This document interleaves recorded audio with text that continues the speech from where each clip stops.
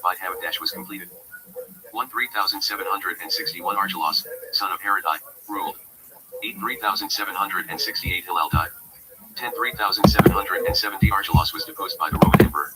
3781 Agrippa, grandson of Herodai, ruled. 38,788 the Sanhedrin moved from the second fight Hamadash. 44,804 Agrippa II, son of Agrippa, ruled. 53,810 Rabban Gamliel, son of Shimon, grandson of Hillel, died.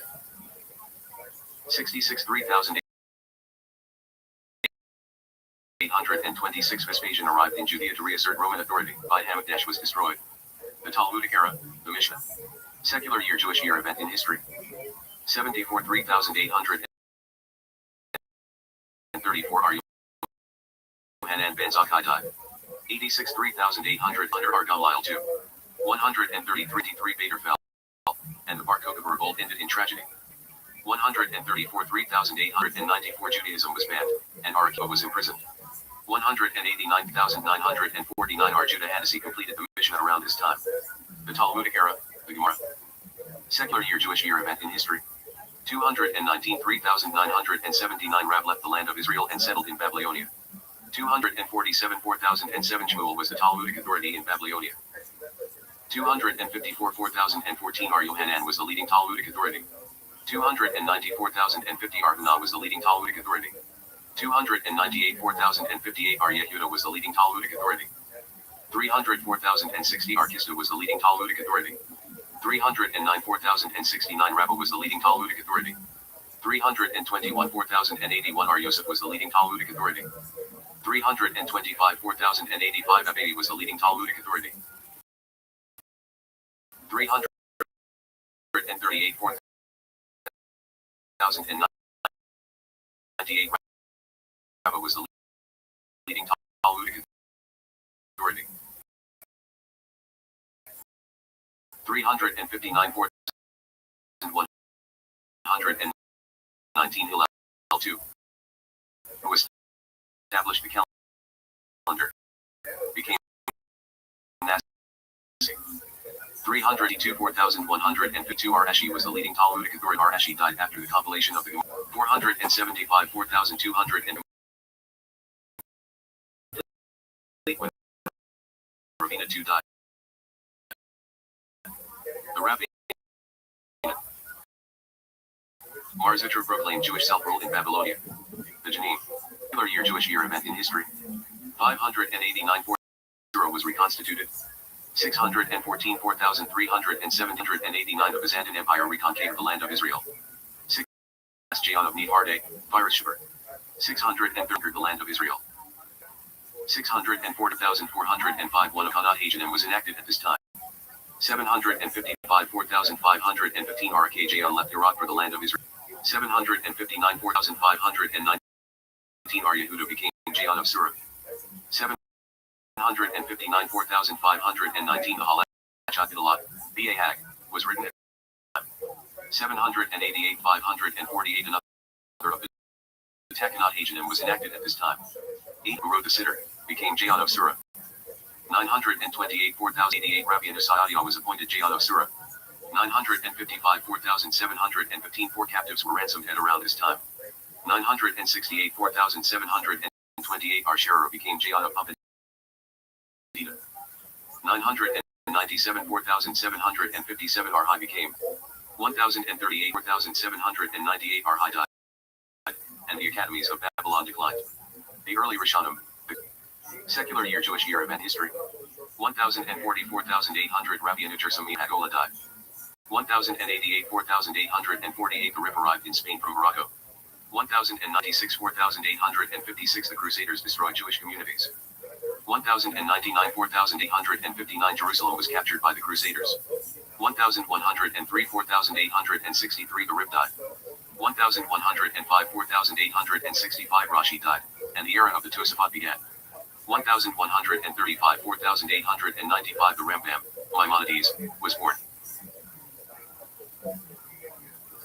1,144 4,904 the first, recorded, blood libel took place. 1,147 4,907 the Crusaders attacked Jewish communities. 1147 4907 Rabbi Anotam was captured by the Crusaders. 1148 4908 The Rambams and the Renaks families left Cordoba. 1165 4925 The Rambam visited the 1171 4900 1175 4935 The Rashbam died. 1184 4944 The Young Seal. 1187 4948 Jews were allowed. 1189 449 are Yaakov Dorleans killed in London. 1194 950 Jews were massacred in England in the Third Crusade. 191 4951 Rabbi David G., known as the Radak, wrote his commentary. 1184 4954 The Ramban, Nachmanides, was born. 1159 The Aram. 1204 4965 The Rambam died. 1236 4996 Rampaging mobs massacred Jews in France. 1042 5002 A massive burning of the Talmud took place in Paris. 1244 5004 Jerusalem was sacked by Egyptians and Turks. 1252 5012 The Inquisition began to use torture. 1267 5027 The Ramban left Spain and settled in the land of Israel. 25,030 The Ramban died. 1286 5046 The Maharam Mirathenbuk was imprisoned. 1295,050 New works advanced the study of Kabbalah. 1295,050 The era of the Tosafot concluded at a later Rishonim, persecutions and expulsions. Secular year Jewish year event in history. 1295,050 All Jews were expelled from England. 1293 5053 The Maharam Mirathenbuk died in prison. 1298 5000 Leish massacres began. 1298 5058 The author of the Mordecai Ammoniyot were killed. 1305 5065 The Rashba placed a limited ban on philosophy. 1305 5065 The Rosh and his son, the Tur, arrived in Spain. 1306 5066 All Jews were expelled from France. 1310 5070 The Rashba died. 1325 5080 Jews were massacred by the Posteros Crusaders. 1327 5088 The Rosh died. 336 5096 Jews of Germany were massacred. Letter bands. 1338 5098 The Ralbag wrote his commentary on the Bible. 1349 5109 The Black Death massacres swept across Europe. 1367 5127 Iran, Rivish, and other scholars in Spain were imprisoned. 1391 5151 Jews of Spain were massacred. Many were forced to convert. 1391 5100 Spain. 1394 5155 The final expulsion of Jews from France. 1113 5173 Ar Yosef Albo was in a forced debate with Christians. 1421 5181 Jews in Austria were massacred. 1475 5235 The invention of printing was used for Jewish books. 1481 5241 The Inquisition was established in Spain. 1488 5148 Ar Obadiah de Verdenora settled in Jerusalem. 1491 5251 Ar Abraham Zacuto for his travels. 1400 5252 All Jews were in Sicily. The great scholars of the Shulchan Aruch and Torah consolidation, and in history. 1493 5253 Ar Dad Itzhak Barbanel arrived in Naples, from Spain. 96 5257 All Jews were expelled from Portugal. 516 5276 The Yaakov 5276 The Turks, Otto conquered Eretz Yisrael.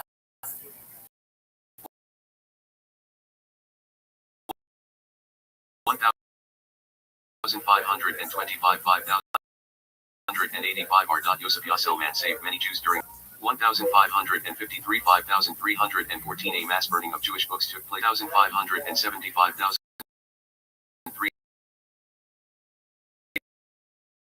1830 the Shulchan Aruch was published with supplements of Rama. 1503 5333 the Mahan. 1573 5334 the Maharshal died. 1575 5005 R. Yosef Karo died in Safat. 1599 5359 the Maharo returned to Prague again.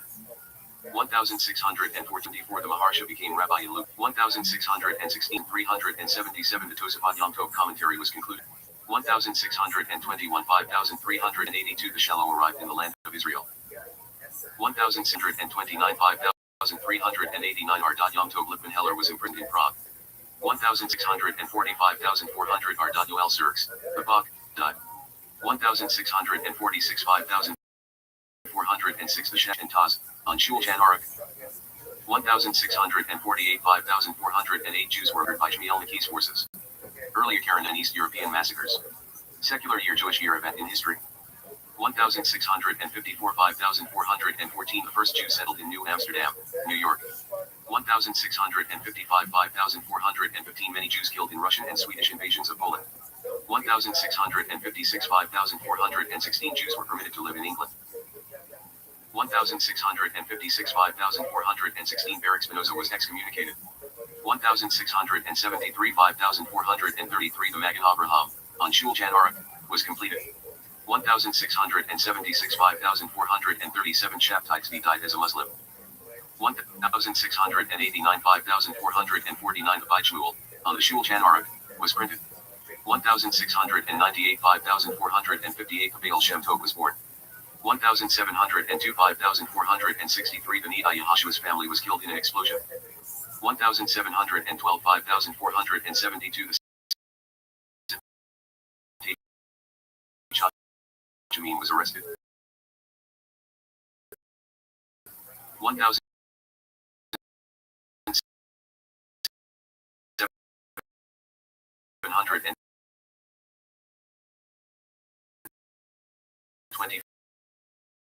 5480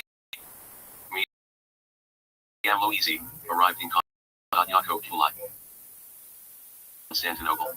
1720 494 Jews were massacred by the Haidamach bands. Karanim and early Hasidim. Secular year Jewish year event in history. 1741 5500 arrived in the land of Israel. 1007 R. Moshe Chaim Luzatov died in Akko, Acre. 1755 Dauda Bar Yehuda became rabbi in Prague. 1757 5 before the Council of Four Lands, as the Bayat Arba Urzot was continued. 1768 5528 despite resistance, the Haidamachs massacred thousands. 1772 5532 the Maggid of Uzira died. 1780 5542 R. N. Adler and Chatham visited the Noda by Yehuda. 1786 5546 early 5551 the Pale of Settlement was established in Russia. Era of French Revolution. 1797 5558 the Vilna Gaon died. 1798 5559 the Bal Ha was released from first imprisonment. 1759 Napoleon led an army expedition through the land of Israel.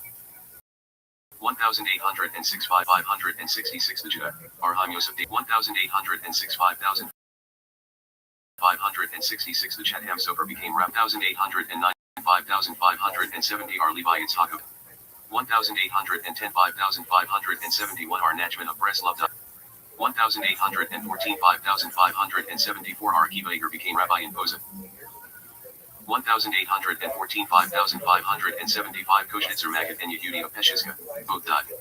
1815 5575 Joseph of Lublin and R. Mendel of Rimanov both died. 1819 5579 anti-Jewish riots spread throughout Germany. 1827 5587 Russia began conscripting Jewish children to the army. 1,845,600 Ardat Israel of Rusin was released from imprisonment. Later a Karanim and the Changing Society. Secular year Jewish year event in history. 1,843 5,603 The Tzemach Tzedek of Lubavitch was repeatedly arrested in Russia. 1,846 5,606 Sir Moshe Montefiore visited Russia to help local Jews. 1,848 5,609 R. Yisrael Salander left Vilna. 1,800 5,611 R. Shimshon Rabbi became rabbi in Frankfurt am Main. 1,859 5,619 R. Menachem Mendel of Kotsk died. 864 5,624 The Malbim was imprisoned, and then and 66 5,626 Judashe Haram died. 1,873 5,633 The Chapit's Time was published. 1,874 5,600 died. 1,878 5,600 agricultural settlement was established. 1,881 5,600 after a wave of pogroms. 1,886 5,646 R. Shlomo Gans Fried, author of Kietzer Shul Jan Arup, died. 1,890 5,652 R. Haim Brisker became rabbi in Brisk. 1905 5,665 The Sfat Emet died. 1905 5,665 Many Jews were killed in official Russian pogroms. 19,671 Chazanish was published. 1914 5,674 over 1,000 Jewish soldiers fought in World War I. 1918 5,678 over 6. 1923 5,084 The Dab Hayomi study cycle commenced. 1927 5,600 Lubavitcher was released from Soviet. 1938 5,699 Jews were attacked in the Kristallnacht pogroms in Germany. 1939 5,699 Germany started World War II and mass killing of Jews. 1941 5,701 Nazi Germany unexpectedly invaded Russia. 5,701 200,000 Jews were killed at Babi Yar and Pottery. 1942 5,702 400 death camps. 1943 503 Nazi Germany experienced massive losses in the Battle of Stalingrad. 1943 5,703 The remaining Jews in Warsaw staged a massive uprising. 1943 5,703 Jewish uprisings at Treblinka, Sobibor, and Bialystok. 1943 5,703 The Danish people quietly rescued 93% of their Jews to safety. 1944 5,704 300,000 Hungarians were killed in 3 months. 1944 5,705 uprising in death camp just before freedom. 1945 5,705 was conquered, and World War II ended. 1945 5,705 Secular year Jewish year event in history. 1947 publication of the Talmud in Sia was commenced. 1947 5,708 The United Nations divided Israel. 37 5,708 Arabs attacked Israel to territory.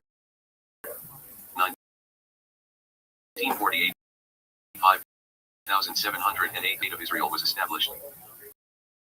Countries. 1949 5,709 The War of Independence in Israel ended. 1955 5,710 All Jews community of Iraq. 1955 5,700 All Jews of Yemen emigrated to Israel.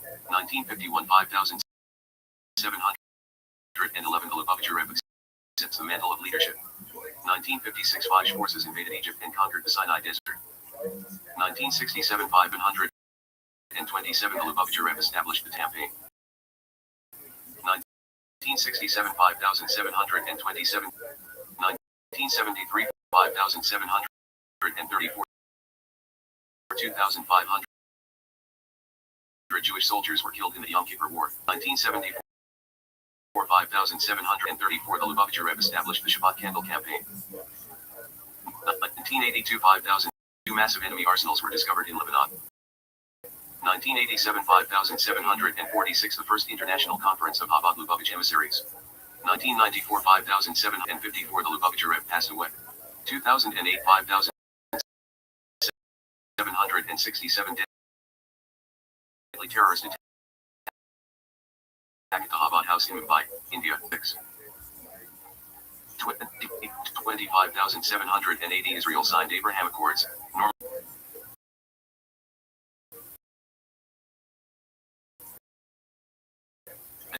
Adapted from the Codex Judaica. A chronological index of Jewish history covering 5,700 and biblical, Talmudic, and post-Talmudic history by Rabbi Manis Cantor. Copyright, all rights reserved. If you enjoyed this article, to distribute it further, provided comply with Chabad.org's copyright policy.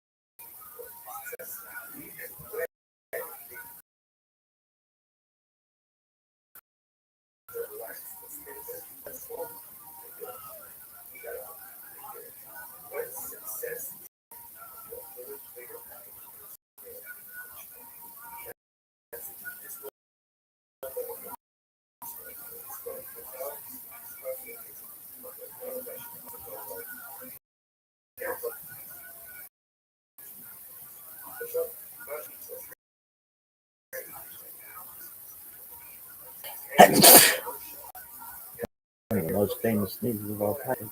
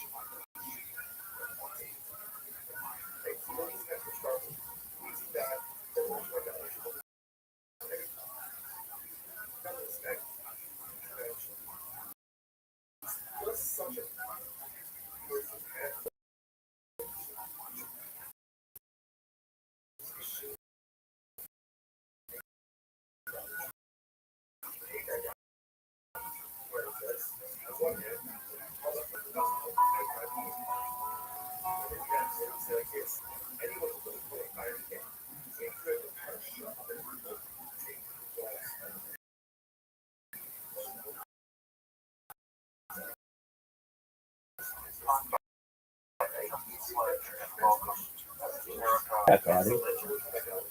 One of the most difficult aspects of starting to study mysticism and Kabbalah is getting a handle on just how those ideas develop over time.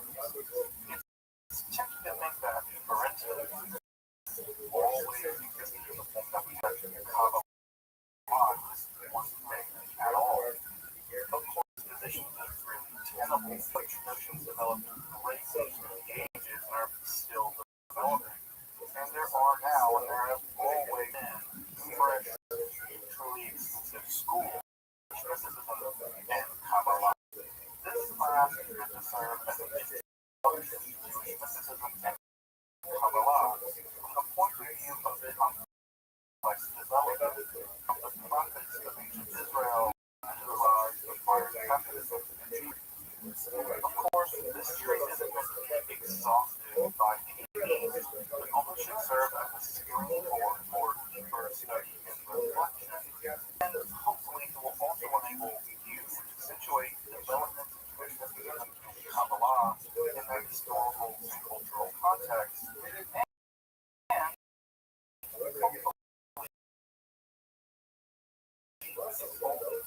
dives into the texts, which are admittedly as sublime as these lectures to reach a lower audience here on Erecta. If you want the entire series on the playlist, Mysticism and Kabbalah over the next 2 weeks, or if you can find these episodes or watch the entire series, you can find them on playlist.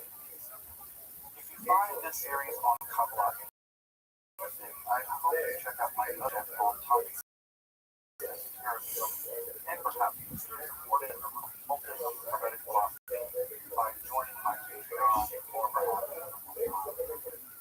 Trying to give him a donation. Now, let's enter the And it's baseball draft time, girls. Really? Is that big? All right, so welcome back. It's a Let's long do a little season. bit of what we go through and part one of this talk about the sacred Zohar, which again said that I know of about how phenomenal experience by Hegel's activity. That was a phenomenal experience at Fisher Price. So far, at least in my opinion, trying to understand it. So as we went through last time, the sacred Zohar, the book of radiance, is a Jewish jazz. There are Jewish jazz traditions, but it's not like medieval Jewish literary level. It's where they take scripture and then riff on it, and then someone will riff on that riff, it's something that's completely unrecognizable. But the guys that take the riff, he ripped off this riff and that riff, this riff, the genealogy of some jazz stories can do. He tries to work a lot like that in Jewish literary world. And so what we have is a kind of mystical midrash theory on various sections of the Bible, although the Zohar is very even like Genesis 1:1 and the heaven and the earth, never had much that verse gets dozens and dozens and dozens of pages, right, and some other title. So it's very uneven. It's composed of actually several different works combined together. And we'll talk about some of the minor works in the Zohar, which are self-contained units. Those self-contained units can be very accessible. The Sava or the Yanuka, the sections are relatively accessible. Other sections like the Super Dixie, Watch yourself. So okay. pages or so is completely. It's one of the most and all of the compositions. It began to emerge in the 13th century and started its hands on this document as well. Though in the traditional world, it gets its legitimate because it's actually, according to them, Tracy.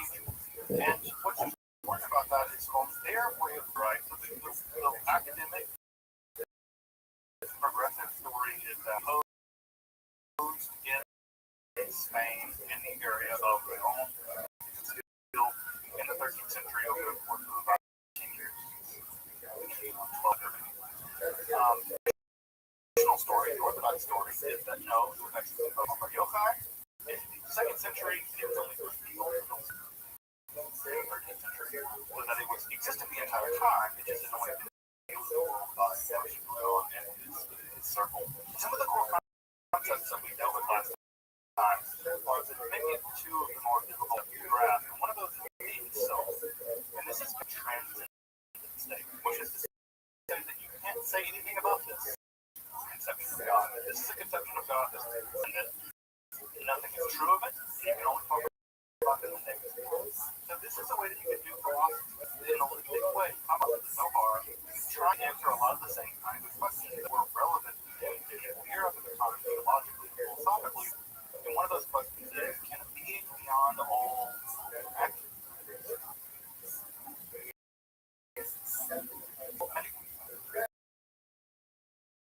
Beyond all predicates, can we even talk about it?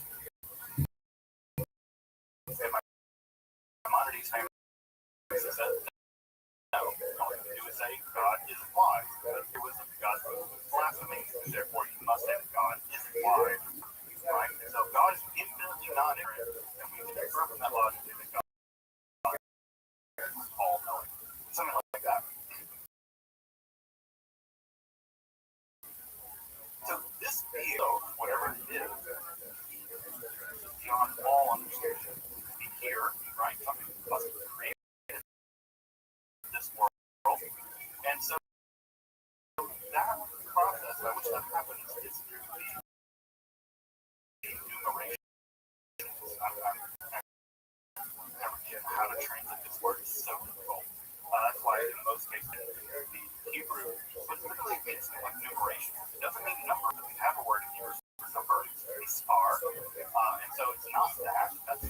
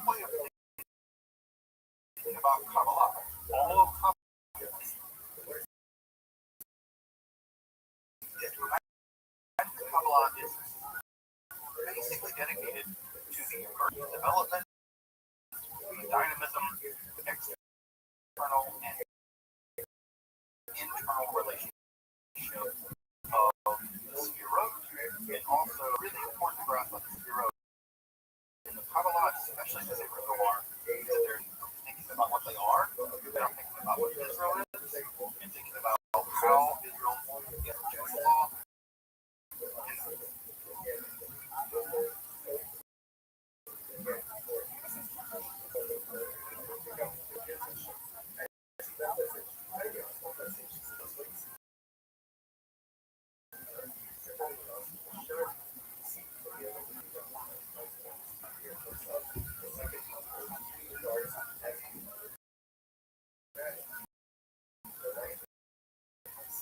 Interaction with Jewish law has a direct bearing.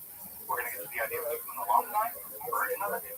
As you'll see, it has nothing to do originally with Yom Kippur. It has everything to do with Yom Kippur because that actually is an account.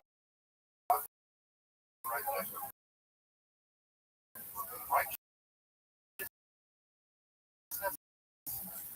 just the dynamism of Godhead and correct the nature of God's way of mind this in such a way that it brings about. How is it composed? Those are all big complicated questions. We have not solved the early 20s.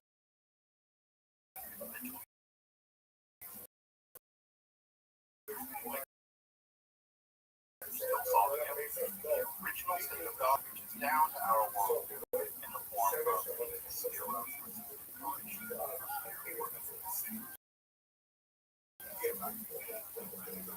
Any questions from last time?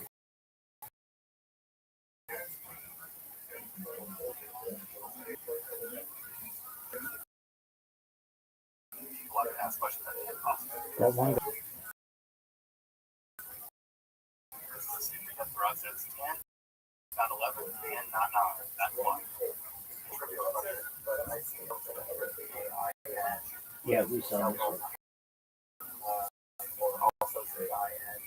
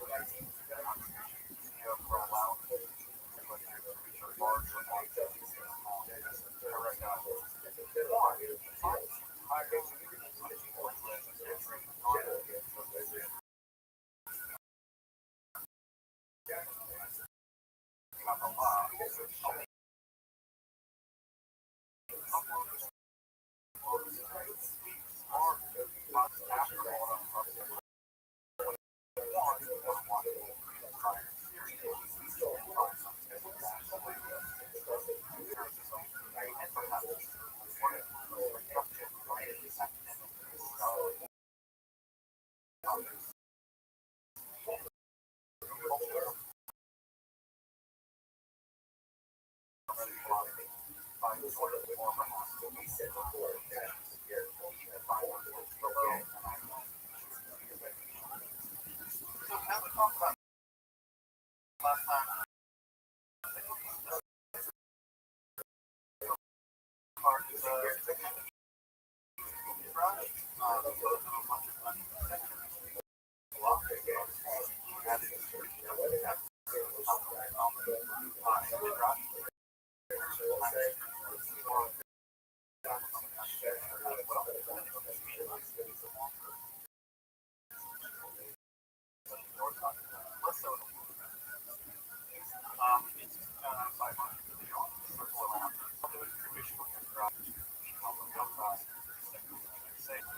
some of the cool concepts to talk about last time are shooting up ideas that are imminent aspects. And that should be not a concept of God dwells in our world. That is how we experience God. God's imminent aspect. However, Mama, that God was hearing this in that goal and so forth, and Kabbalah is kind of sacred to Israel, Yishinah, and Yishinah is upper.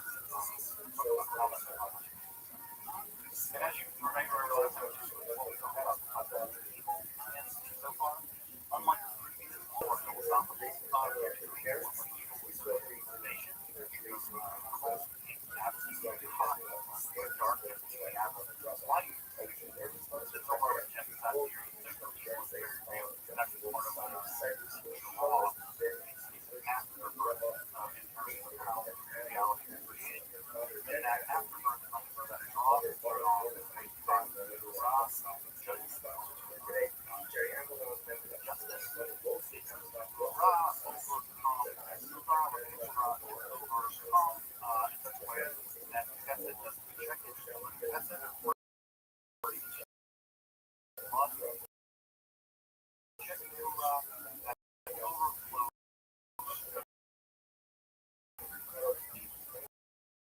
in that form is a different dimension of reality.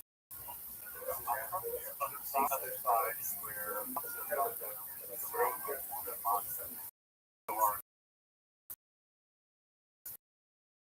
very,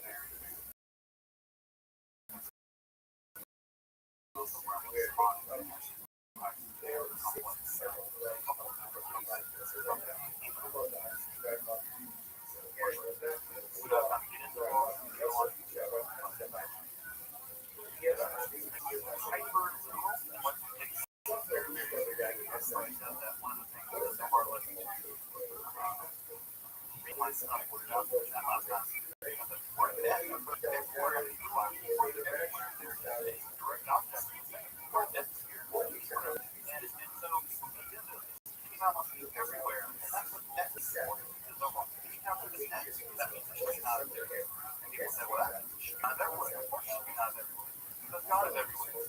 And God only exists in our realm of organs. So, how do we deal with this? Like, literalism here, what we do with it. And that takes us down to so far it is very, very philosophical. It is not a terminology. Workly, it says that our thoughts are going on every day. And not only do you do it, that just get set straight up. And I didn't talk so much last time. I actually have a thing of mine. That there's no one like to describe the following of the commandments or something like or seduce. That seduce God. We become married to God through married to God or having marriage. And that marriage to God is exactly what's supposed to happen to redeem the world. As we say, now the master and then balance, and that balance is the metaphysical ideal of it. So, following the law is not just an optional thing in the Zohar. Following the Jewish law, meticulously following the law, God, staying with humility, separating us, all the things we do. Know and love, those are not difficult to follow. They are the root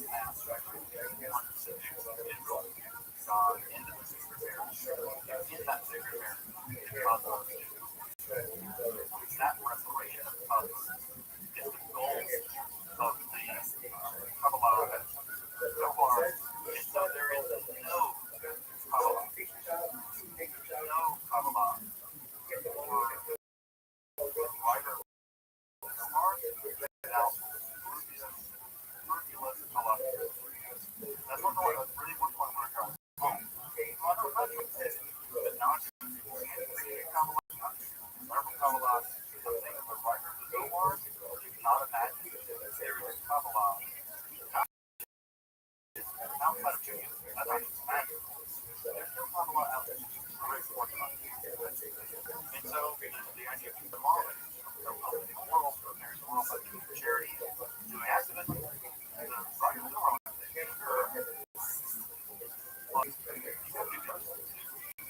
it's not enough to give charity and other people better. You got to do the law. You have to actually wear clothes and wool. Put it together. That destroys the earth. That destroys the others. By preserving that,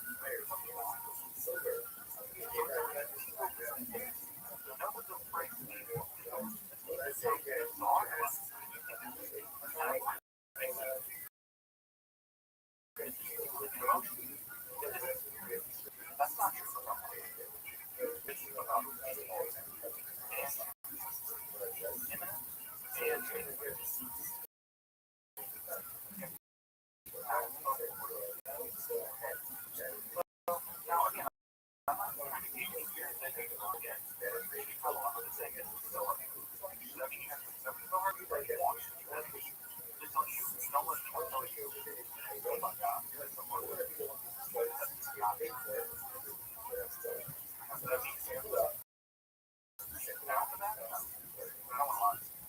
I'm going to tell you what I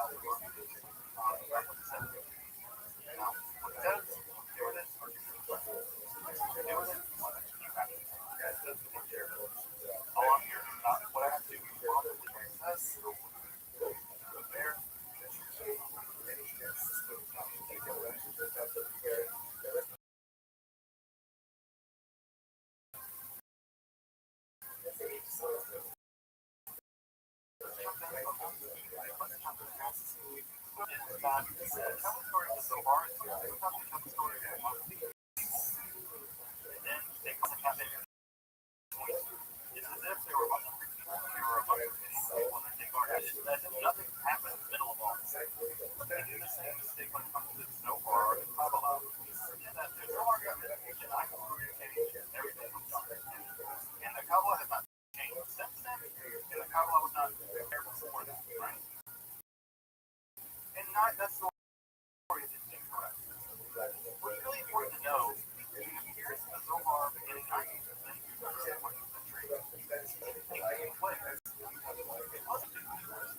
Many people did not buy into it. It wasn't why this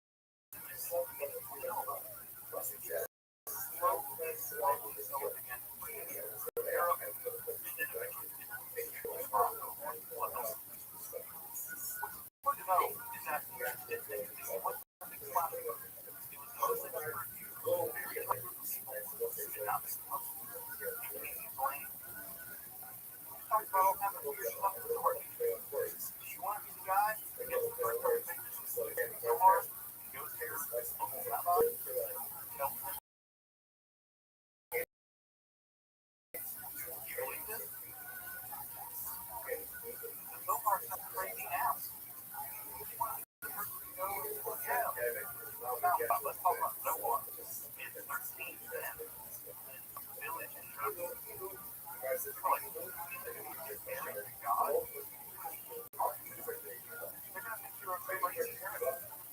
so what happens is the Zohar is kind of parceled out sections sent all around.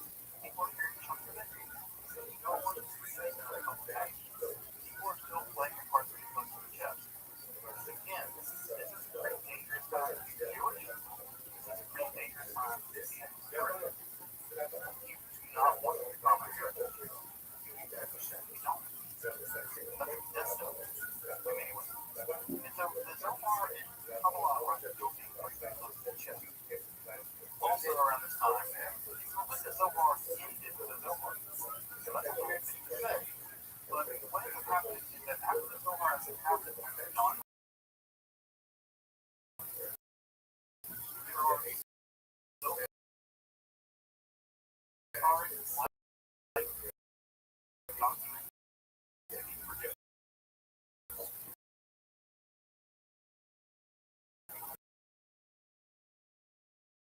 after the Zohar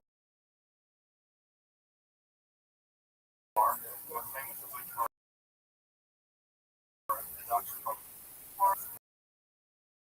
things about it. And not or actually probably produce the same. People can produce quite the same. They're so addicted to Mars, so they're kind of so hard. Mars are so hard.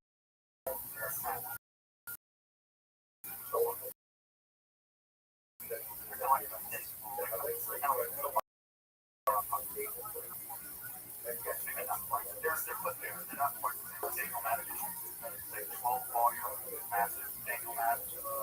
And Zohar has kind of half one. We have the main Zohar, they have the half one Zohar. And sort of, even though how was the simulation? There's a great back here about just what we know about how the Zohar got published and how it got disseminated. What we now think is it was never disseminated out in one text. It's always out in chunks. Chunks kind of around. And one of the things they were able to do is collect all of the chunks, organize them into one text, and print them. Nets. It's also just the nets of the text in terms of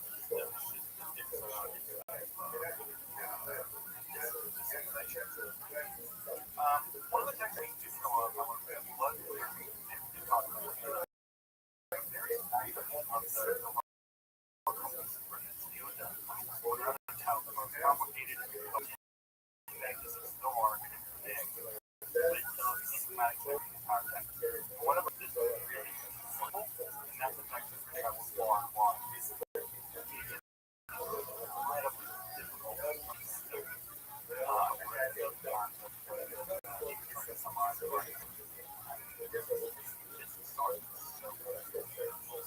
So when you know that some sections of our talking early on, some sections that so it wasn't one to see clearly at one time what happened was the silver was kind of sent out to digest people or certain questions or not spread out. So the generation after the publication of Zohar basically has major the first major thing that begins to happen is the aftermath of the publication of Zohar, which everyone sees, everyone reads the document. It's substantial, right? When you think about the documents we talked about so far this time, they're 30, 40 pictures long.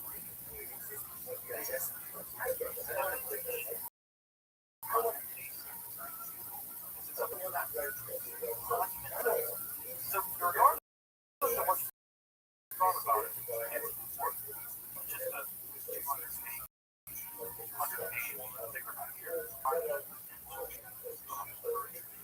So there were three basic reactions that followed. The first of them was, what does the text even mean? Remember,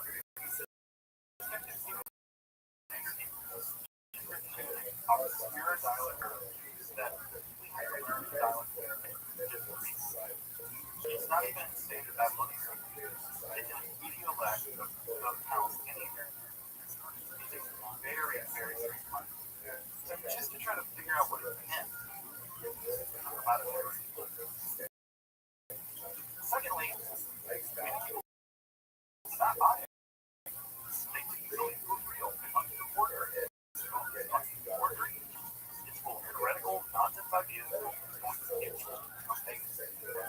And so we have, for instance, the American story of Yitzhak, and he saw parts of the Zohar actually in Palestine.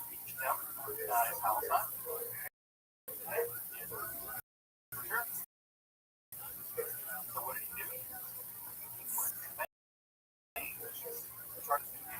He did it. He went all the way back to while Ramah, he made it Sean, he made it most of God's life. She said, he's a man of his own intelligence.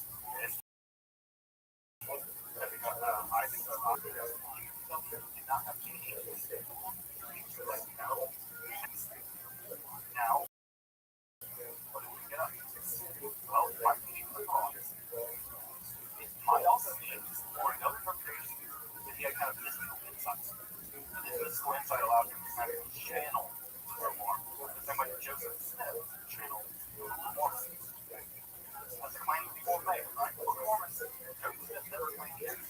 Translated from both places. Joseph Midway, Stone, Hat, translated as spiritual. Well, maybe something on both ends of something. Several people actively try to investigate his work to figure out if it's real. I to the Morocco and that it was in his life children and find us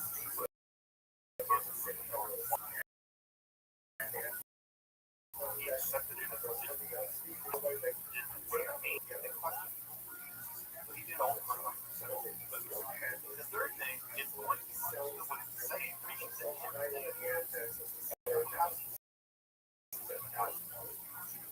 what did he separate? How do you understand?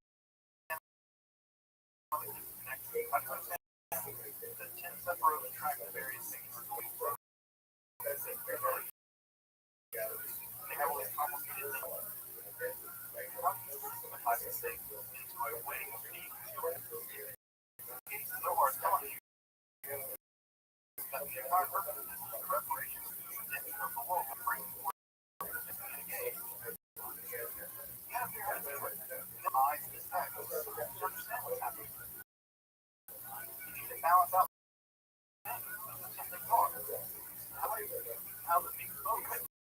So you can do the work of missing somebody. So you're going to need people like this.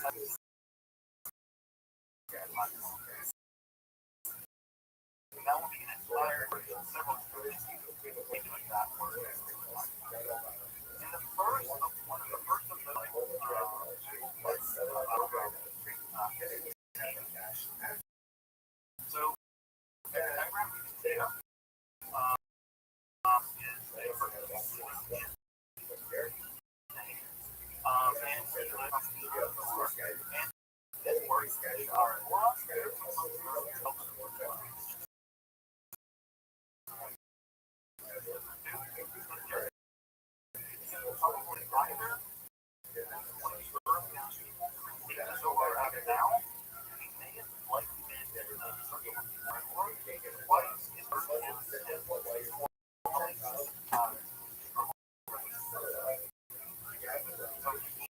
works are early on, right?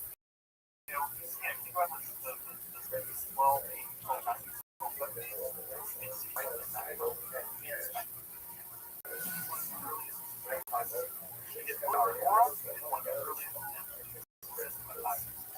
And also, this is one of the earliest books ever translated out of Hebrew to Latin to give access of the Kabbalah. In fact, we have seen this image.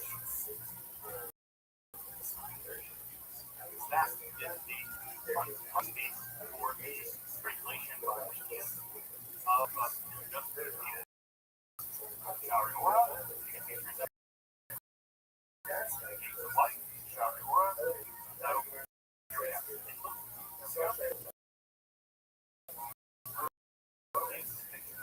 Of the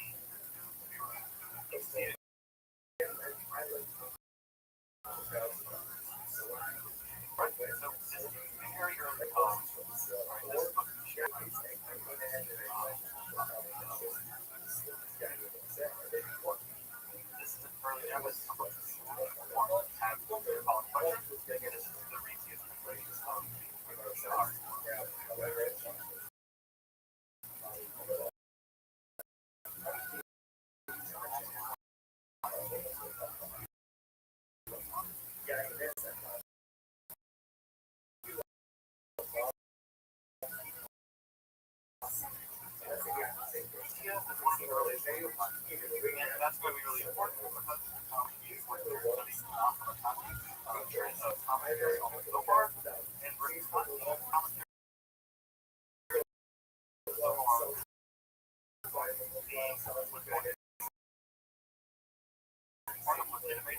far. That's our idea. How it's learning to talk about the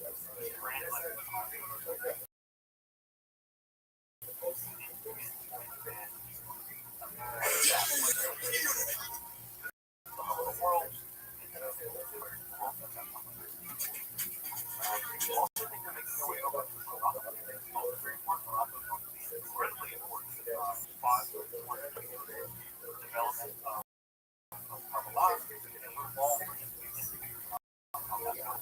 how they got the process. And because there was no, so they basically no process of a lot of tools, you can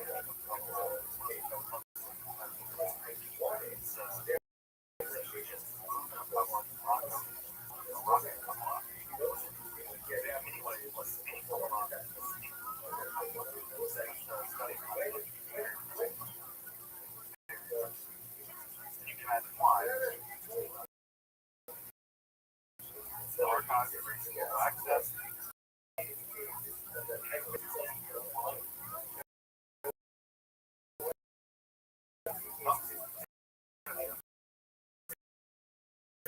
You basically have to be trained.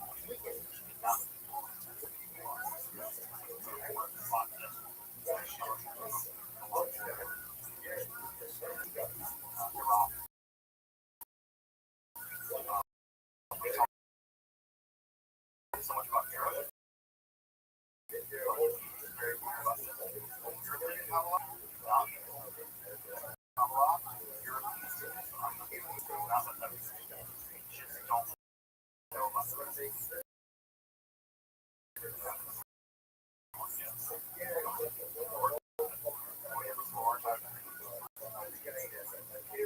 What's also important to know about was the guy called right? Is that there were other things. It wasn't like the Zohar. The Zohar was weird document.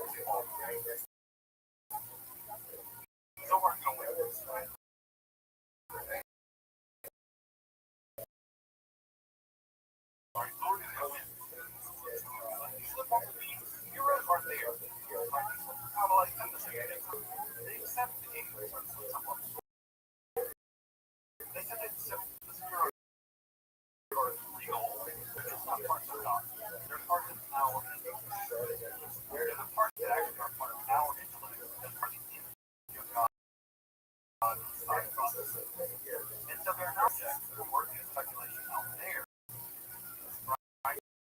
The latter is not going to be up there. The latter is in here to God. Their climate is here. In your mind, and the intellect is not ontologically out there. It's all in here. Again, not Kabbalah.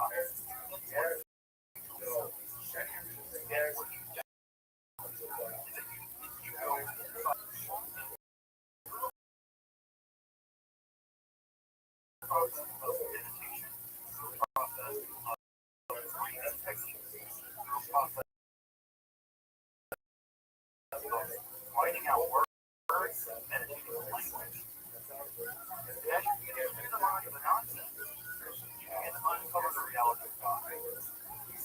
Of the mind, your mind, and then with your mind, transporting from God.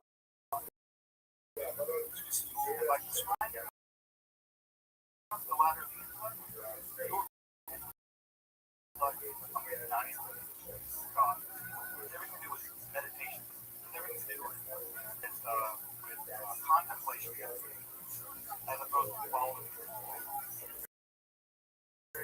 The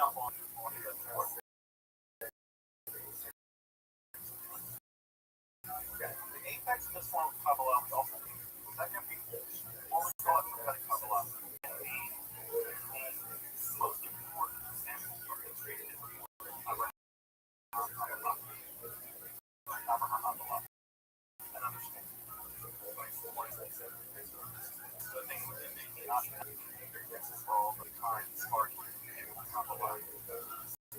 Abraham Kabbalah is right around 45 around 1291. So he's right around the time of the rise, or the rise of the one. But can't tell it just because he existed right around the time of the he roamed around a whole lot. Abraham Kabbalah roamed around and traveled all the things he was jealous that walk down. Travel around the Mesopotamia. In fact, he traveled as far as Iraq and Iran, trying to find a river called Babylon. Beyond which the 10 lost tribes of Israel gathered and finally remembering across.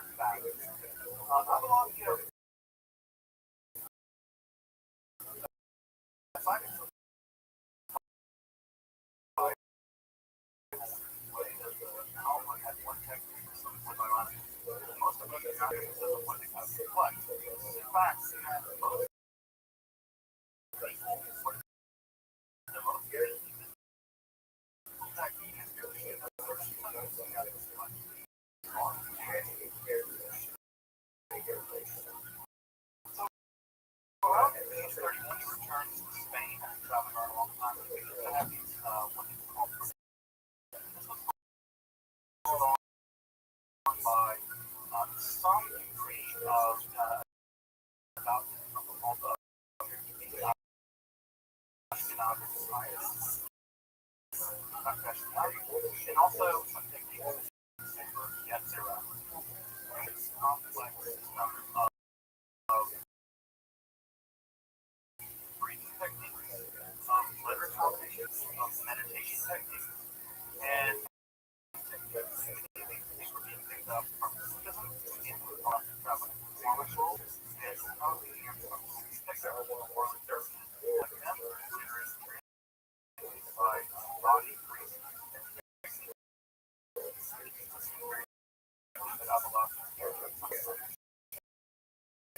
well, and what ends up happening is Kabbalah becomes a pathetic form of Kabbalah. Now, pathetic form of Kabbalah have about a half a dozen books.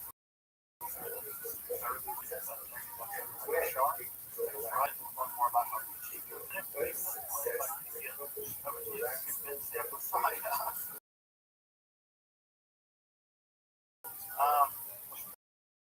always as you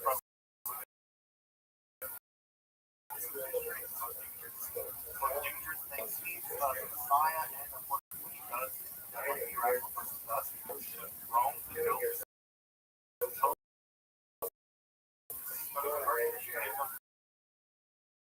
the process of redemption of the world. The loss of great love because of God. So I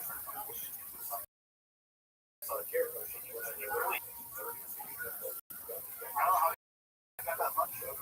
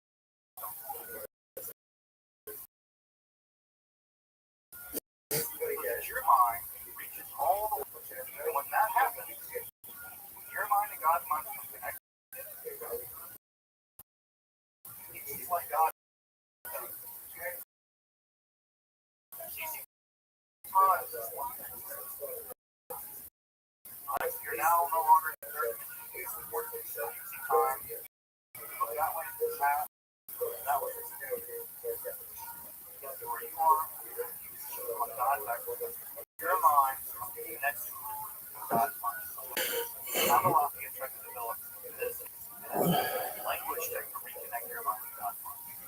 Now notice how this is very different than the Zohar. The Zohar is very different. You are trying to climb back up someplace, but it's very different. In fact, even Avalabia gives us phenomenal laundry of very fruits. Floats the world around today. Giving us directly to the body or mental life.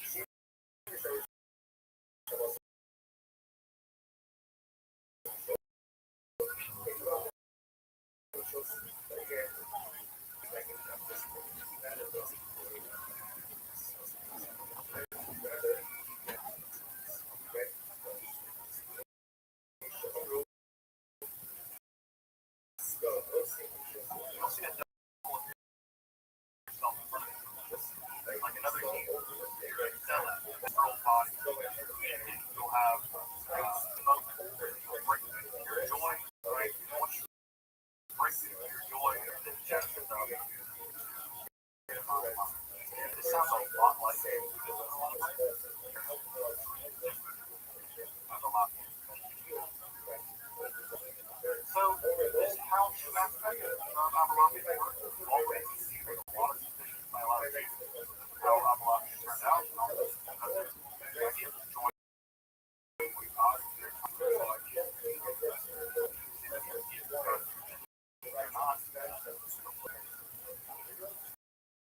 But Avalon's idea where his ideas will gently impact Avalon, and I would say that now Avalon is like some people like but you can see they're very different ideas.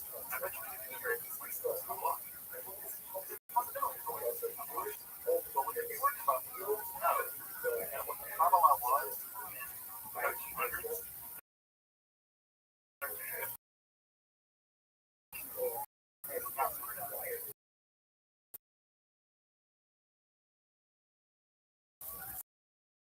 They were Avalon. And because they were Avalon, the most important event in Avalon is the organization, which as I'm sure all of you know,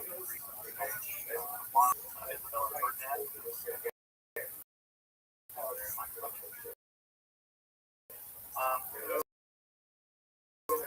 Band called Theory of the enactment of the Alhambra Decree on of that character. So as and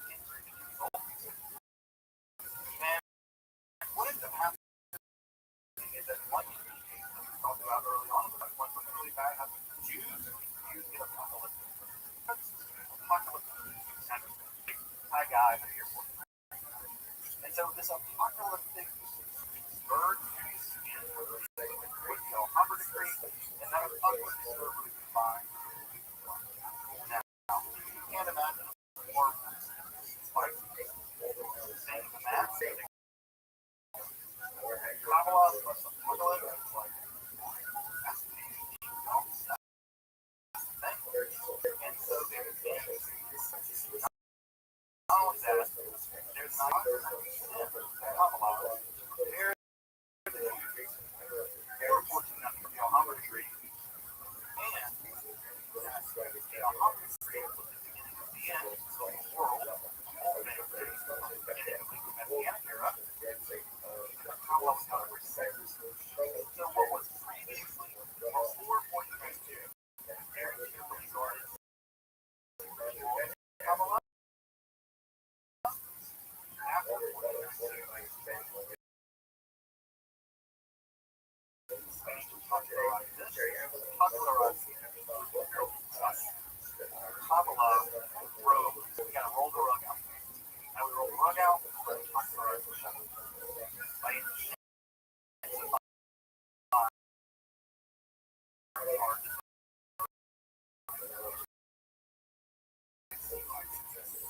which means that it wasn't new, right? It was in the window.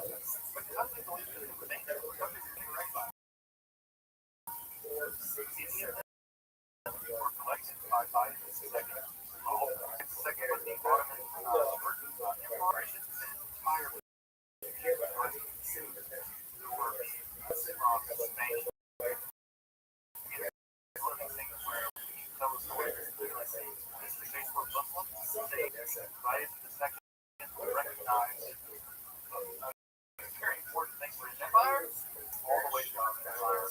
By the way, it was no with the Ottoman Empire in 1493. It was in Thessalonica,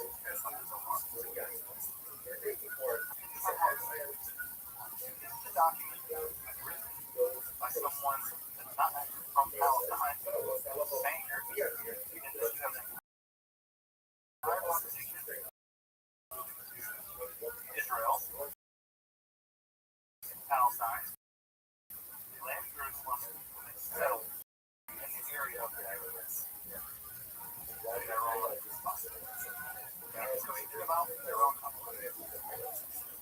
They just built this center where there was not fire. They built this entire wall and they built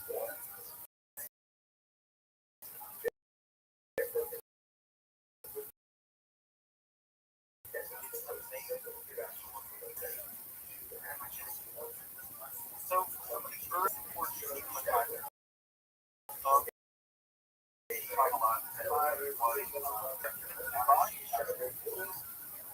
he wrote one of the earlier accounts of Kabbalah as the most important systematizer of Kabbalah.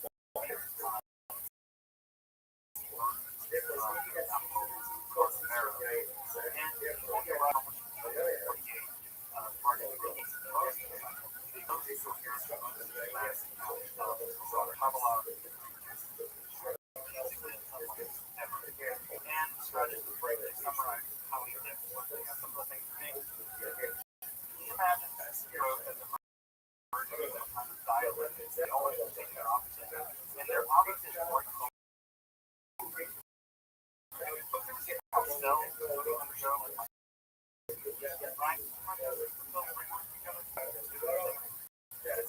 right? Right? All we wrote is things of contradiction. From that contradiction emerged that's the case. So, broke again, broke again, more what we have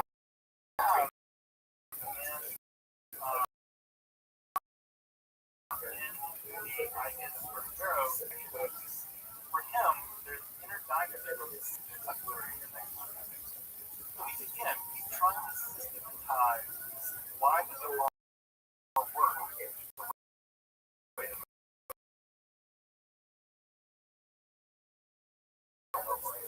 why does Europe why are they going another major word that he has is the technical word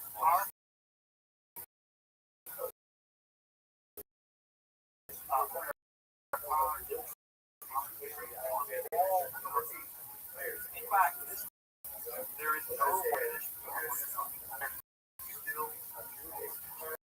still putting it out. I think it's something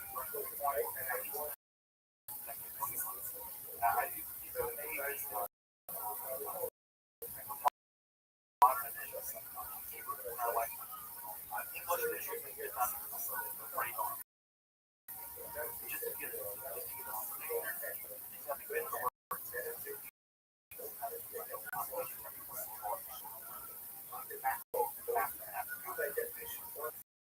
another word that he produced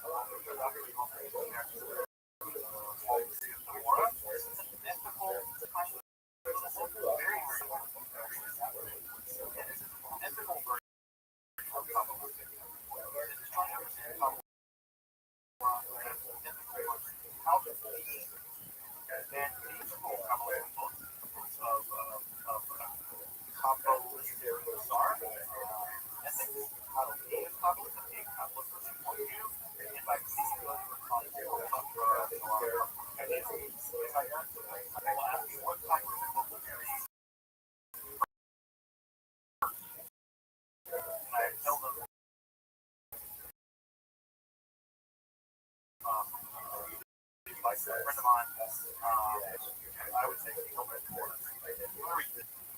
That's so he also wrote this text on Torah, was a mystical work. Before the Pharaoh was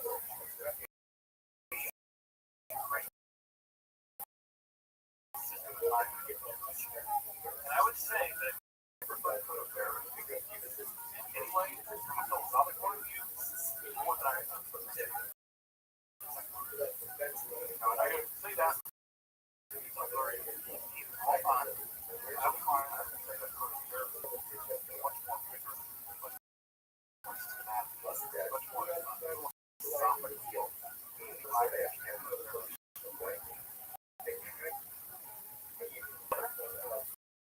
Elder brother-in-law, Shlomo Alphabet. Now, you may have never heard of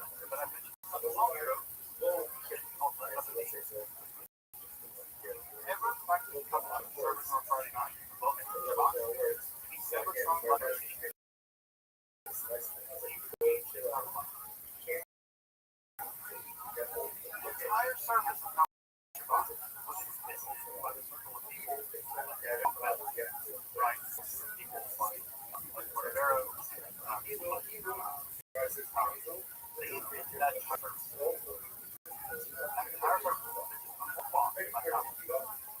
And less of it is the high point of that service. It's how was with him. The Sabbath to the Shabbat has so also we developed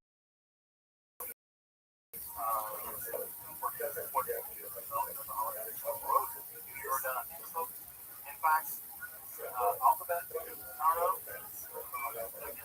Palestine because it's a spirit.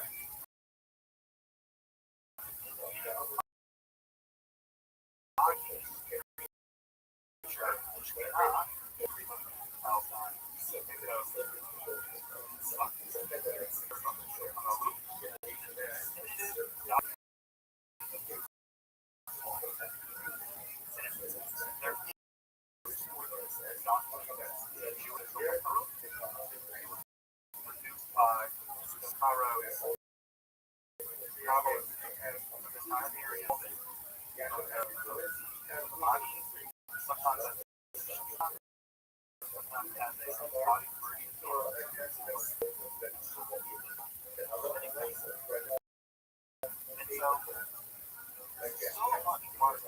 whether it's a legal or whether it's ritual stuff like Kabbalah Shabbat, or it's musical stuff, or other things. All of these things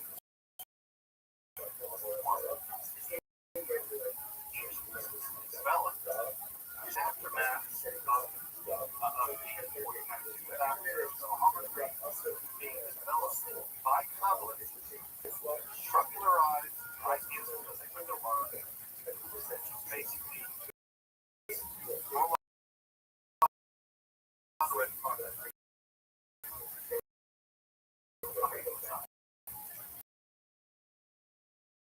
they are popularized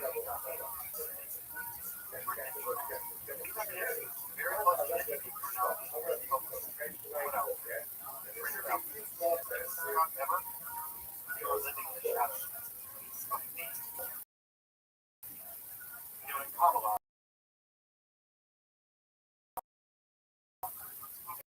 The whole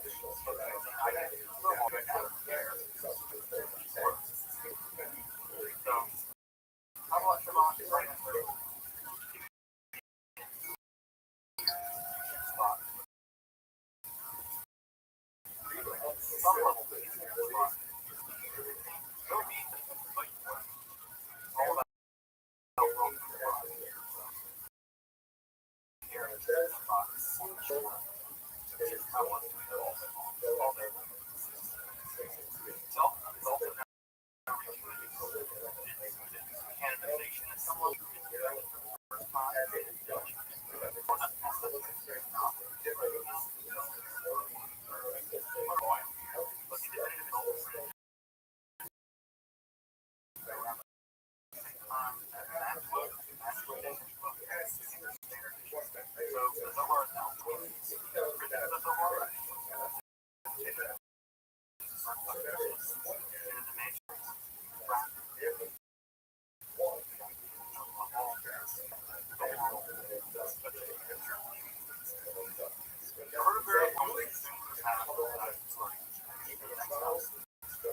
Happening in Paradise, as we all will. And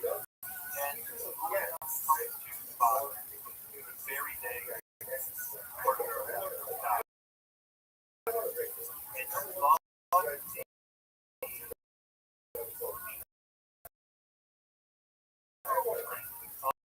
Cordero, of Rabbbi.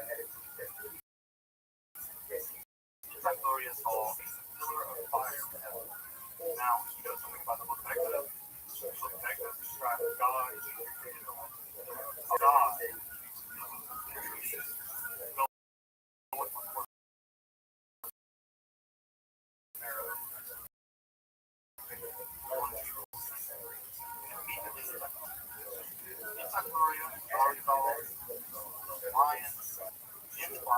died. But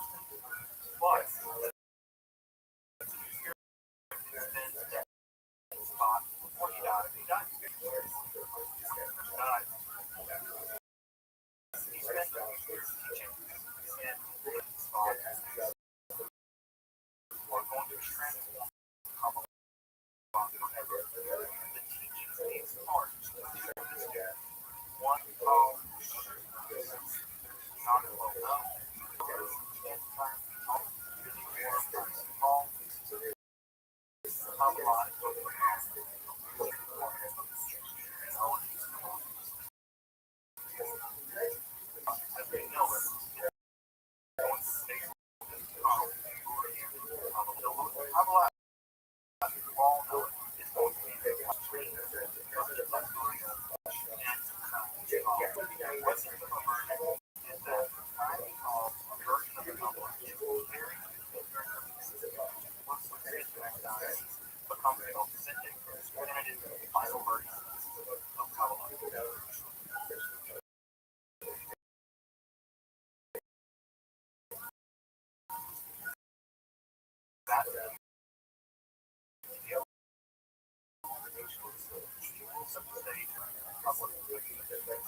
Now, what's important here is that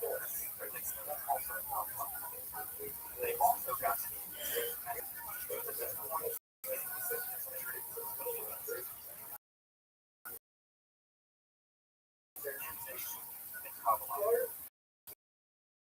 and they're going back not magic like that. These ideas are going to be incredibly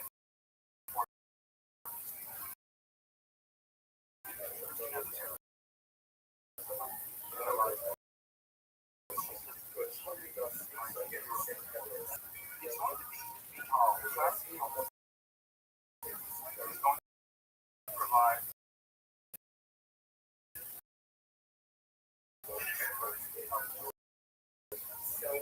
everybody come along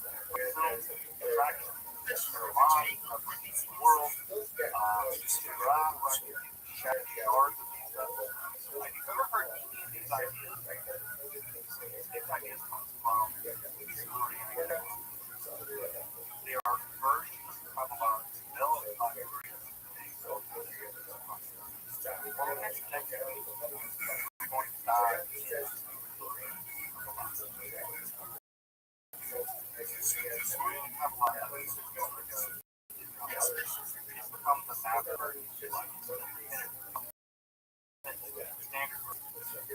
there were other versions of the fire. So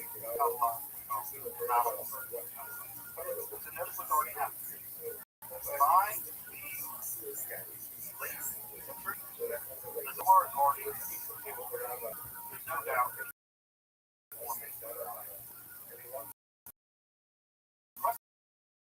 How do we interpret that? Gloria is going to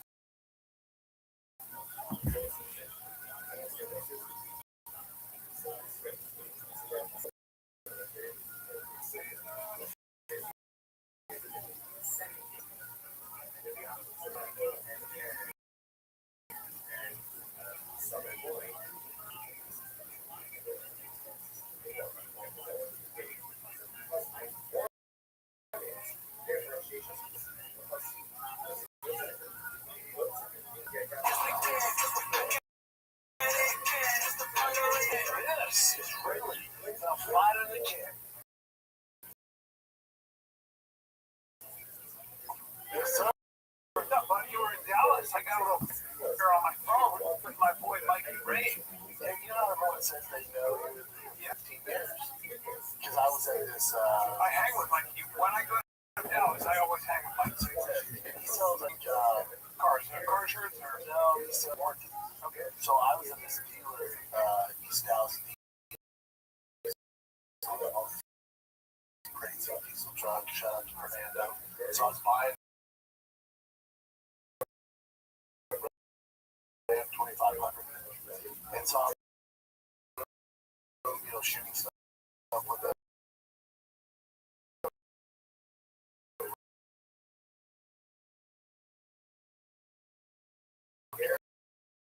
drugs, and he's like, "Oh, I'll tell you the boy, Brian Callen." Yeah, Brian Callen, right? He goes, "Oh, no, for like 15 years, man."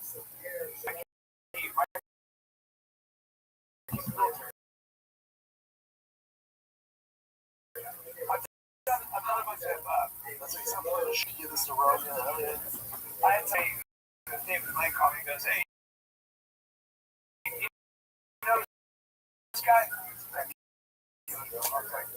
I know. A little bit. He goes, yeah. He said we're real close. We haven't talked yet. He said, and sometimes names I'm always like, send me a picture. Yeah, and I said, no, he goes, no, hey, I'm very worried about it. What do you know? No, yeah, I watched that. I would watch Rogan or people that were like who I was, how they dealt with people, and I would, I it's a little bit a long time. But when you're that level, you have to do that because people have been taking advantage of it. They're using what you're saying, right? When I was younger, I was like, I've always been bad at that. So yeah. When I was in my 40s, like in my early 40s, I would have parties in my house, and I'd have pretty famous people over. And I had them over because they were actors, and I was an actor, and it just didn't dawn on me. I'd have like somebody, I'd have like probably three pretty well-known people at my house. And what I noticed was that there was some posting it or using it as something. I was always like, it became very clear very quickly that that's why there were some people that were literally just using people. Can't have it. It was like, do I get a TV show dropping tomorrow? On Tubi, right? On Tubi. Great. What's it called? Your Head's Gone Wild.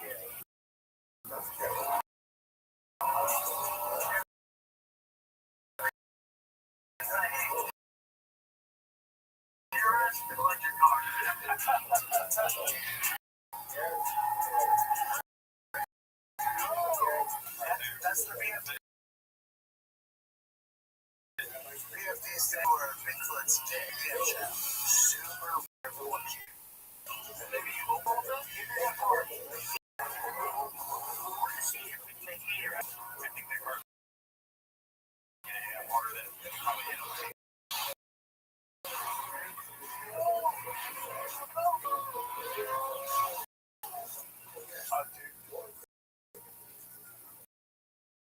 It's some crazy shit. I'm really scared. The only time I was scared was in that library. That cowboy library. Another style like the Outlaw has like 2,000 horsepower. What is that? He had launched hard. Zach, my boy Zach, he's one of these kids, but he's the best. He's from Hooligans. He's a beast. And he can drive his ass off. I was never worried about him. He was like lean and his old school, like GMC Jimmy. It was like he would turn or like lean. That makes me a little.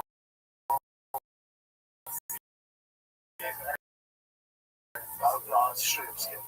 You don't like that stuff. I like it. I love speed. That was too much. You don't even like speed power. I don't like. The other guy is like this. And I've got 6 black belts. Now I don't use because if I do, I can kill everyone. I saw your boy that East Dallas thing, so I bought this 2024 Ram.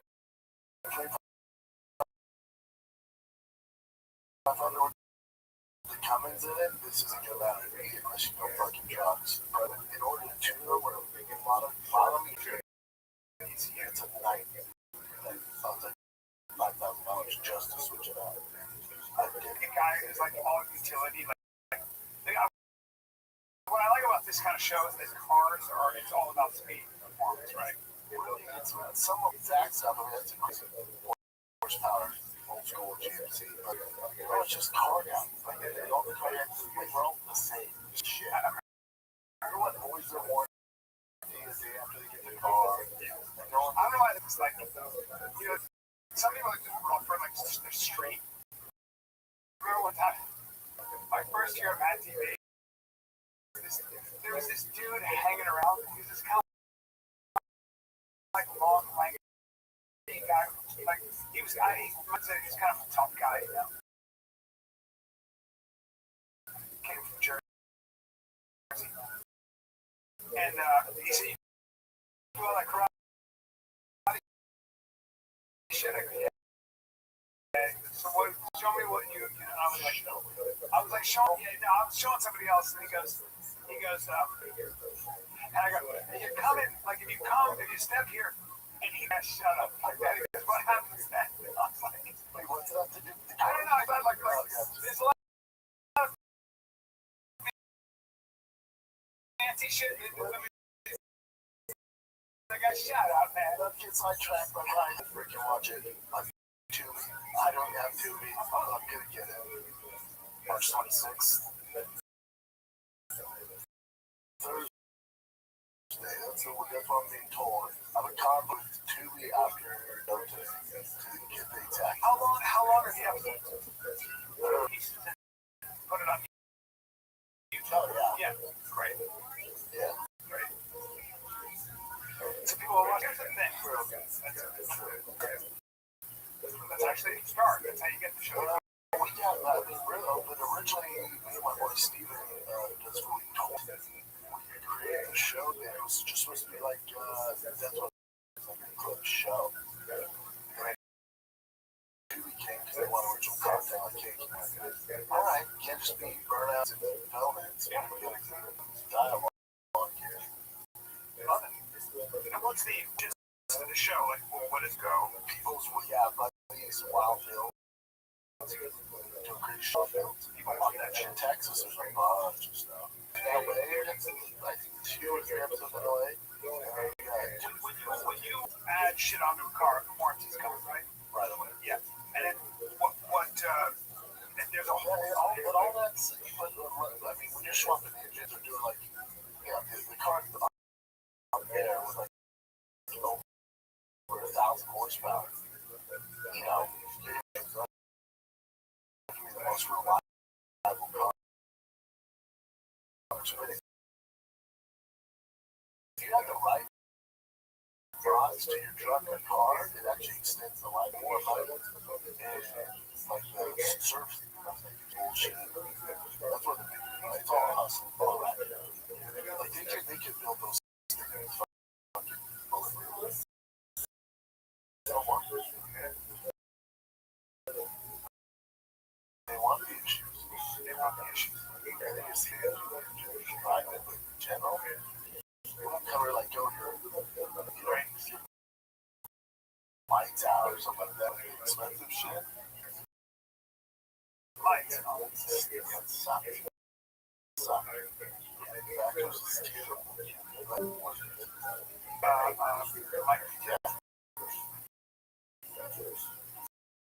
Yeah. This hammer too attractive girls. I'm going for an this is what they do. Well, you know,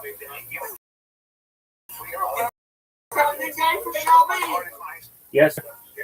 Are you doing any fantasy football, fantasy baseball teams?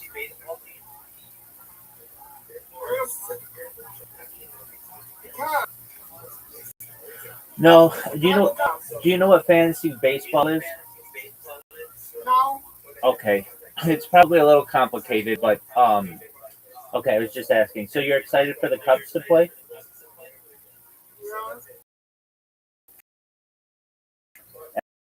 Excellent. What time do they play?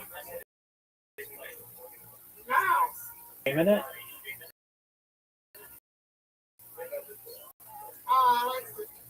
Well, very well. How's your day? Ex- yeah, 100%, my friend.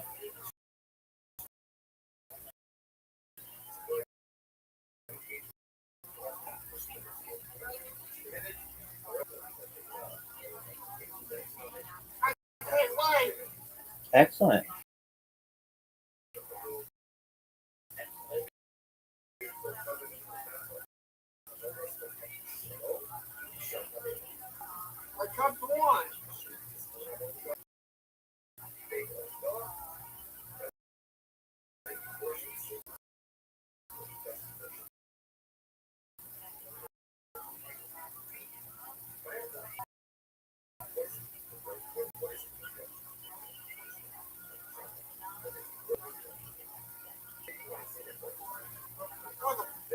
Where's the ball?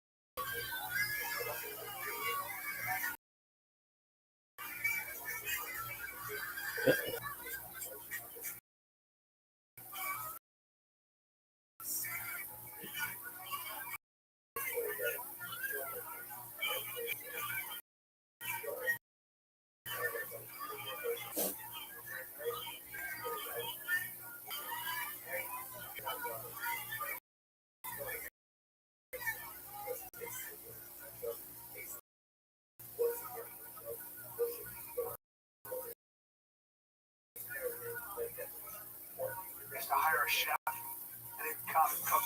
And he would, this guy, Jeff, right, to smoking hot. Smoke, they were just in the kitchen. Insane outfits. My wife was like, what is going on? Hey. This is just part of the atmosphere. We're on town. Exactly.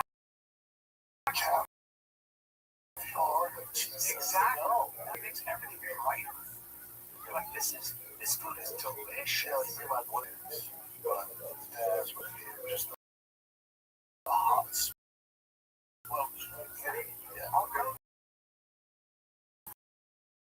That I'm going to rather go to our places. Yeah. Maybe she's in a bikini. She's rubber tits on your Get a couple of really good looking guys. Sorry. I'm just saying for me. I don't know where I was watching now. It's just it's just old school. Old school.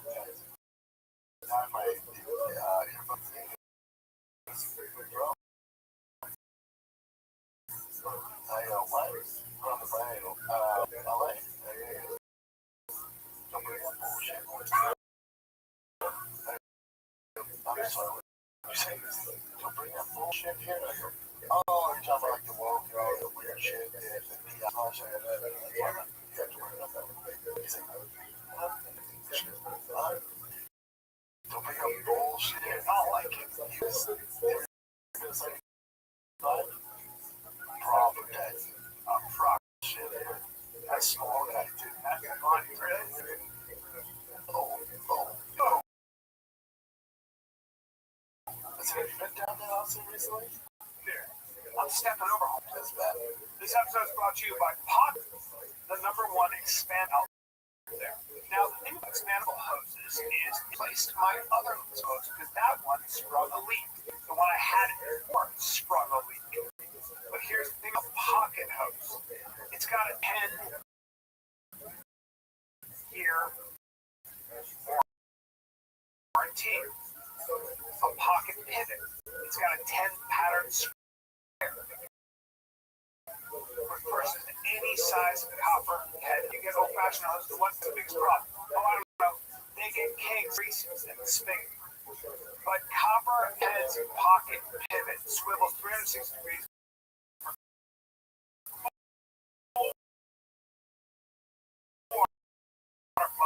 And freedom to water with ease all around us, which is the biggest thing for me, because every one of these things bursts. And it shrinks down to pocket size. It was handling it tiny. It came in a box, literally. So I'm using it all the time. It's awesome. You can get a free pocket pivot, 10 pattern sprayer for any size copperhead hose. Text Fighter to 6,000. That's Fighter to 60 for your 2 free gifts purchase. Fighter to 64,000. Message and data rights apply. Blah blah blah. Details. All right. But I'm telling you right now, a hose, it's not going to cause problems. Pocket hose is the one for you. I mean, I come out of the mother and there's a guy in a wheelchair with no lower body back to here, and he's so messy. His hands look like they're leopard's hands. He's eating a sandwich. I was like, I don't know what happened to this poor human being. But what the?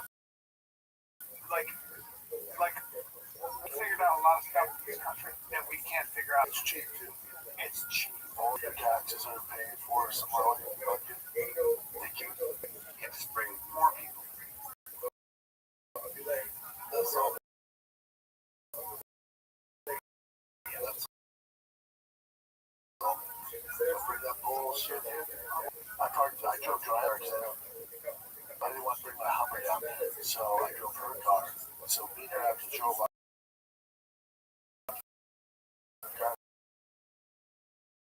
Almost not a small dude. Now small skinny. It was a nice boot, bitch. It wasn't like nice boots, bitch. It was a nice boot, bitch. Like, you know, like a nice, like, that's just the way you talk. Yeah, sure. Oh, yeah. Oh, yeah. You know, Nice boots. Just yeah. He's like, damn, nice boots, bitch. Like, just the way. Yeah. And I was like, weird. Like, if it was Yeah. lingo, I'd be like, what are you talking about? Also, don't fight. Please don't fight. Don't fight I don't want to turn them or stab you or something. You know, there's a woman. There was a woman I was walking down the street. Was a naked woman. When I say naked, I mean the day she was born. No, they're not. They're not at all through it. She's been through it. And again, I would take her and put her home. I would don't want to. That's the issue. Care of the schizophrenic human being. That's not right. It's not right. I don't think that person should be on the street. You know, Lee Kuan Yew, who was the prime minister of Singapore. You go to Singapore, please understand that it will be as clean as clean gets. Isn't it against the law? You weren't chewing. He modernized that country in a gesture. I mean, he was unbelievable. Brilliant man. Go and listen to that guy speak. He is at the same. And homeboy really said, he goes, you know, here's the problem. We are in the Golden Triangle. We are where they grow all to everybody.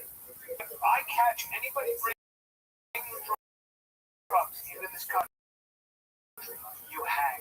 Oh, no judge. You hang. And they would hang. They'd hang maybe 6 weeks. I can't remember. I think Charlie Rose was like, wait, you hang them, though. Trial. I go, there's a trial. There's no jury. Yeah, but is that right? He goes, we hang 7 people. How's your drug problem? How's your people in jail? What are you talking about? He was brilliant. Let's bring in all the fucking. He was a capitalist. He goes, I want to bring in all the investors. Come and invest. And then he said, we will be literally the population. I mean, they was incredible. I got a question. And any homeless person, he's like, no. We're not going to have it on the street. We pick you up, we take care of you, we bring you to a facility. So we don't want it. We get you drugs, we get you off. Either it might be a little bit crazy, but we figure it out. Incredible. Would you like? Yeah, question for boys. What's the last time I went to the dentist? Like, really? You don't work? Not 25, 30 years. How was it? How was it? I have a lot of work. Do you have issues? Yeah, I certainly don't. Why? Who does? I have to go to them and fucking ready. Well, I have that last time I don't like that I don't wear. Wait, throw them out? Situation. Now, I want to keep my teeth straight. Keith had already more than on the podcast. Like, hey, say buddy, or like, because I knew it was a phase. It just didn't know. I had a snaggle too. I know. And it's going back. I fucking you need a dent. You got a hole in it, right? That's how you gotta go. Well, it's the net worn off. Yeah, you have about $50,000 worth of work.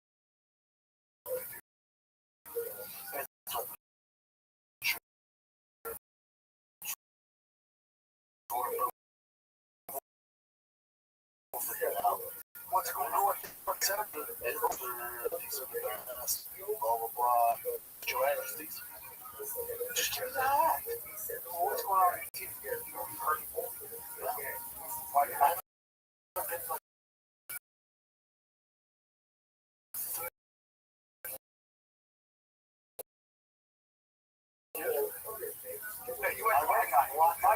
that's the problem. They're so grow with it. What are you doing?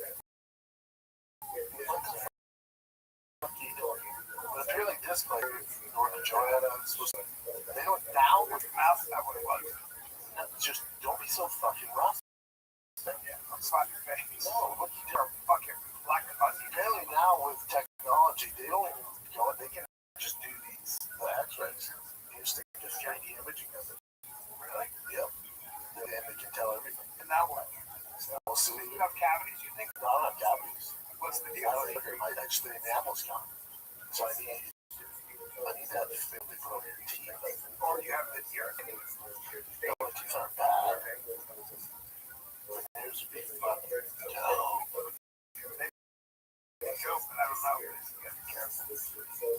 Eat, right? Both of them. It looks like the piano got jumbled up in a truck. Well, I was looking at myself when I was younger. I got that lazy eye and that whole situation on my left eye. Yeah, I'll say it.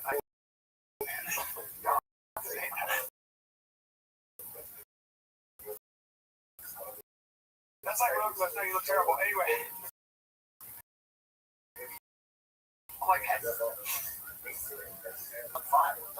Yeah, one's lower than the other. Yeah, one is stone. Guys, that's fine. It depends on what I'm talking, but there's The answer's yes, Jim. That one. That's what he said. No.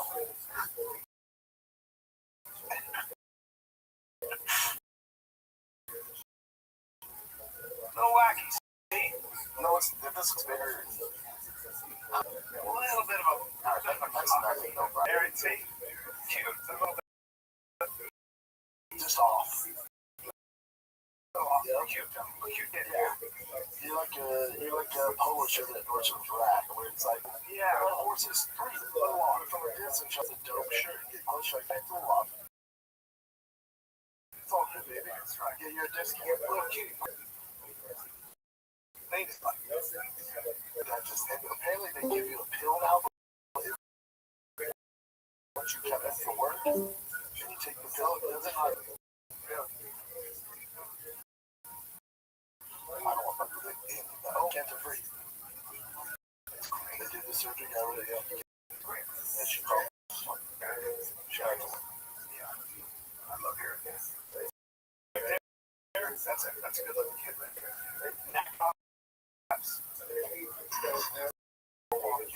Fight for quick hands. Monkey eye.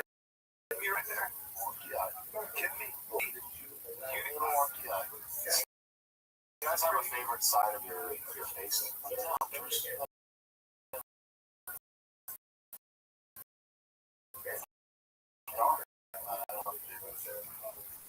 Nice. All the women go over, you get over here. I say, man, you know.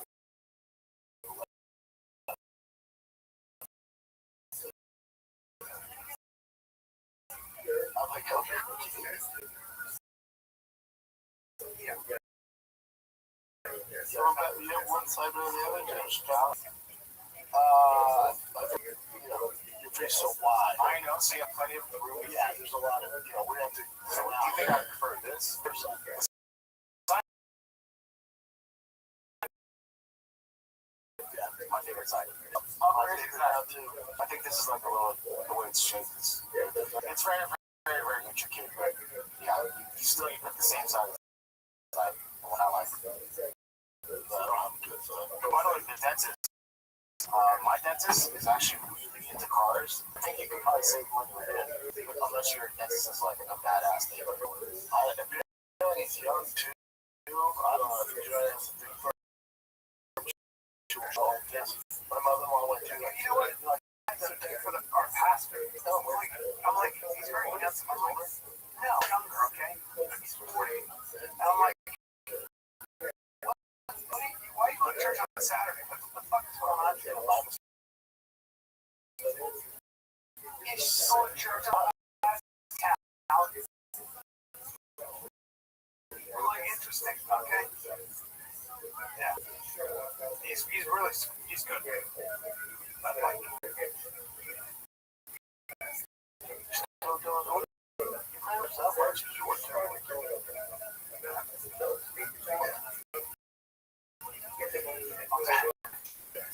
She grew up.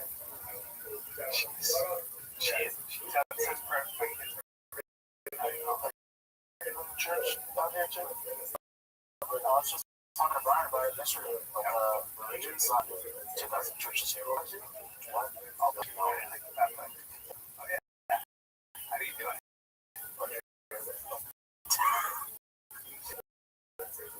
You know what? Hey, Mazel, that literally asked for that. Yeah. Baptized. It's clear the way to bring yourself to God.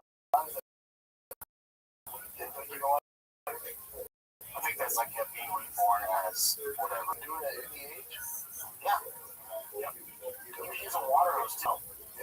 Once we got Get in the lake. in the lake. You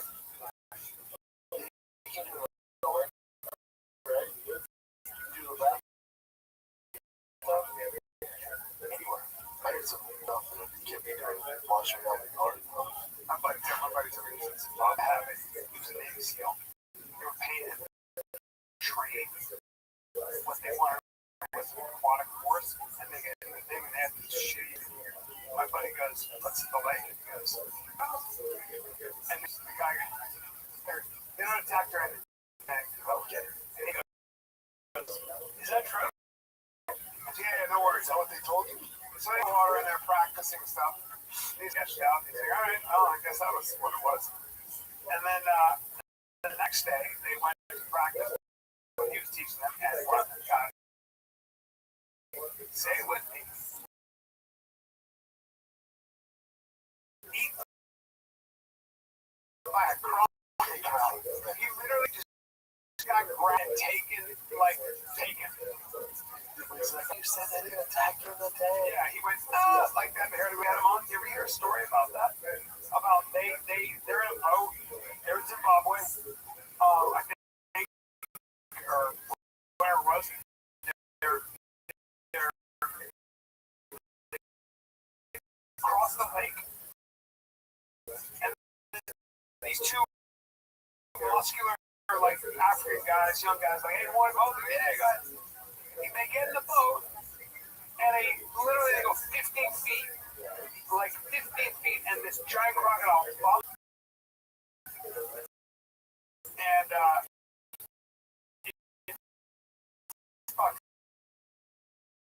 great. Forrest Gump's primary crocodile attack story is bump. That's me, yeah. Back to that baptism thing. So you can do it. Pools, hot tub, bathtubs, water, as long as the other person is a believer. Like, you baptize me in my fucking hot tub, we're both go down. You know what I'm saying? But that seems like majestic and stuff. Like, I'm up for it.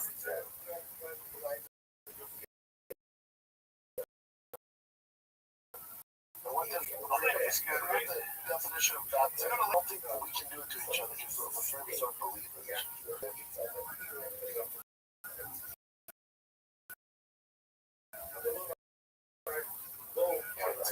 Purification, repentance, as a believer.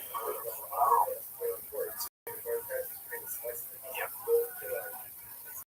And if it's a right, just have you. I don't think I'm there yet. I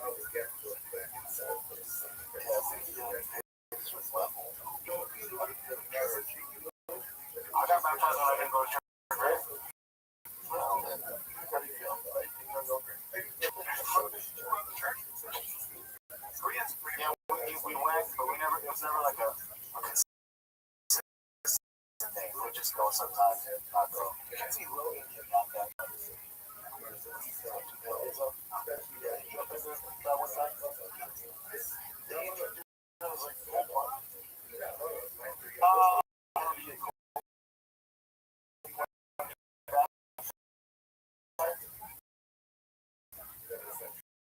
Really so intense, if you decide to be a Christian, then be like, but no, it's not. It does feel pretty like, oh wow, something happened, and you just feel like, well, a lot. Yeah.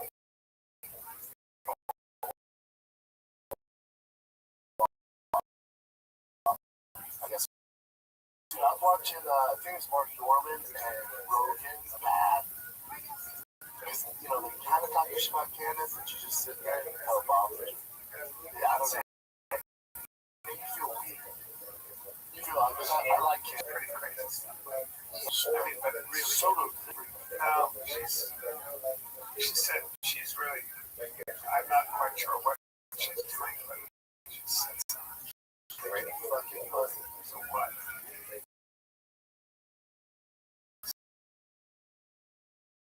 So Candace, the ones we have to think.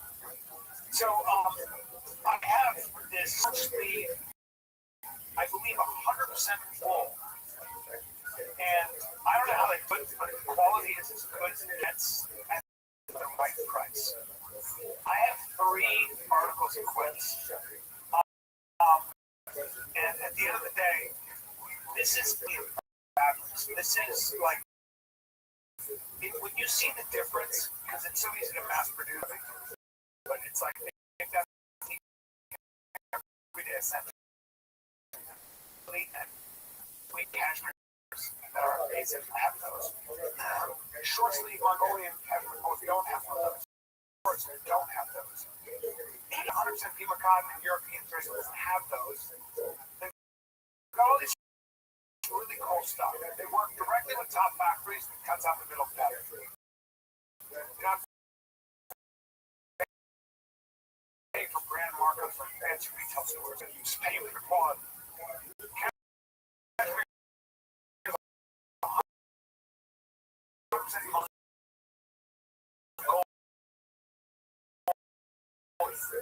Same stuff luxury brands use. The Pima cotton is a long staple, which means it stays soft and doesn't help. There's craftsmanship and ethical production. Okay? So, go to quince.com, quince, QUINCE.com/fighter for free shipping and return, which is crazy. So that's a full year in military wardrobe on this thing. Well, all right? Now available in Canada too. Don't keep settling close and don't last. Quince, QUINCE, quince.com/fighter. Can you imagine doing this, like doing you where people are talking about you and you reacted to it? You guys do it. Had a good time. Well, she was on a reality show. But she's a star for a little bit. There's also been some weird CIA films that are in it. I know. You're gonna have those films. It's like internal films that they made that she was a part of. She looks like a pageant lady, a pageant girl with grown up. And look at that. Well, I mean, she essentially was a pageant. Oh, really? Right? Wasn't she in like Miss USA? She had that kind of face. That people want, right? That attention. Yeah.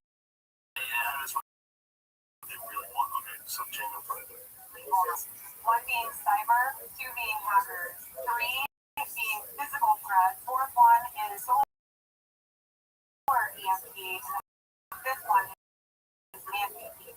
So the concern that we have is that we put out this critical information, and when we go over this risk analysis, critical infrastructures. Just doing a CIA or, if it even so, you're interacting with the CIA. Call you for that. Yeah. You ever get one of those calls? Yeah. You just never did that one. I saw it. Well, there's a lot of people that think that she was personally. There's a lot of people think I am him. again, he's just speaking common sense. And I love that he addressed particularly the CIA document because it came out. Well, the CIA documentary. Okay, yes, but the head of the CIA could be in a CIA documentary and doesn't casually, like he says, make that phone call from your agent and know she's not acting. She's specifically referring to her mother's business model. EMPs. But he's not acting. He's involved. And so people force online, commercials, Mark Big, to get this AI production, if not what that was 8-time fish murder said this is Joe Rogan, as if Erica hasn't been through that way. How about just acknowledging that you do not have power to transform reality? Just you're losing this repeat battle to try to tell us and put this down and balance up, and everybody makes sense. That's something that everybody makes sense. That is not normal for life, not normal for an organization. Angry, even if Joe Kent had released every single message and said, this is what I do. How would that Erica, somebody explain how that would bring Eric closer to determining in his life in the last few days, especially when people are lying. None of this would be weird. If Josh Hammer came out and was like, dang, we were pretty fire up before I feel so bad because our last happened today. It happens. You get it's horrible. If I got into an argument with somebody and the police asked me, I wouldn't be up there like, we've never had any issues at all. Never even had one. to be, no, that is me just every second of every, nothing was weird. I was like, oh my gosh, So she had a massive your husband house. get killed while she was holding your kids, and then apparently Eric Kirk had something with it. Okay. Like, no, thanks. Moving on. Matt, I don't. She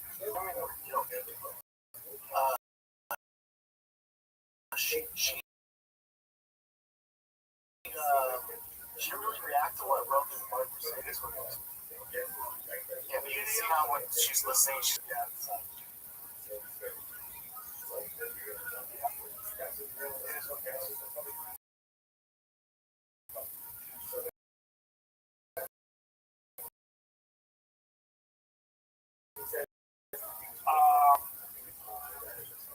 electric vehicles on your show, right? I wouldn't have a show. You know, it's an electric car show.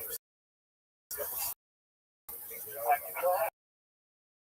You know what's funny about electric cars? There's something about it's a little bit like this. It's like so. Like everyone's like, "Oh, Star's going to change Hollywood and stuff," right? And the problem is that, like, okay, you can do a lot with Sora. And so Sora was, yeah, you can these amazing videos with all the special effects and actors. You can do amazing things, right? Well, they have the Hollywood, special set designs and all that. The problem is, you still have to tell a story. Like, that's a tool, but you still have to tell a story. You still have to get the audience to want what the main character wants, and that's really hard. It's not just the tools. It's not special effects. And it's the same thing with cars. Like, so, like if I come up with there's something about electric cars, and I think it's the same thing. Like, people like about, like, gearheads, like, is that it's a lot of work. Like, it's a lot of consideration, because with an engine, there are so many different moving parts. It's also unique. It's my truck. But you have to get in there like this. You have to know how to do it. Work to make the car. It's on a block. It's a computer. So you see a guy bench press 700 pounds, you go, holy shit. If you saw a robot do it, you'd be like, oh, fuck. I mean, you're right. But you know, it's the same idea. And I want to do this. That subculture of, like, getting my hands dirty and making a difference when I gotta get into that engine to add something. And I always want to. There's a reason why Ford shut down their electric plant. There's a reason. The majority of people are like, how about we want?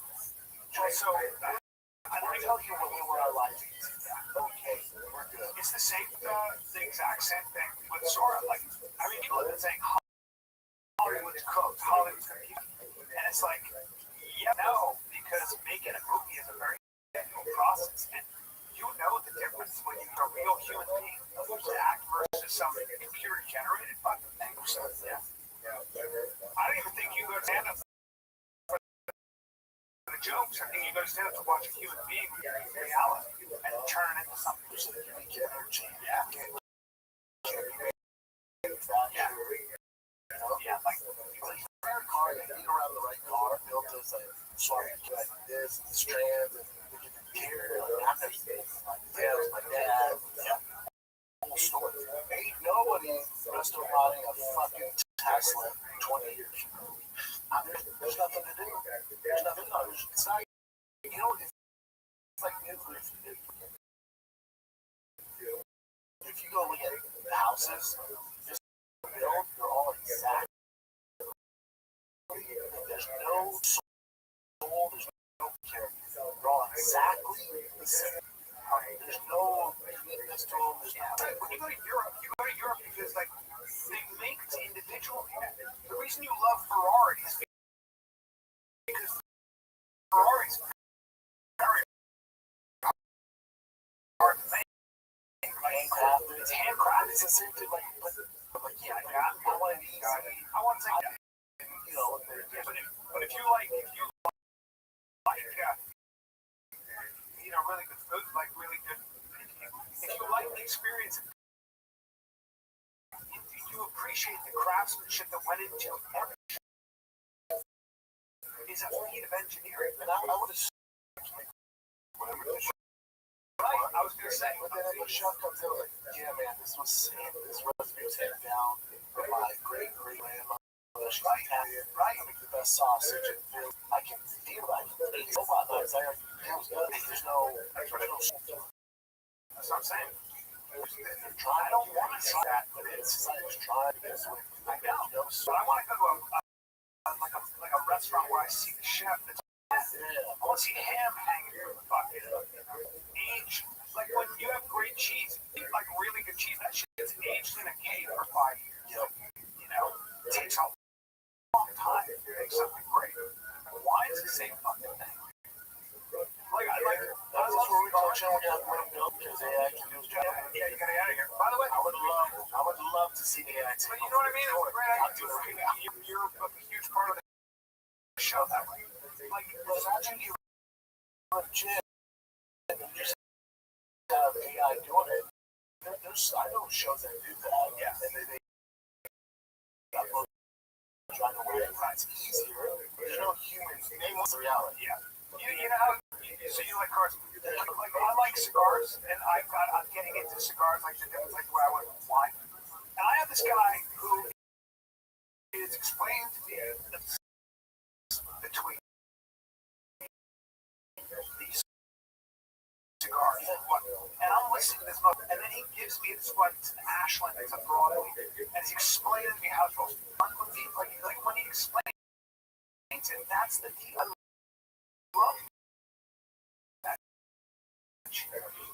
by the way, I guess you're not. A couple things. You're not going to get that cigar. Yeah, but it ain't going to happen. Well, if I give you a watch, I like crazy horsepower, right? Like power. And then I was with this guy. So when Porsche has a new vehicle, he's the guy. He has more track time than anybody. He's the guy Porsche knows the words when he should test this thing out. He's that guy. Yeah. So we're in this old school Porsche, this rest of us, 230 horsepower, 250 horsepower, air cooled, manual, and we're in it. I'm like, man, there's just Cigar's not a lot. power. Yeah, Camry's fast. Yeah. But I know there's just something. You drive the best car in the world. I think this over. There's just something about it. Like the engineering. He's like, yeah, it's not the fastest. The vibe of the car. You know? I'm not a car guy, but I drove Target. That would be weird. It was an old one.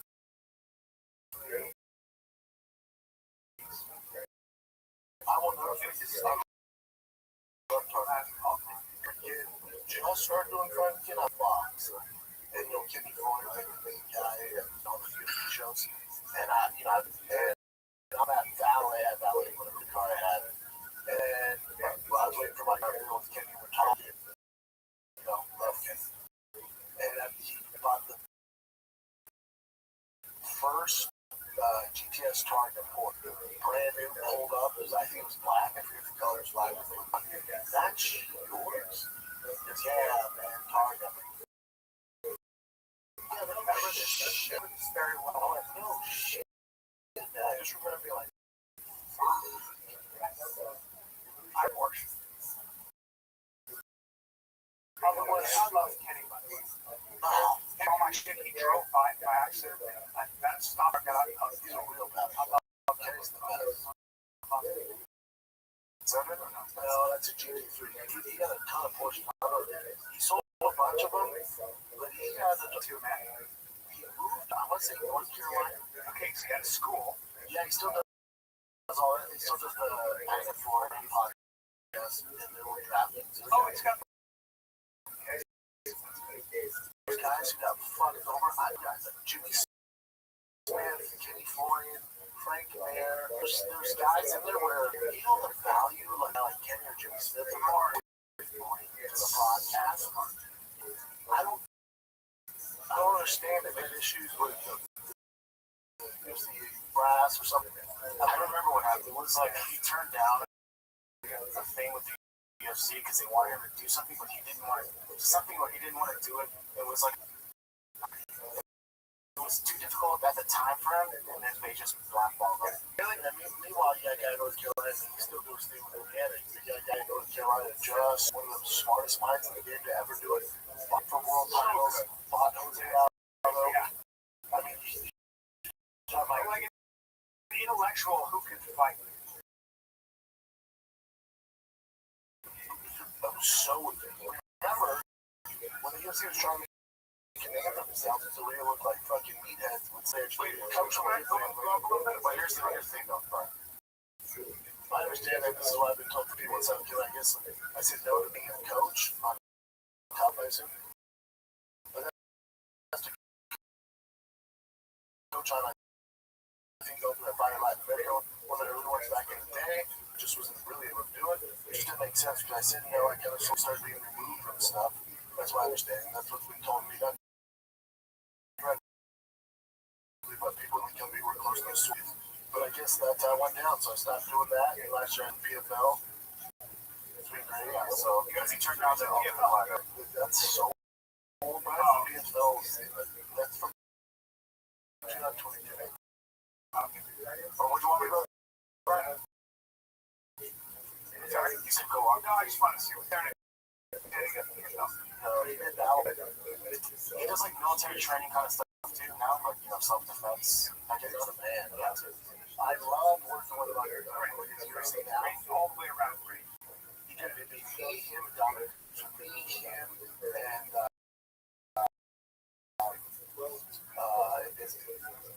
Cruz, I like this one too. it was fucking amazing. I've been to talk fights with him. I love all of them. Yeah, I told him to talk fights with him. They've been in there, so I love that show. And then when I talked about the UFC and the pay, I remember I showed up to do UFC now, and they're like, really, they give me a warning. They're like, hey, man, we can't have it. I'm like, what? Because I criticized UFC pay, like, the whole staff, and was like, we're so sorry. I got there, they got my counter. Oh my God. All right.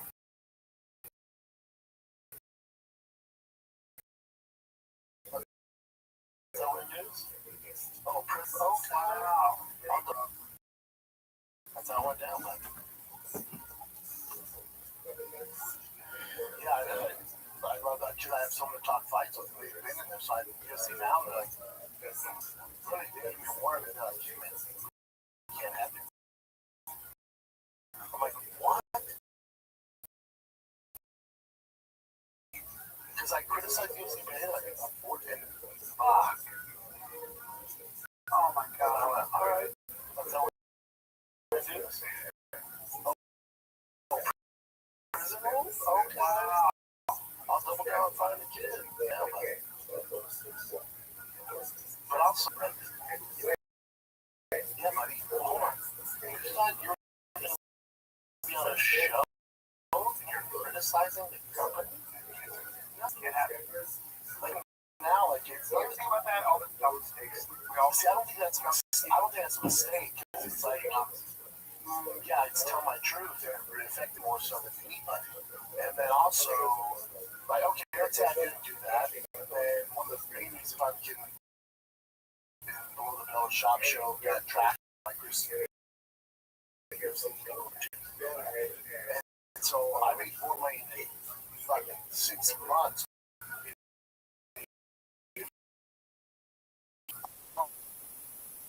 It's like, and also my fan base is UFC because I went kind of different, bro. Okay, I did the fucking Academy Award, I've been on this show, this stuff. So by the way, but I could have been. I realize it. That bridge is burned. I could have been the just hanging with the UFC guy. No, like even now with the shop show, like I criticized the UFC and I saw one comment against it. Man, can you please keep it positive on the shop show?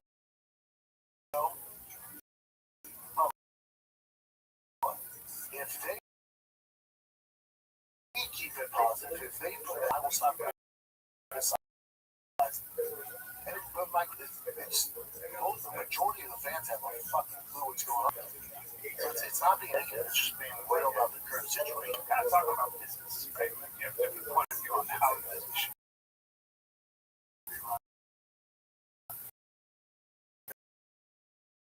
Oh, yeah. Yeah. myself in the room. Yeah, I'm not even dippy, like, it's just because you're. What about private equity? It's just because you hate in. It's like, this has nothing to do with it. This has nothing to do with it. So, a long time. This is the owner suits. They're trying to please the shit. That's a big issue. To the fans, that's what makes UFC special. That's what made it great. What are we excited about? What day? This producer is Joe Biden. And then he got Miami after that. Is he fighting with That fight night is fucking punch, man.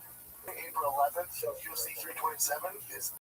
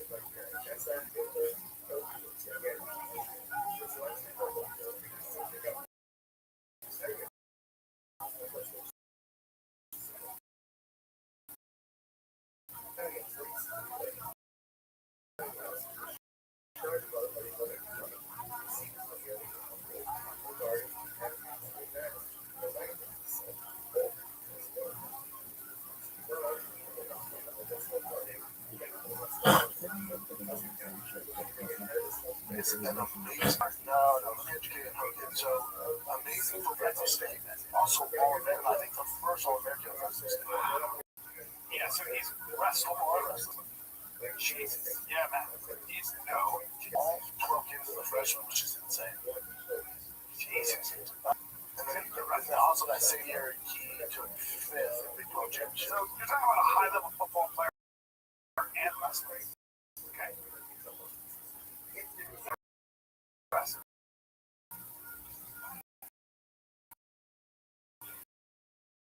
Wow.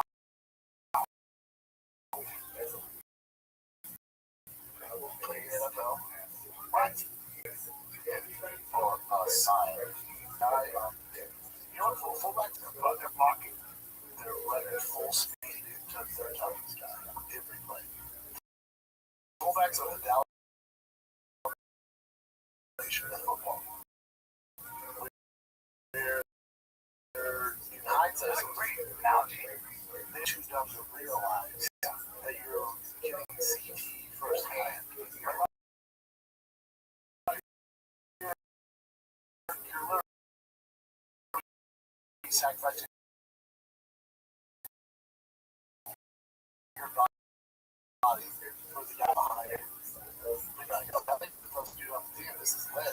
Fullbacks, whenever you see fullback, just fullback, buddy, what they're by far the toughest guy behind the quarterback. Yes. And so, like, ISO plays, so they go one Send him when you want a battery. in the middle of time, like, Yeah. So if you need to get a guard, you need to get a yard. I remember Ron playing for the Giants. Finds the tailback. Well, he was, I think he was technically a fullback. No, he's an outback. Yeah. But then they made him a fullback. It was kind of like the disappearing man. No. So it's out.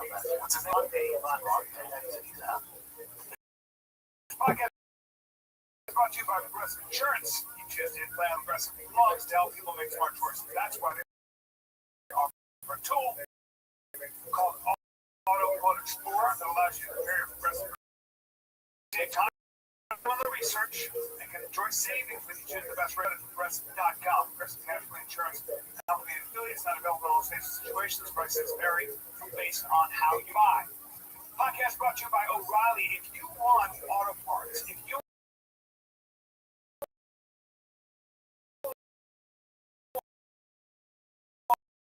want like anything you want, really, they have the parts knowledge, they have service for all your maintenance and repair needs. The team at O'Reilly Auto can test your battery for free, run a quick service, check your brake light, whatever what it is. They can help you find the right part or point local repair shop for help. Whether you're a car aficionado or knowledgeable, helpful, and decimal friendly, professional parts provider O'Reilly Parts are your one-stop shop for all do-it-yourself auto or auto-do-it-yourself, I should say. Stop by O'Reilly. Visit O'ReillyAuto.com/spider. That's O'ReillyAuto.com/spider. Has thousands of free movies and TV shows. And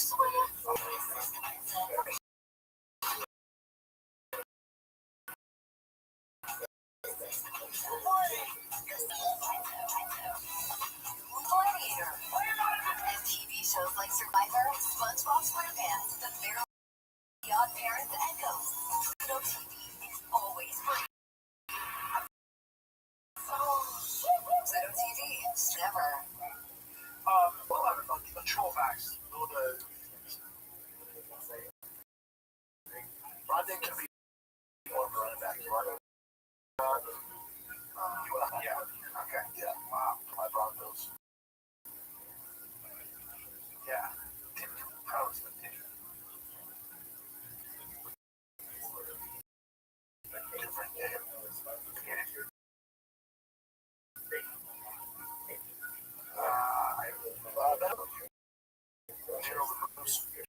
Johnson. There's not a ton of them. Ravens has a big one. It's like 300 pounds that they use. It's just a different game now. No fullback. Why is it all Pass about for 44 better better. for a rating? It's just soft up to get. Oh, because you can't.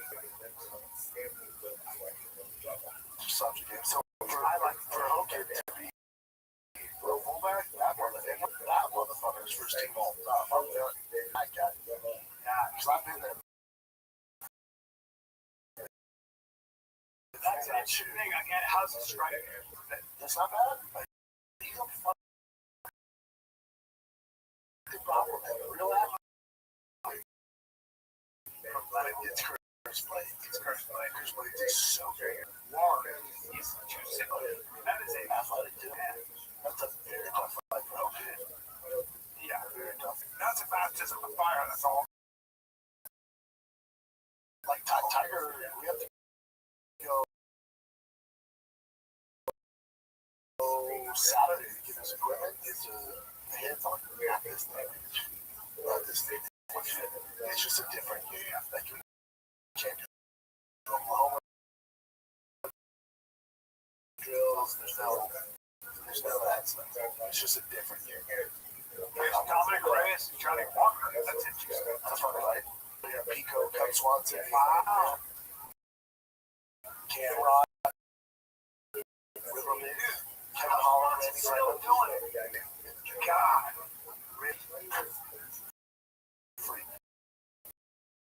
Really? Others fighting Kevin Gasly with the camp. Middleweight. This whole card is fun. That's just the most stacked card. That's a great card. My criticism here. Oh, Brendan, you're so negative on MC. Oh, this is a great fucking card. Great card. This is the best card they've put on all year. I'm in, dude. This is what we deserve. Tyron. The Japanese hit these gangster. Is he? Yeah, he's so Josh, my man, he doesn't get tired. He's got great hits. Awesome. He isn't tired. Harry Carl Oberg. Yellow card. That's like a roost. There's going to be a ton of finishes. That GMC, you want my bad. My bad. We got you guys. I'm like a better card with the White House. Not big your name, but better from top to bottom. Yep. Costa's got a rather sketchy record. He might have the best body. Oh yeah, right. Yeah. One of the best bodies in faces. They always say that. Yeah, he's a hand master. Yeah, he was to the very top.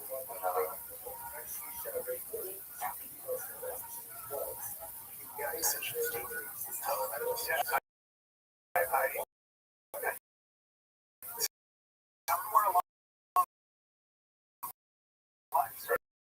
Fighting cautious. That's kind of order, and there he just starts fucking throwing the hooks and punching. Oh, he said that tonight. Just stand that phone booth and bang. You can have judges and S and stuff. It's like, that's strength. You're so strong. Because he got knocked out by his.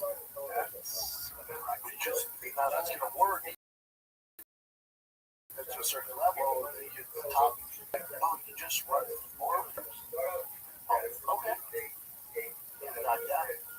That's what this big one is. Knock you out. Yeah, Vittori, the Luke whole fight was terrible, but the Robert Whittaker, Sean Strickland. Right, by the way, it's not here on the peep. Anything strength wise, that fucking guy is. What else you got, Jay? I just wanted to hop in with that electric thing too. I think it's like you can have the best of both worlds, all right? You can do don't you dare. You know about hybrids? What? You know what I'm saying about hybrids? You could like it's awesome that the technology that has advanced so much in EVs, right? But then also there's no way to like My next car, by the way, you guys always build our engines the smallest, even like getting a new air filter was like we're freaking stoked. Oh, buddy, I got a cold air filtered intake for that Cummins. I can't fucking wait. there's that. Is the air filter? Yeah, I don't think it adds horsepower, really. And there's like an ice mat where it like went into your down the engine into your front grill, and it sucked in the air from there. So it's like, yeah, we were just stoked. And then you replace the cams, everything. Still into that shit. Like, man. So like for that AEV, takes air from driving, but you gotta drill a hole into the fender. I love that too. I love that, but I also love the technology of electric stuff too. You know that, right? You can like have a basically like I don't know 16-inch or some crazy ass raise. Yeah. From it's like stock built in. Yeah. I love it, and then it's an interesting phenomenon. You know these lab-made diamonds. They look like the regular ones, but they're still diamonds, though. They're true diamonds. They're a prize. Right. And so you make a lab of them. They're beautiful.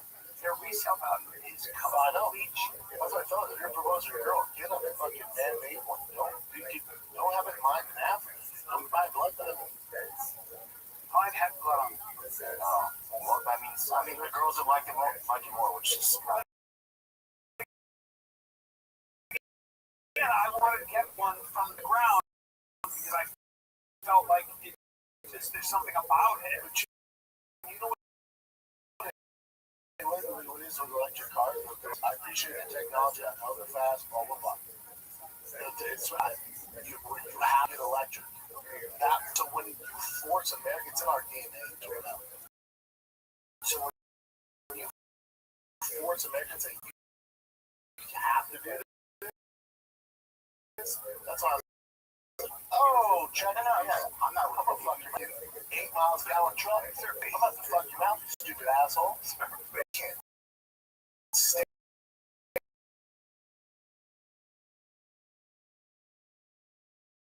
that.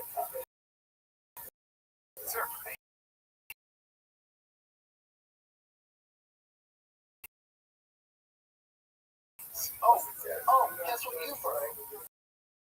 Oh, fuck your mouth. I'm gonna start to fuck your mouth. No, hold on.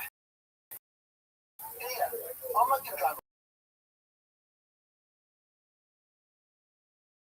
electric, man. I'm gonna shut my dog down your mouth. No, because they always talk about electric cars. Take it easy. Such a dog. I think they are gonna ban gas places too. Like, what the fuck? They want electric grills only. They say all that shit.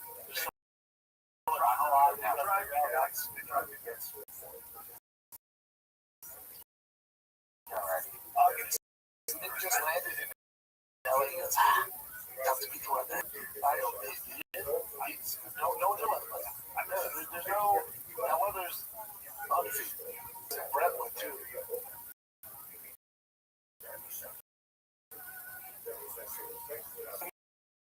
Music. I don't know why it's there. You can't find a video without it. Here's a neighbor. He pushes. Why? You'll see in a second.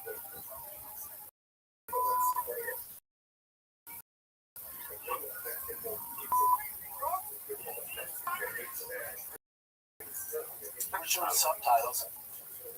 What's he doing? Because he's doing this motorcycle? He's complaining that they're driving too fast, right? But when you see this footage, he's driving like 19 miles per hour on his motorcycle with his kids. Why is there this music? Yeah, I know, it's so stupid, I don't know. So this guy, the neighbor, literally walked in and pushed him down. Alan's, yeah, by pushed him. He pushed him. Pushed him at least twice. Yeah, but his kids are like, hell, his kids are about to fuck around and find out today. Dad's about to beat the shit out of him. Yeah. He comes back at him. Does he not know it's Jack Reacher?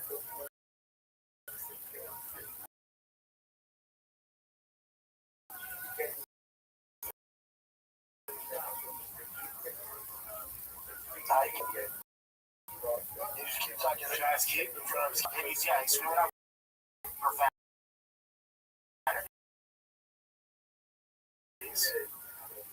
So now, Rich sends intervention. race Sonia's motorcycle.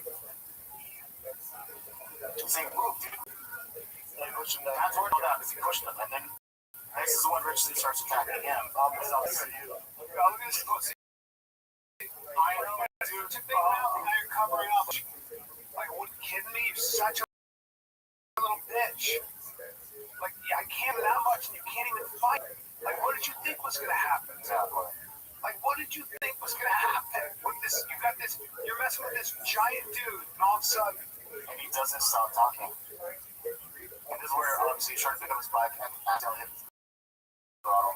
God, that's connected a lot better. I'm guessing he doesn't want to hurt him. He's just like, oh, yeah, just get away from him. Knock him out. They do. Well, self-defense. You gotta pass the Shit. And that's it. So that's from his camera. And then now when you see the first video, you're like, oh, he's just punching the guy. But oh, this is why. The guy's just being a freaking asshole. He's an asshole. That is a dude. Say, well, I want to watch Jack Reacher. And try to contact Dude who's just never coming back. He's just, I don't know what, and he covers up like a, yeah, he's just like one of those neighbors that is just. This is oh, look at this little bitch. I'm riding bikes in my life. So, dirt bikes. I heard this incestuous rabbit speak for our neighborhood on the motorcycle. Now it's all originally sold by Saturday. And I sort of like flippantly suspected. And then people in my neighborhood caught all of this on ring door. Because of him speeding through the neighborhood. On Sunday, when I was cleaning, he rode past once, twice, and every time I walked out in front of him, I said, you've got to stop. Someone's going to get hurt. Okay, escalated quite quickly from there. I did push him. He was coming towards me on his bike. He didn't go in for a second time. I pushed him a second time. I think the second time he got his bike. He kicked the crap out of me. In the back of my head, I went to the ground, covered myself. I've had to shitty day today. I wish the guy in Alice still ill will, but we just don't need people right to take a stand because someone else has to. You know what? It's going to He's not a bad guy. He seems like a reasonable guy, right? Like when you hear him talking like this, he's like, all right, at least you own that you got the shit kicked out of you. And he's older. He was older. He's my age. And you're older. He's like, all right. He does speak nicely here, but in front of someone. He's an older man who didn't realize that it's all works right here. Yeah, and also. But he's also like, he owns it. He's owning it right now. Yeah, first they were hey, like, but nobody has that $20. She's probably a lot for that. You're about to get paid, and then yeah, so there's no charges filed, nothing's out. That's fine. He's also probably. Oh, what? He's probably kind of like he probably is a guy's little embarrassed. He's kind of like, I shouldn't have pushed him. I pushed him twice. He pushed somebody, you fucking pushed him in the face. What do you mean, just to do this interview? Why do the interview? Just, He doesn't come across obnoxious. He comes across a little bit dick the way he did. He seemed like the. He should have. He got that word. He got that. He got it. All right. Yeah. Did that bike route shut the fuck up? Right.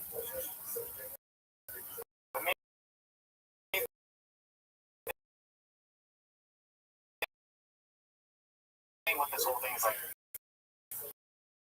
that guy. I mean, Rich said is not a bad dude. He was this is pretty rich. So the only founder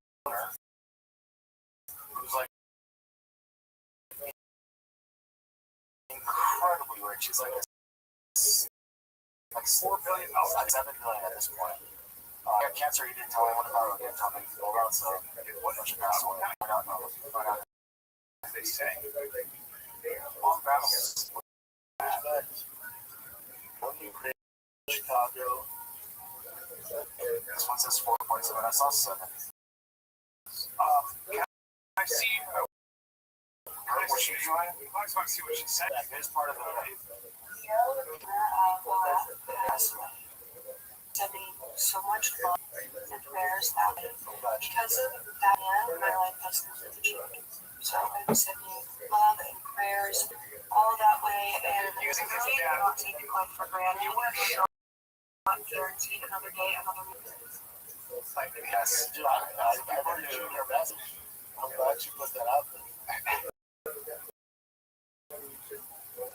God bless you. It's like there's this girl who there's some tragedy, I can't remember it, leaning, and she had her ass out. She was just thinking about how awful. To me, it was like, God, I'm so glad you're there for us. Thank you so much. Wait, did Shia LaBeouf yell at a woman in a restaurant? He's been doing a bunch of that stuff. Yeah, he's a little crazy. Bro, what's that article? That's his girlfriend. She's not paying any attention to him. They've been in a fight.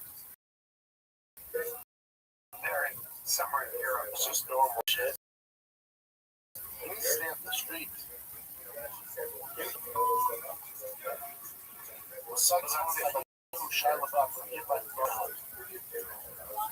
He's going through a really crazy time right now. You can see him in a bunch of different videos where he's just it's yelling out random shit to cops and to other people. To when you work.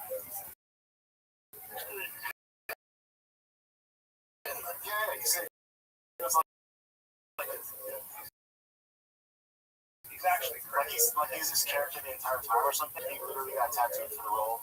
Or something. Our girl Sanaz sent in a couple of Sanaz. This is Justin Timberlake's DWIRS. Have you seen this? And very good. He was like, when they asked him his ethnicity, he goes, I mean, basically the video is nothing crazy. He was really nice.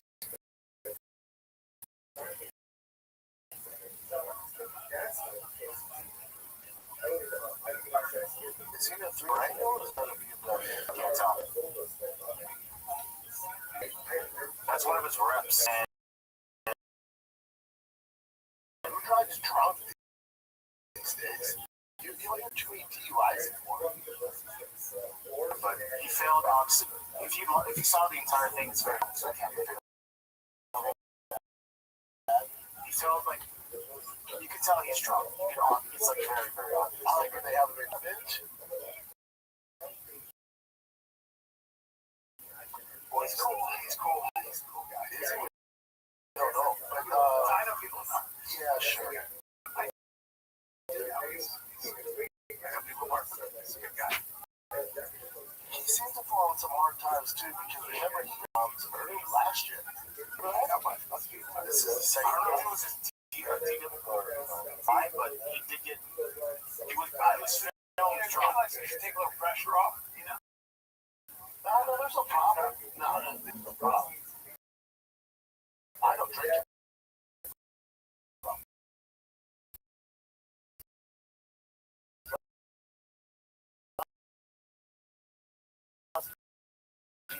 When you got 2 DUIs and when you're at his level, you know, people get paid to drive.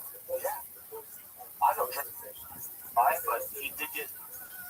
I was filmed. Take a little pressure off, you know? No,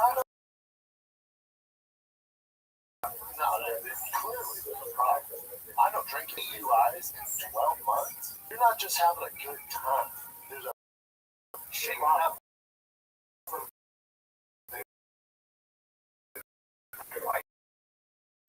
Especially when you're at his level. You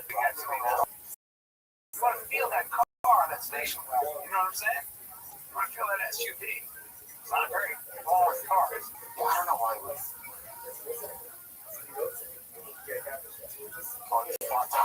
Hottest video. Yeah, honestly, when you watch the whole video, it's nothing ain't crazy. It's just these guys are problem.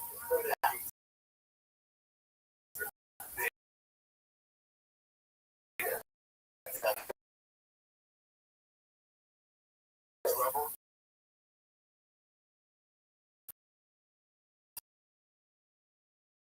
This way, back to back. I think it's just one. I know he was just got in trouble and then came ready to do that best regard. I'll just look up right and see. Alright. Let me check one more thing. Doesn't matter. It might not be kind of shitty right now. No, he had an issue. When you guys show New York, he did, I'm telling you. Yeah. There's only one confirmed. When was he arrested in New York? 2024. Outside the way.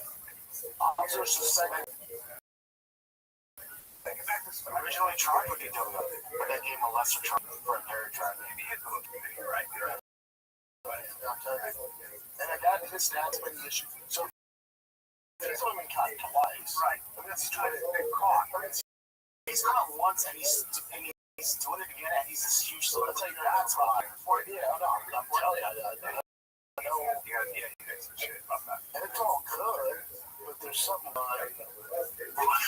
There's something. I don't know what. Something going on. I don't know what. Wait, I mean, this is nonsense. So let's just, if we can edit it out, it's crazy. It says,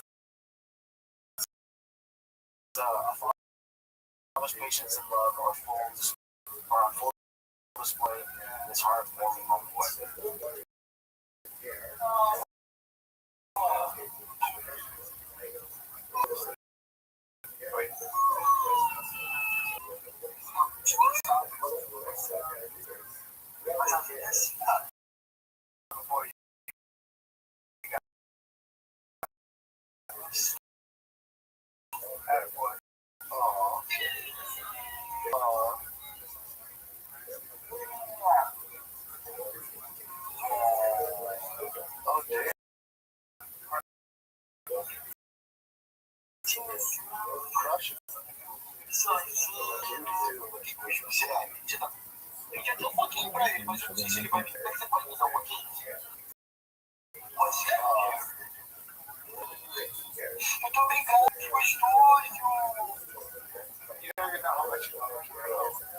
That's like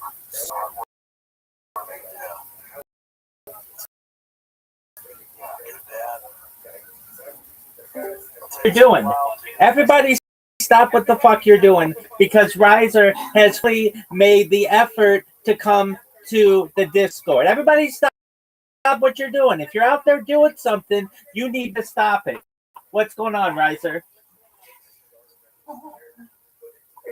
Please stop what you're doing. That's what I told everybody right now. If you're watching this in the 26 or the year 3026, you need to stop what you're doing because Riser has finally bestowed his presence of how you live in pimp.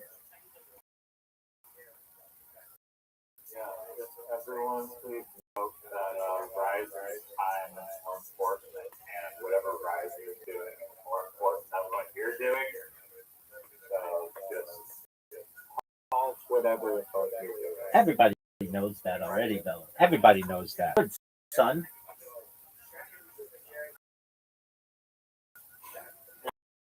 You're actually awake. I was gonna scream at you to like you're like you're sleeping at 2 o'clock in the afternoon, but you're awake. Doug, you're the one who's. You're blaming me. Yeah.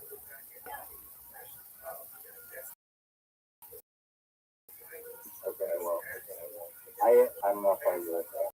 Okay, agree with whatever you want. How's life in your neck of the But woods? you're awake. Obviously. How's life in your neck of the woods, son?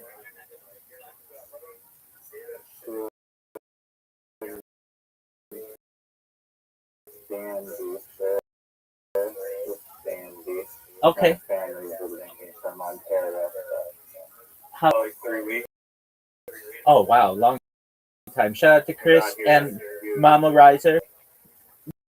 They're friends of the stream. Shout out to Chris and Mama Riser. They're friends of the stream. Yeah. What's good? What have you been?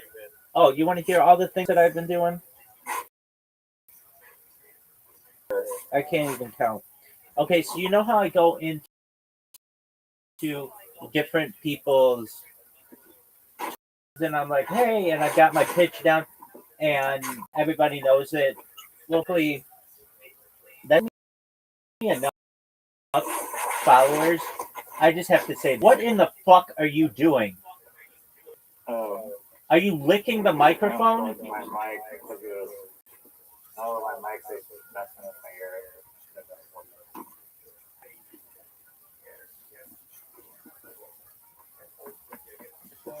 Dog, are you done? Yeah, are you done? Yeah. Okay. Excellent. So,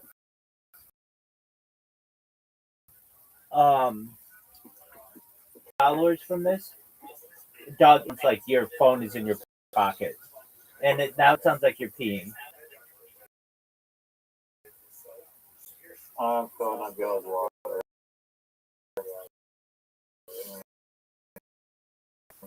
All right. One sec.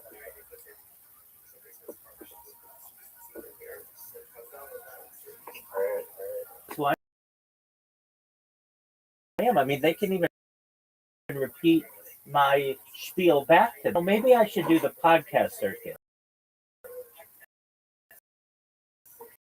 And it's like, well, how do you get on a podcast? In the past, I've actually paid people to be on their podcast. You know what?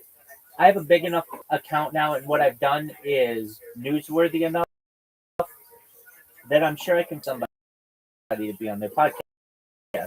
So I've just been like retweeted or whatever. no. Like No, just calm down. Just calm down. Just calm down. Just calm down. Just calm down. Just calm down. And let me work, baby. So why wouldn't you advertise on your Twitter? Advertise on my Twitter.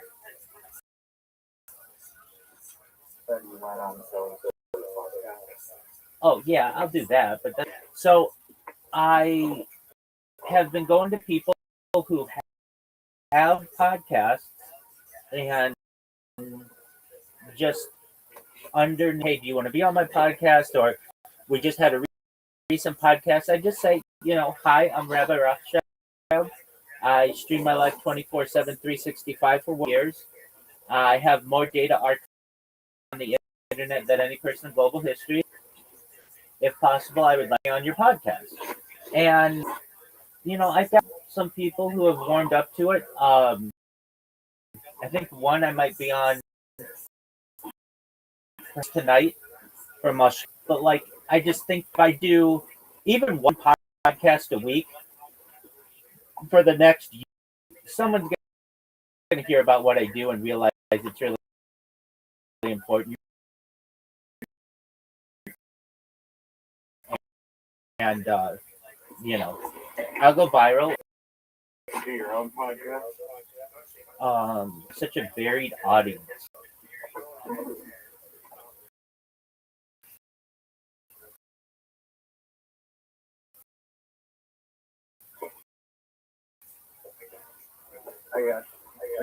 Strategy you've ever heard. It's better than your strategy of taking your microphone and putting it in your pocket and trying to talk to people. Okay. So that's what I've been doing, and I've been only doing it for like 48 hours, but I've got like 3 leads. Reverse and Bush podcast. Yeah, exactly. That's an excellent percent. Yeah. And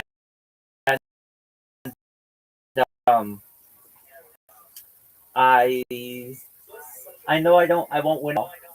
I know that my profile is a little off-putting. People don't like, hey, I stream my life, yada yada yada. But that's cool. And if and when they do, I'll be on their podcast, and then I just gotta keep doing that and just so long as I don't get my account banned, hopefully it doesn't happen. I just like normally just people's different discussions. I just keep that up, and it already has been surprising to me that I've had some really great conversations with people already, and just about the scheduling sport. And I understand not everybody does everything. So we're like, but he's never taken an X call. So like, we're just like working out incoming messages, that kind of stuff. Another person is this guy in Australia? no, did tell him. For a comedy genius? I did use that, believe it or not. Pardon me. So when he's like, all right, look at yourself, I looked into his podcast and it's like very Australian citizen. I read through the website and it was like, well, I agree with all of these things generally. Like they're about. So I wrote him and I'm like, these are the topics that I like to discuss: life extension, revivification of the reverse aging, space elevators, space tours, and Did I tell you about that? did you tell me Yeah. that sense? And the phrase that you just used did not make sense to me in the position where you used it. Go ahead. Okay. Yeah, 2 nights ago, I was watching Mystery with my mom, and I didn't read it before. Yeah, you should have. So I didn't know if it was going to be good. But it turns out it was very good. And Joe Rogan mentioned it. Maybe you've heard of it. And it's called Searching Sugar Man. Have you heard of it? Searching for Sugar Man. no, please enlighten me. So it's about this guy who is Detroit music artist. Japanese music with mellow guitar and whatnot. And so in Detroit by some record label. And he goes on these 2 albums with the record label. The record Rodriguez, and the album flops in America. Cares about it. Is this the guy from South Africa? Not from South Africa. Or Yeah. South Africa. Yeah. I'm familiar with this story. Go ahead.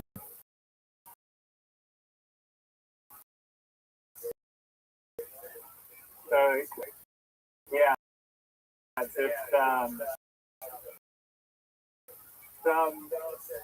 some person plays it for their group because of apartheid in Africa and what the song was about and how being like anti-establishment at the time. It was part of eventually ending apartheid in South Africa because his music inspired other South African artists to speak up against.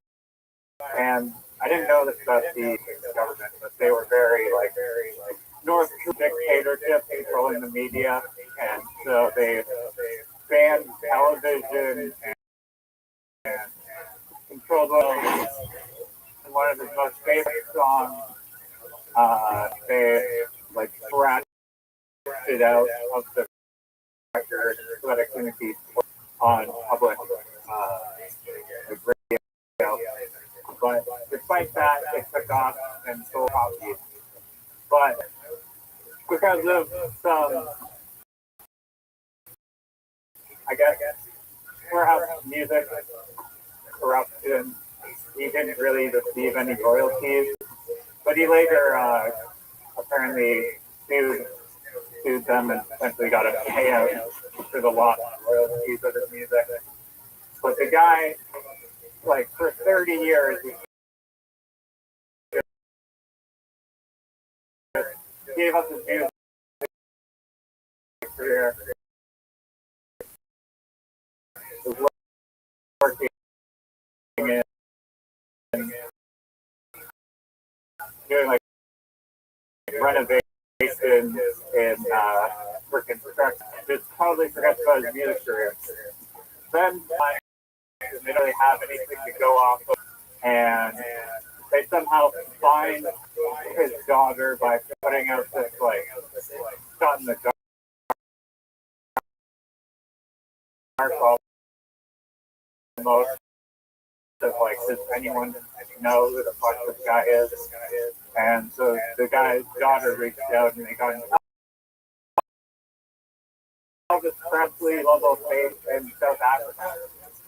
And so connect with them. And then like people dead and whatnot from self-immolation or suicide. And so he like kind of rises from the dead and goes on to perform in South Africa. And people love the hell of his music. It's just a very cool ass manhunt story. And the reason I brought it up is because actually you doing these goddamn Australian podcasts, you'll become the next Rodriguez of Australia. Being super famous and not really knowing about it. Oh, for sure, no doubt.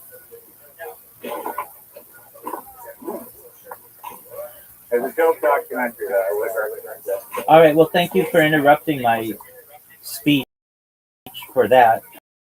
I really appreciate it. No, I'm just questioning.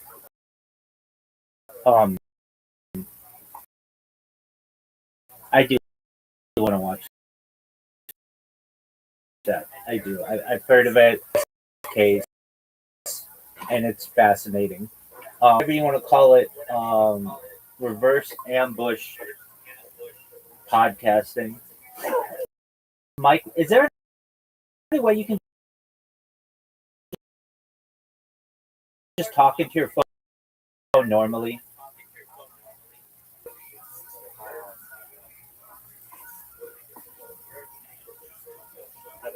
I don't know. Putting it in a different box.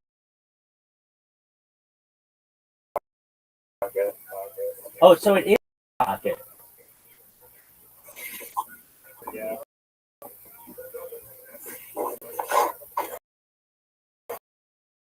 Okay, why do you have your phone? Okay, well, why don't you have your phone with one hand and your frisbee with the other?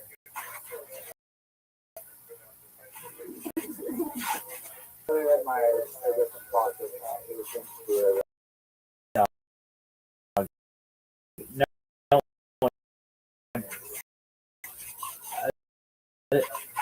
no one. I say this. Well, I'm trying to find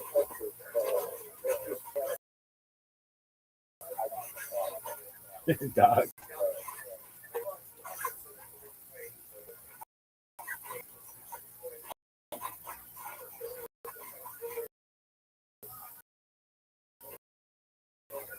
So why did your phone have to be in a pocket?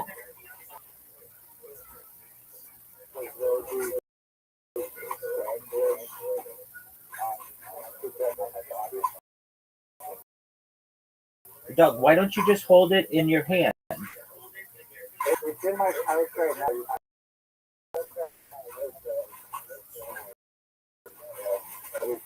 Doug, I can't hear you. All I heard was it's in my pouch. Oh, how did you put up with that?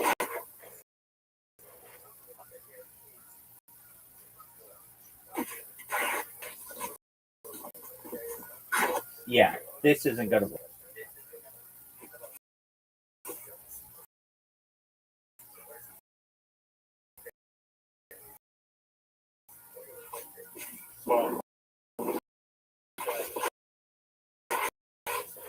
Dog, why hold the phone in your hand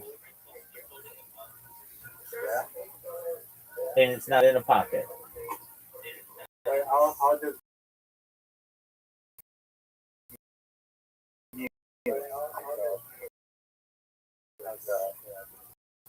Okay, I mean that could work. To my stream someday, and you're gonna be like, dude, how did you put up with that? And I would be like, because I am a very patient. Oh, dude, as patient as you can be.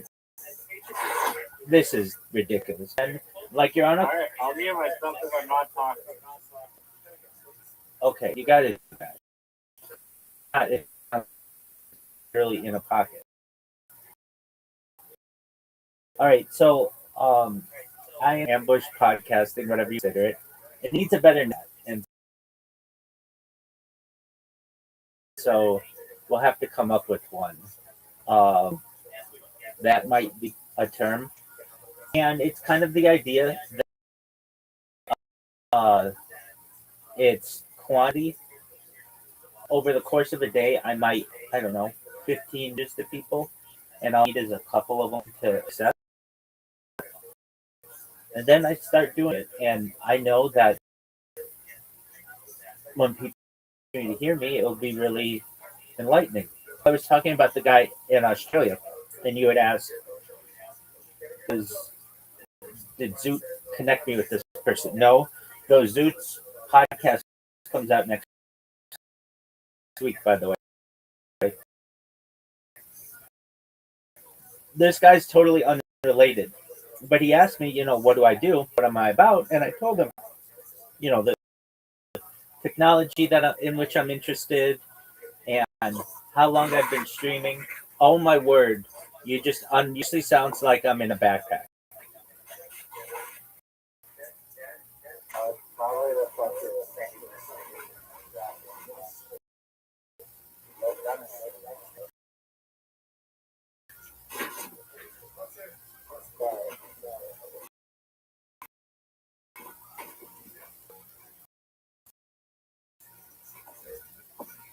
yeah, I'll just join back the thing I'm gonna do much of the Sounds like a plan, big man. enjoy your ambush. Yes. And reverse ambush podcasting is the first. No, it's just ambush guesting. Ambush guesting sucks. No, it's not reverse. It's not reverse. It's not. Well, that's great. It's just known as ambush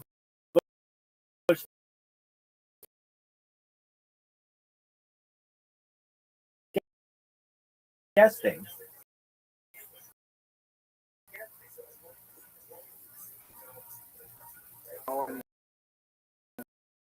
No one's gonna like that. Everyone's gonna hate that. How are you? Hold on, Riser. Stay here for a second. Miss Aquarius. Okay, Miss Aquarius, do you hear how loud Riser is? Riser, mute yourself.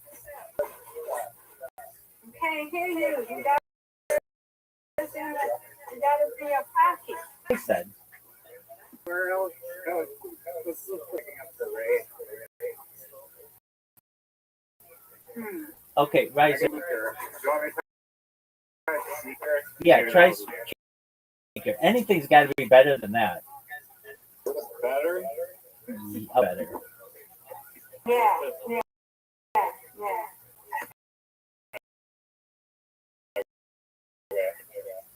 My which one is not under this? Miss Aquarius, how was your day? How were the new? That's a line that's if I'm gone with Cynthia. I hope I can. How are the new? For a few minutes. How are the new people? So good. I guess they did on it. Excellent. Miss Aquarius, did you know that it is days until Stacy's wedding? Yeah. 30 days, 30 days. It's good. It's paradise. She's walking. Yeah, Rabbi is he don't like that. It's just, Well, who would? right. He walking. He might need that. Earbuds or something. I think, I don't know. Or cancellation. I don't know what it is. He can't hear himself and backpack, Right. He's not. but he doesn't realize. It's like it basically makes himself just untalkable, impossible to converse, and that makes it difficult. All right, so I'm still trying to get on podcasts, and I got a new person. Maybe I don't know. I mean, I don't necessarily know if any of them will let me on, but it's good that we've got some people who are maybe interested, and so that's a good thing. So I got maybe two people now who are. I had to. I mean, you never know. Like you'll get somebody who's like, yeah, let's do it. They're gone for a week, and you're like, going on. They got their own things that they're dealing with. That's the world of podcasting. Two times in your lives, you can schedule a discussion and record it and publish it, and not everybody is always able to do that. So anyway, so you had a good day at work? Good. Excellent. And you're you're done. And now we've got a 3-year-old's birthday party on. Yeah. We do. Name is Rain. Mm-hmm. Very cute.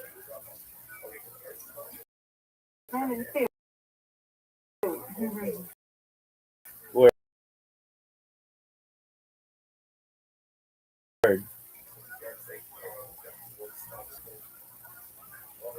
That's different set of babies, right? Like they're just like little ones. Right.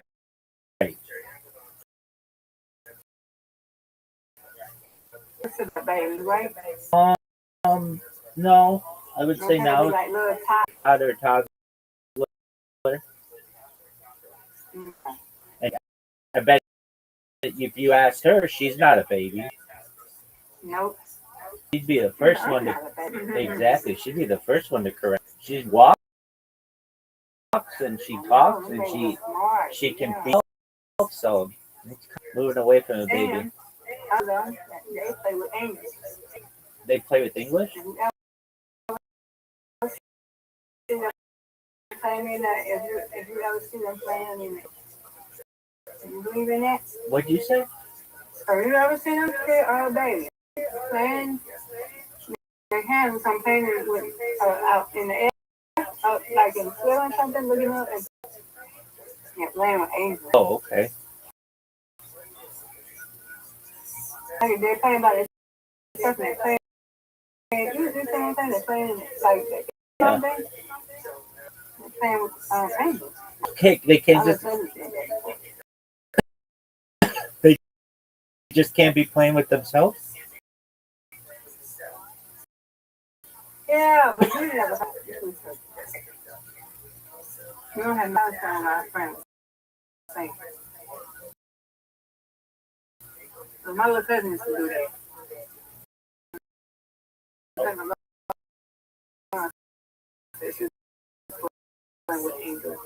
Okay. We don't know. Yeah, I mean, I've heard that as like. Yeah. Oh yeah, definitely. That's something that children do.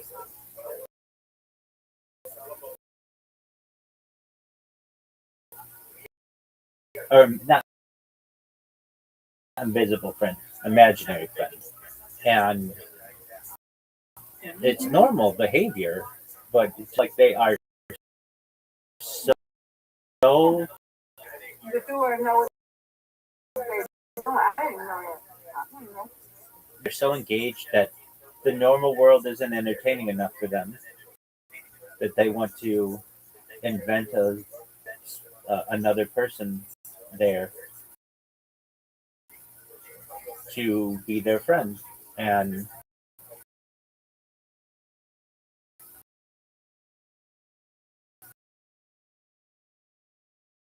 I think that's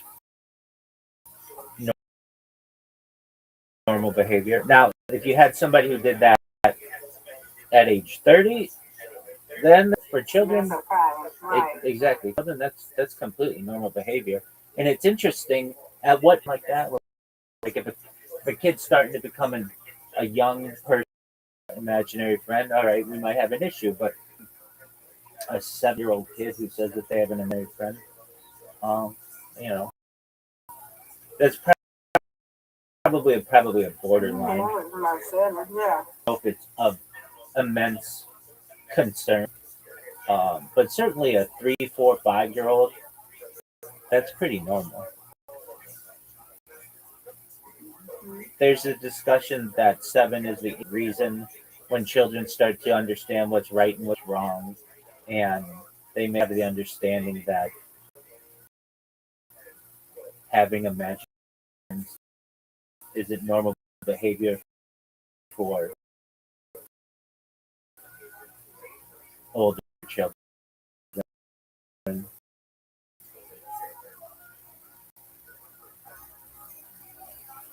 Behavioral psychologist to be able to document, but I think it's quite normal.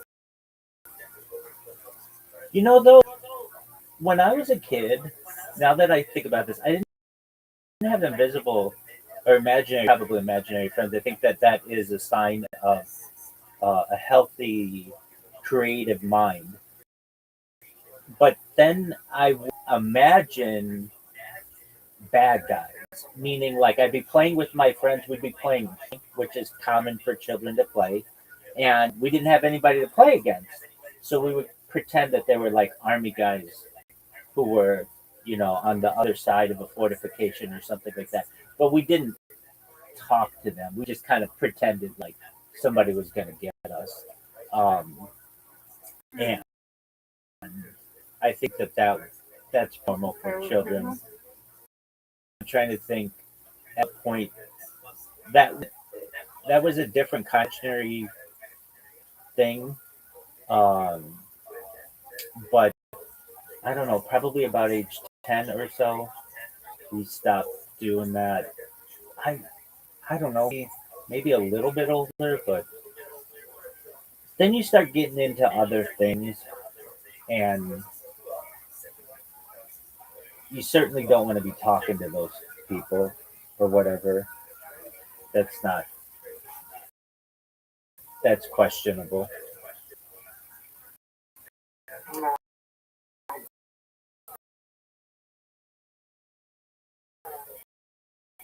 But I think that that's a sign of a creative mind. Like a person is.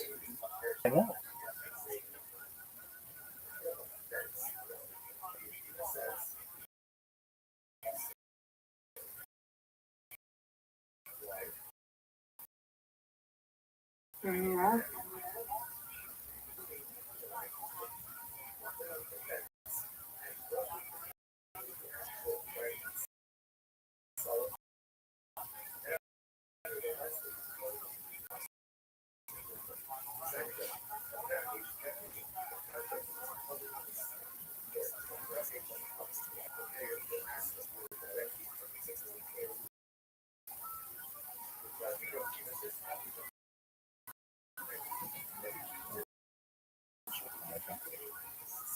Hmm. So how was your day? So did a 2 hour class this morning. Got all my streams going. I'm working on one of my robots, watching podcasts, communicating with people on Twitter, and um, the person communicating on Twitter, they've got a pretty big following, a pretty big podcast. I almost do a huge podcast because I know it'd be really good for me, but it's intimidating to some extent. I'd like to start with smaller podcasts. I've done podcasts before. It's fine. I tend to overwhelm people though, and I get that. It's like I have more content than anybody on earth, and I want to talk about really interesting things about futurism and time travel and teleportation, just really like scientific fast understanding of that. And then a lot of times people leave political discussions, and I do my best to stay out of politics. I kind of think that politics in themselves is corrupt, and I don't push religion on anybody. I feel that just discussions, um, and I like to focus the discussions on futurism, technology, and how we can unify the world. Those are important topics to me. So, to lead, uh, I find that to be beneficial. If somebody says to me, what's your opinion on whatever it may be, some type of legislation?" Again, I don't get political. Generally, I'm for individual freedoms, and I also love those in need. And those are kind of some things that are important to me. But aside from that, I don't want to get into political ideologies, left versus right, because I think they're both corrupt. People understand that's where I stand. And I like to have discussions that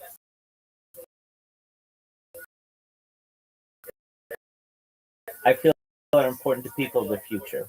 And extension technology, reverse aging, mind up. That's all really fascinating to me, Jen.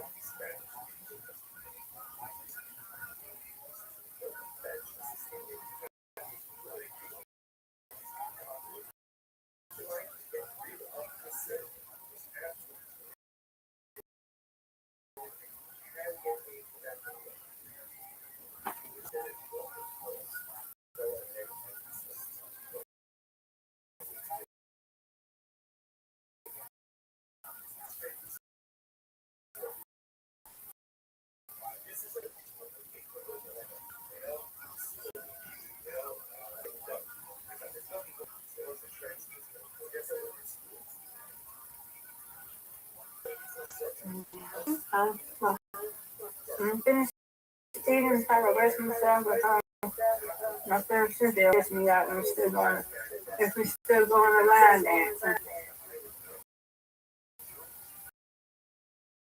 line class. Is that the plan for tonight? Line dance class, because Asia doesn't want to go no more. So What? she said because the lady in the one time to do her, how you put the one, it was one time because and they were doing, they were, and Amy didn't like that. She was like, oh, you got to do your legs, you got to do like this. She don't like it. She didn't like it. So, and then she got kicked out of the West House. I was just, I was just kicked out after they didn't kick out. That's how Amy is. I'm like, okay. Pardon me. Oh wow. Okay. Did you say the app? WhatsApp kicked They're her? thinking that they kicked her out. I guess somebody, like, that, I think the app does that because people were saying that the app did that for somebody, and then they in. So she be like, Okay. ain't nobody kicked you out. Girl, I think it's just the app probably did. You know, but it is what it is. She doesn't want to go back. She said, you can still go, but I don't want. I said, okay. You don't have to make nobody want to go.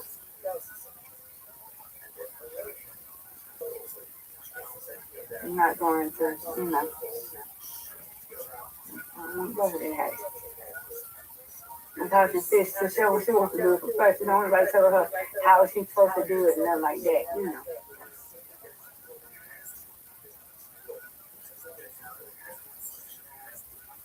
Hey.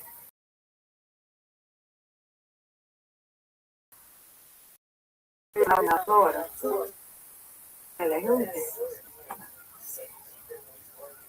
Oh, yeah. On the Saturday, she had went to the event or whatever. They just like a bad vibe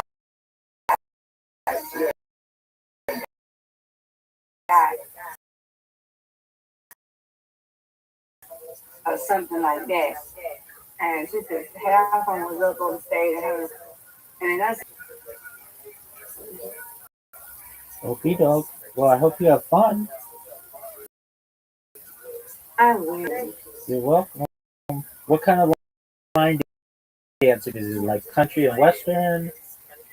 Like just like art type stuff. Like, have you ever heard of boots on the ground? Something like that. Oh yeah. Okay. Mm-hmm.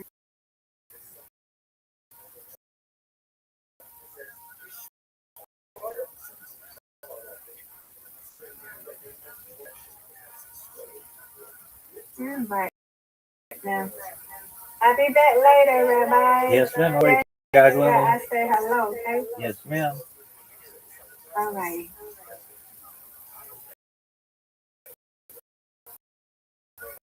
Do it. Get or take a picture of us. What do you get with this Patreon? With Patreon, I'm glad you asked. You said every episode's 20 or 30 longer per month. All shop shows. And questions. I asked 100 questions. Go to patreon.com/TFAPK right now. Just tune in the episode. Love you guys.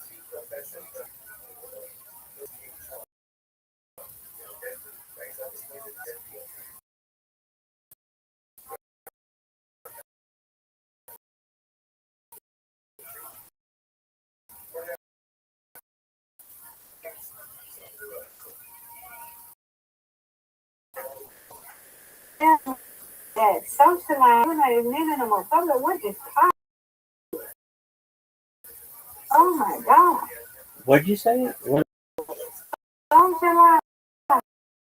Yeah. What about it? I ain't never seen these people in here. How many people in here now? Oh, it's like a top 10, That's quite a few. a top 10 Discord in the world. Very, very good. That many people in here. Now all of a sudden, everybody did it.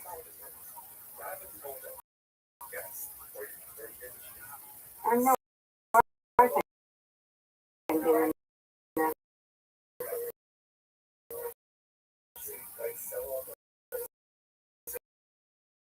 I think I'm streaming in one of them. Where? Socialize. You're not in one. I'm looking at it right now. You got kicked out of there. You're not into it. So your thing is out of there. You're right. Please.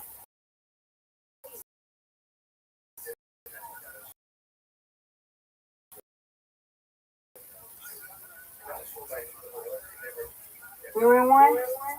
Oh wow. They changed it. One. I'm in one 25? No, it seems like it's more. And you're right, Miss Aquarius. My app like either timed up and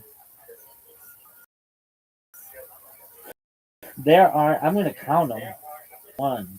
I remember about that store. I've never seen that many people in one call. I ain't never seen that. It wasn't that many people. Why they have that many people is because they have no cameras on. If you have of those that has cameras on, then you can only have 5 people. Yeah, but I'm seeing these people like Tyson be in there for been in there 48. Seven more been in there 48 hours. Got people that's been in there. I love brown girls. Some people just sleep or just they just live in there. I'm trying to figure out why they in there so long though. There are 44 people in there, or more than that. No, but why are people like people? I used to stay all the time. But why do they stay? What I don't know. I've stayed. I meet people like you. they don't talk. Podcasts, I have podcasts. Never heard of them. I don't talk. You like you be. That's true. And I wonder how can I do mine like that? I understand how to mute myself, but I can't. I don't have to do it now, but I said, how can you do it without throwing it? How can you mute your device without showing that you're muted? Yeah. Are you on your iPad? Yeah. No, I'm on my iPhone. Do you really want to do it? No, not really. I was just asking because I haven't seen they thing or nothing. So I was just asking. Are they on mute or are they away from they might be away from the computer too. So I don't know. Cause you do well, no, you do. No, you in there. Right? You got it. I'm thinking there. I might leave I might take my iPad and leave my iPad in there while I'm gone. That'd be cool, huh? Yes. Or I can just leave it in here, huh? Like, it's really better just leave it in here, huh? Whatever you want to do. I like having you here. I know, I might just keep it in here.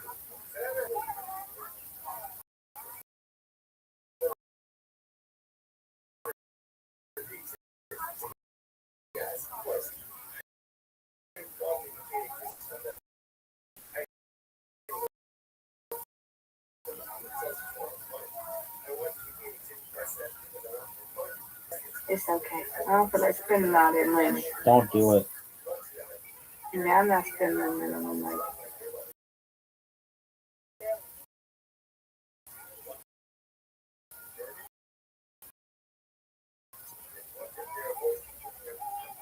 Name. The color name.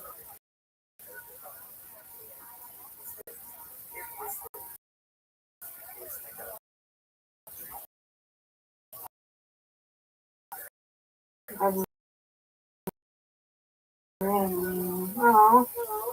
it's a lot of people.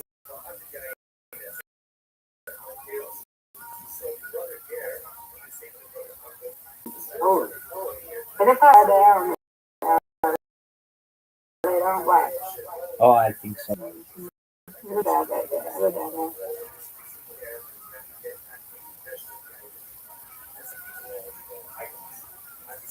I might be doing. I want another account, but I don't know what I'm gonna do with that account. I don't know why. I don't know why.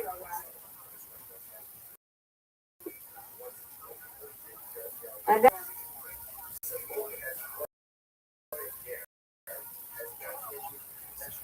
Just make it. I don't think this one. Now this one, I just want to keep it offline. The other one, I can keep it online. Keep talking about it. Just make it.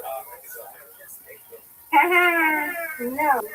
I don't need to make it. The college never did the books to I could sing it. Okay. Surprise. Yes. Who is the surprise? It's some news I tell you. I don't know who. Oh wow! It's so the building evacuated.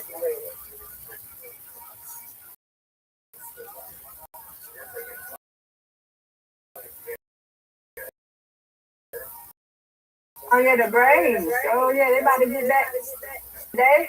Yep. Oh nice.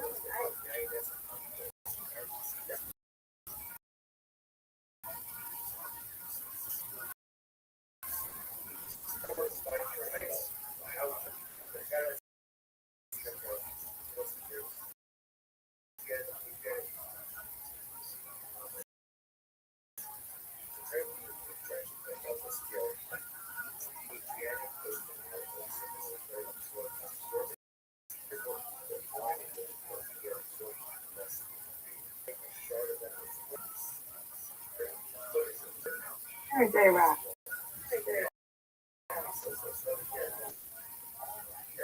You had a little bump under your eye, J-Rock. Why is that under your eye?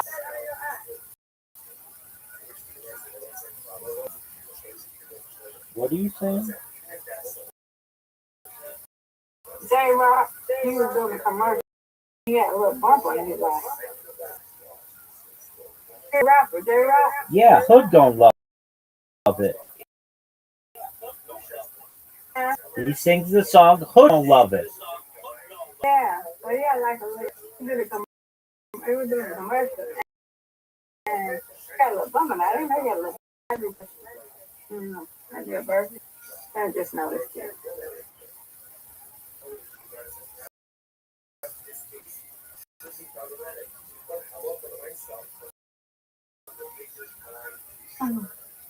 Yeah, hurry up and hit me up.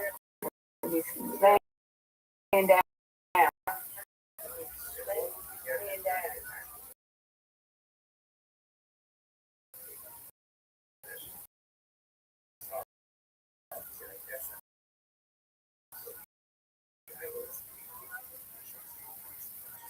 The J-Rock song.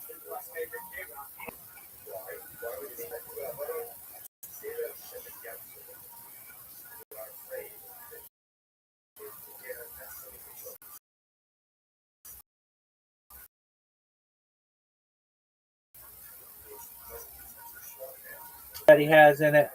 It's one of my favorite J-Rock songs. It's definitely my favorite J-Rock song. It's one of my favorite songs from that time, the early 2010s. I like it.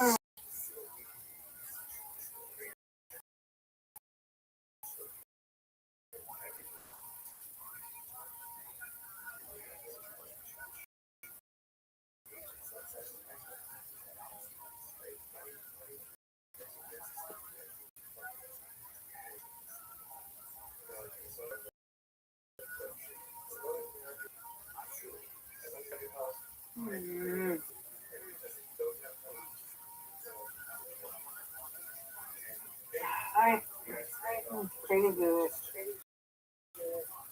Last one from Yep. Oh.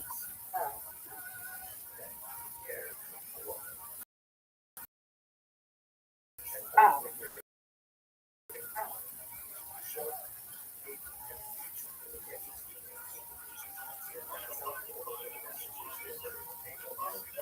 My phone. Alright, so I'm done.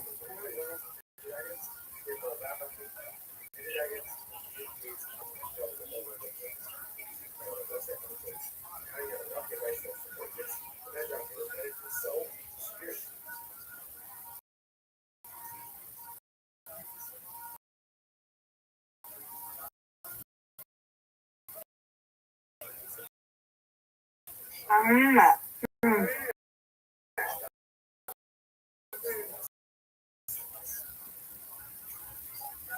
fine.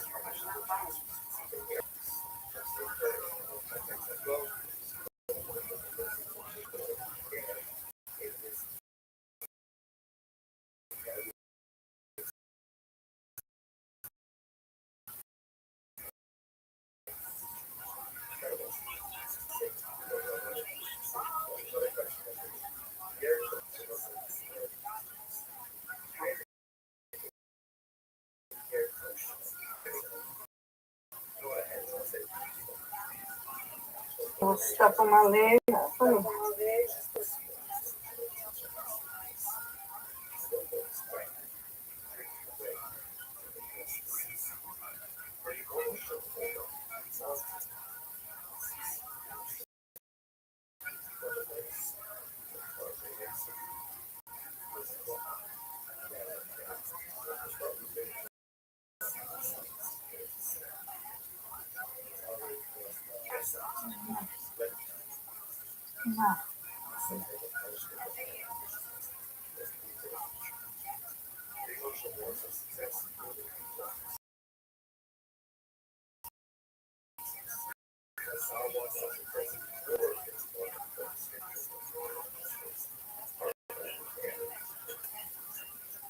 Wait a minute, I put the wrong word in it. Oh, God.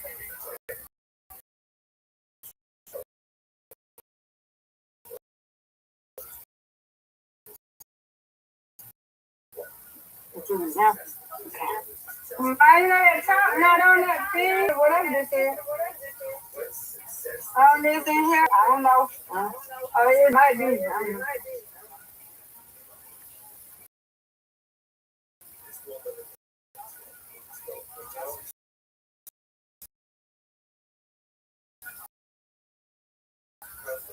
In the refrigerator.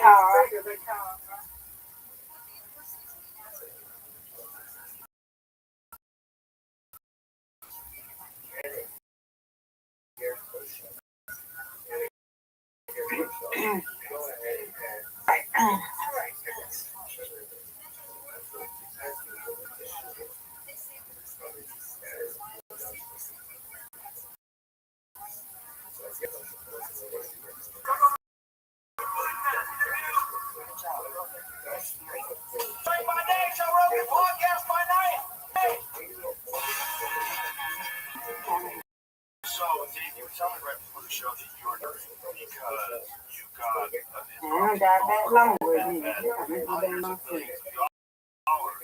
on oil prices. Congratulations. There was a good. Are you shut down still now? Oh, it was okay yesterday. I didn't read that long. Long wait time to airplane. This is crazy. Everybody don't go on the airplane. Not yet.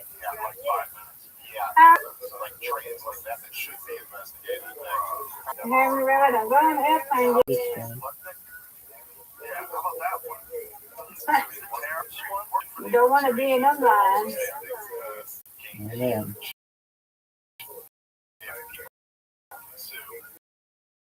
It's like, ooh. Yeah, they say get there 4 hours early. Brandon keep coming in that round. I can't even know. So they say, yeah.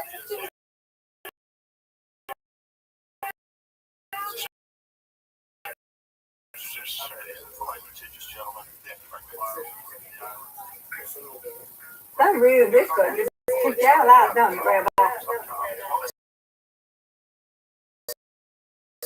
What'd you say? For some reason, y'all out. It happened.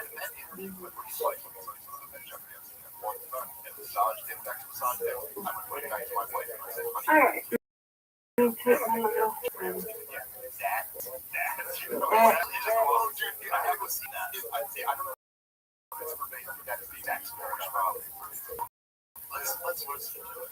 to us. I find it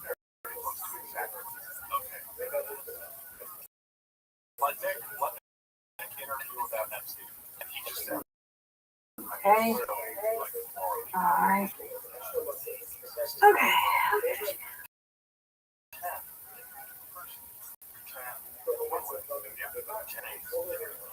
It's I've been close with people. Like I said, that was my takeaway from that debate with Chris Palmer. It was like actually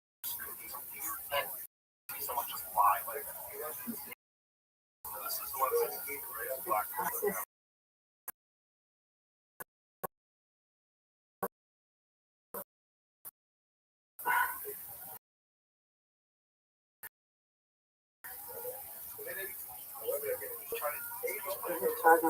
Let this up first.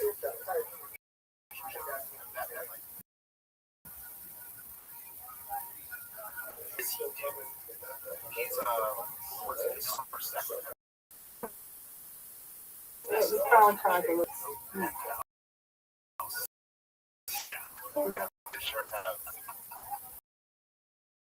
This is what training the swamp looks like. Under Epstein's Commerce Secretary Howard Lutton.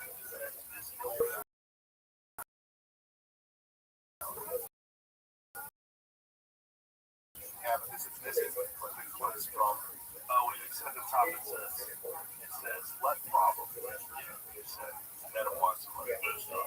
He specifically says that he met him. He saw he had a massage table. I think it was Mick Jeffrey.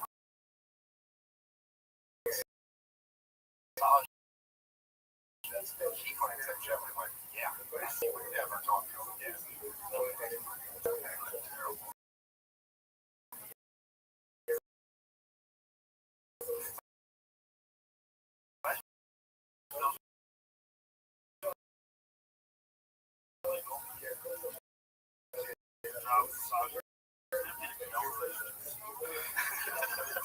How many people are in terrible relationships that are on Wednesday?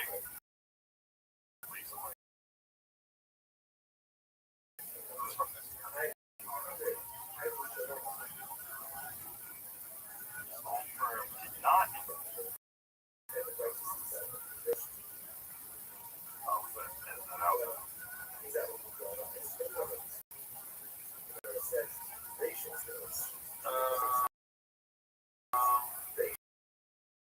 those firms run by his two sons, Elka Lutton and Alex. Trump's tariffs. The president said was that the caster did not trade of Wall Street from Trump pushing tariff push, but decided he can't step away from the bank. Turkey spokesman said the salesman erroneously was expected to play.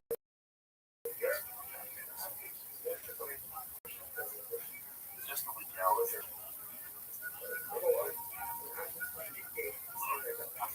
Tariff-free market. So what was the accusation there?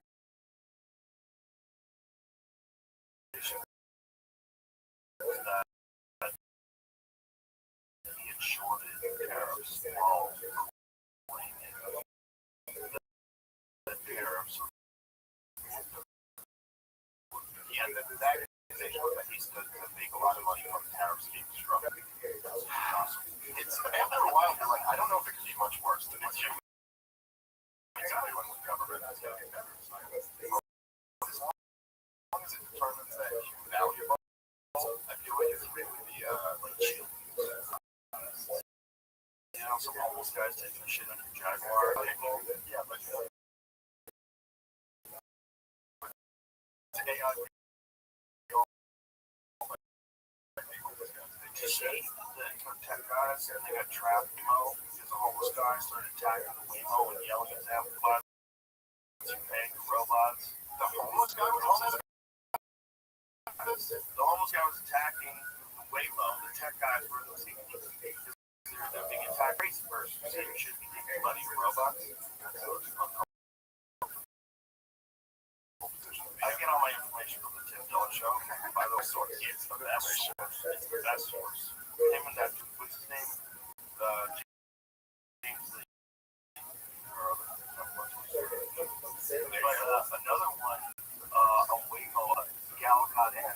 there's a fucking homeless guy in the trunk. Because apparently the person, when their Waymo, they open the trunk to take their luggage out, and they never closed it.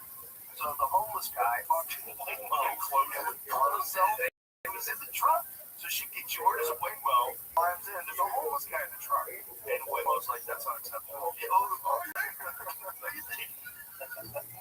Okay. The main claim is that Cantor Fitzgerald, Howard Levitt's former firm, now chair to the profit by care refund rights that became valuable if Trump's tariffs were overturned. Investigators and reporting notably by Wire described campaign importers for about 20 cents on the dollar. Internal materials cited in those reports suggested Cantor had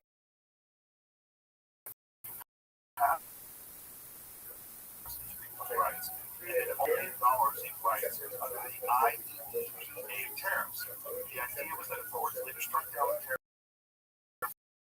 the government would have to refund fees, and Cantor would collect the full refund while the original importers won't know why the scene of conflict was true. So this said they executed on one, right? Oh my God. Yeah. It says internal materials cited in the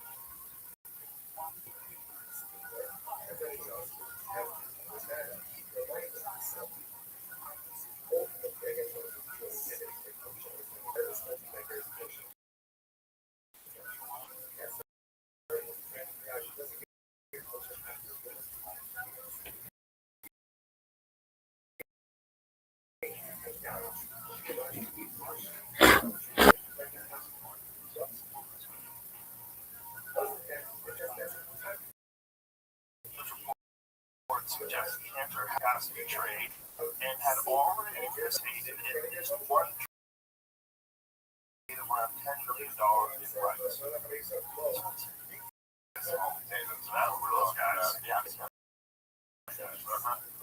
What Cantor and Pletnick side said that while some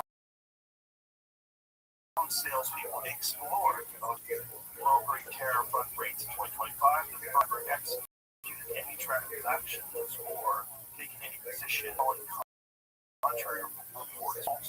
Follow-up recording has had Cantor considered products on tariff that ultimately backed off. The Department of Optics, that's a big around Pletnick's government job. Latest coverage is no public profits from this strategy, so the investigations in Congress are ongoing and focus on whether there are you more interested in the ethics conversation or that's no, so it seems like we don't really have evidence. I mean, if which is probably the Democrats take the House and Senate elections this year, that'll just be the next years of politics. Some Democrat lady just took over the seat in Trump's neighborhood, where Mar-a-Lago is. So the Democrat lady just won. Yeah. Well, the cities, yeah. What they did is for they impeached them twice for absolute bullshit or anything.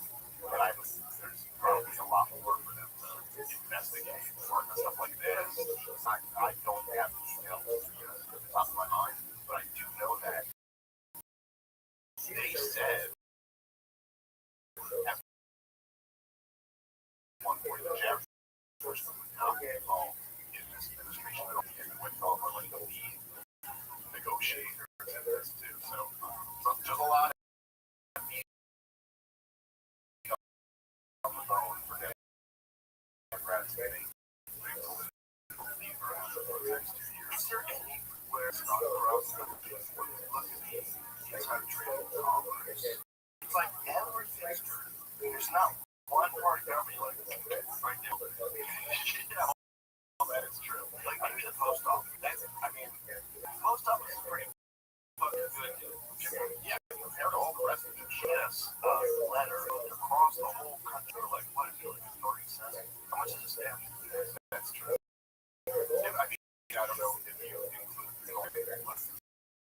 taxes that pay for the whole thing. Politically speaking, yeah, we're out of it's not a bad organization. In terms of government organizations, yes, I do. It was a while, like where so many post offices so crazy friction. They're calling it going postal, but it never seems to happen. Yeah, young people, if you're listening to this, you don't know what we're talking about. You have school shooters. Okay, we have to do it the old-fashioned way. Try to post them crazy. That's how you went around shooting people. And it happened several times to the point that became a thing. When you run around shooting people, using it nothing.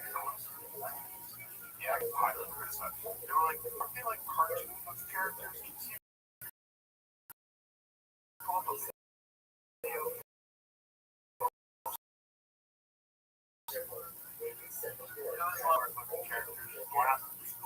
So it felt like less. This was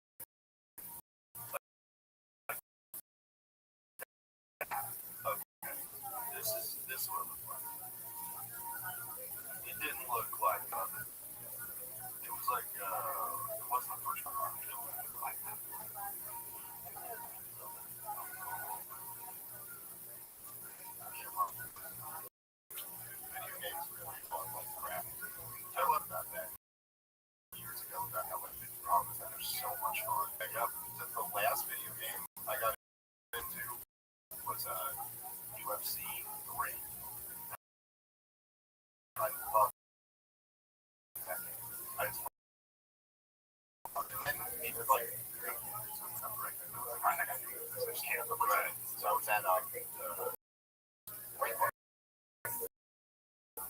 never LA. Shout out to yeah. So I was at the one in Jersey that has UFC. So I was there for and I just the whole time I was there just in and I was like, it was like a feeling like a drug addict who's around their drug choice.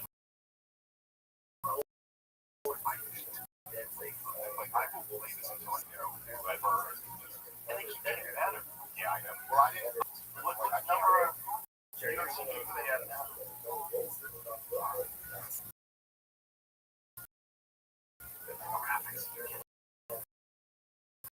Better, more natural. Yeah, first person shooter. Was it Joe? Yeah, but one of his thing when he was obsessed with video games, and then he went, I got just something else instead of this. Jiu-jitsu. It's just like amazing at jiu-jitsu. I can't remember this, but I swear I heard it in an interview once. And then it was just like, I just play video games all day, all night. I was like, I gotta do this. So I just started doing jiu-jitsu instead. I'm a fun fighter a lot. Fun dude, like, his brothers used to be talking to each other in the front yard. They would have like full on power. He's the best one.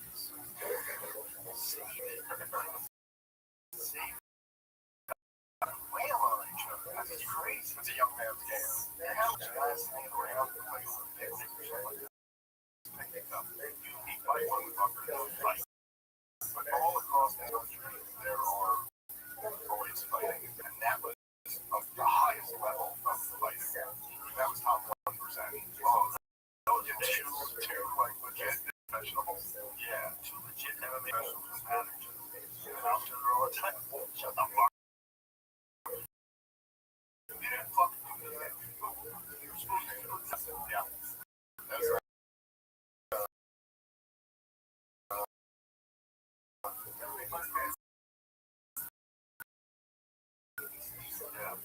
The next thing that we got fighters to watch. Oh yeah, yeah, so it was awesome. Yeah, he had a lot of fights. Yeah.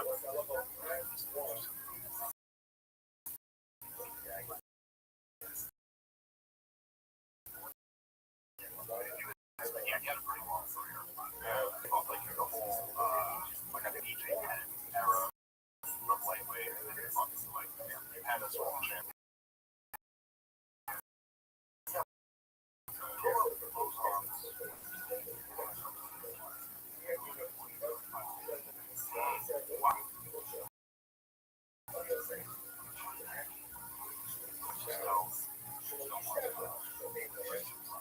It's a very hard job.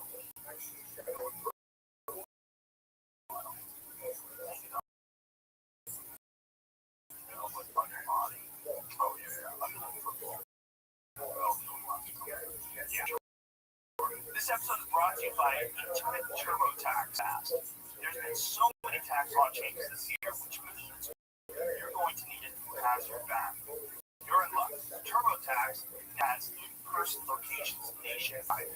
Walk into their tech-enabled stores and meet face-to-face with a Turbo service expert who will get your the expert works to get you every dollar you deserve while updating you as you go about your day. Head to the find a store near you. That's real tough one, but there's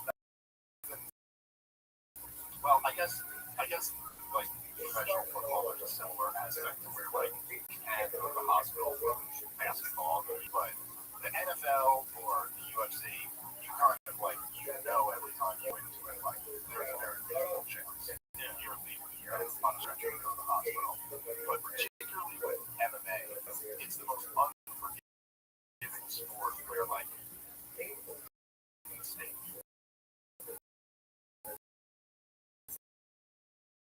One mistake away from like LeBron James So this is a wide open layout. Maybe tomorrow. Yeah. Tomorrow's way ahead in the fight. It's in the 5th round. I think it was like 20 seconds to go or something. Crazy.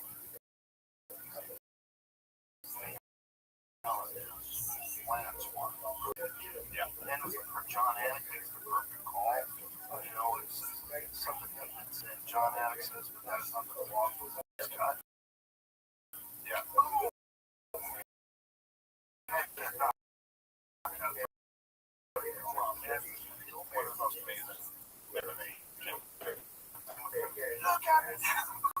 And then back and wins the rubber. Yeah, which was like, it's an interesting thing. You know, like, first off, getting knocked out cold like that, like that's a number to your body, like that's psychologically. Well, psychologically, also, I think physically, and then also just like the confidence that works on exercise, just everything. Yeah. Kamaru had he's dodged big ones until they were landing. Yeah. So in his head, in that fight, that narrative completely changed with one head. So go to the next. The narrative is now, if you fuck up, we'll be unconscious. You can't get back unconscious. He fought much more cautious. Yeah. I remember seeing that with, I feel like you could watch that when Dustin Poirier fought Conor McGregor the second time. Like, you know, McGregor knocked him out years earlier. And you can kind of see, you know, like, you can see Dustin, I'm saying like he was nervous or anything, like one of the greatest fighters ever. But you can kind of just see, like, he gets in there and just starts, and he takes a couple shots on Conor, but still there. And he lands a couple shots, and you can see, like, in back then, you're a different guy now. Well, with Conor, it's all about weather, the initial storm. Yeah, the initial storm is great. He's so explosive, so fast, so active. And then another fight was Dustin setting up those avenues. When you both fight Southpaw, if you're Southpaw with Dustin, a lot of times the avenues not really built.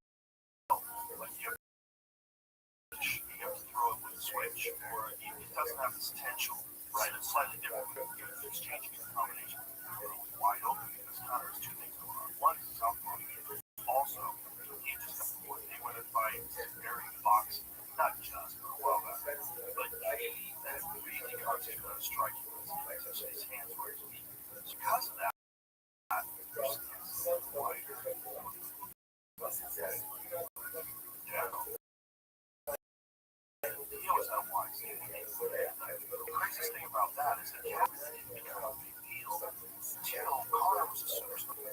Like, was after that, that's how recent it is. Yeah, it's very strange that that was almost like a thing that didn't get figured out until so recently. And it just totally changed everything. Like, at this point, you never see it rare to thought on this sport. Well, no, but I mean, like, compared to what it used to be, where it used to be like, that was what a late kick was. Yes, compared to MMA. And now it's, I'd say, like, the majority of late kicks are targeted. Yeah, like, almost like a thigh kick, almost just to switch it up a little bit. These guys got really good at taking. Yeah, he got really good at being conditioned.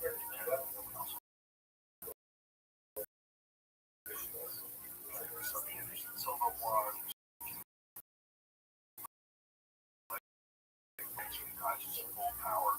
Like, thigh, and someone just lifts up their knee a little bit, takes it up right where there's shit. And boy, I've seen it waves. I've seen a bunch in person. I've seen dozens and dozens of small motions where a guy throws that kick wrong with the leg. You see it dangling there. You're like, oh, no. I recognize that thing, and like that injury is so recognizable. Like, I've seen it so many times now. I see it, I just go, oh, it's gonna wrap around the cat. I've seen it several times on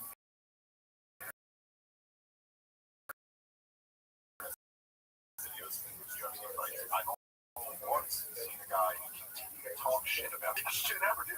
Everyone else I've seen is like, crying.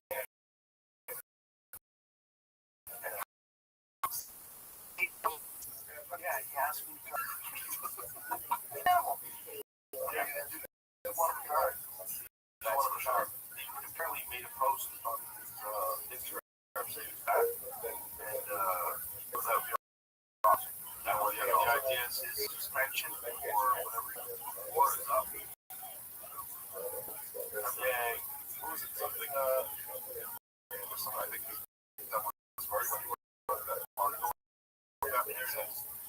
Is their confidence in Tennessee fighting again? Outstanding, we did it. And pay me. Fuck, you pay me. You fat Irish prick. You don't have my money. See us in the casinos. The man loves his all. I got love for you. For life and eternity. It's McGregor. How drunk do this fight game easy peasy. This a shot off the head, go bing, green dot form. Well, I really hope he's actually back. It'd be fun to see it. A lot of time. Maybe a lot of time. Personality is for you. Never know, that's right. It's no one even close. Dynamic personality is for you. And he was just, it was incredible what he was doing. Danny Alvarez. Oh, yeah, I was there.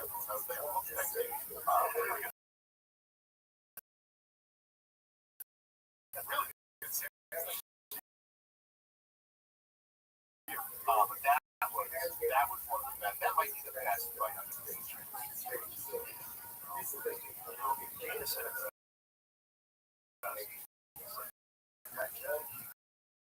Pressure. Pressure that makes up very well. And he had an amazing, very early in his career, which was like kind of a unique way. Even like on his front, he was his first fight in the US British. And he was a relatively unknown at the time.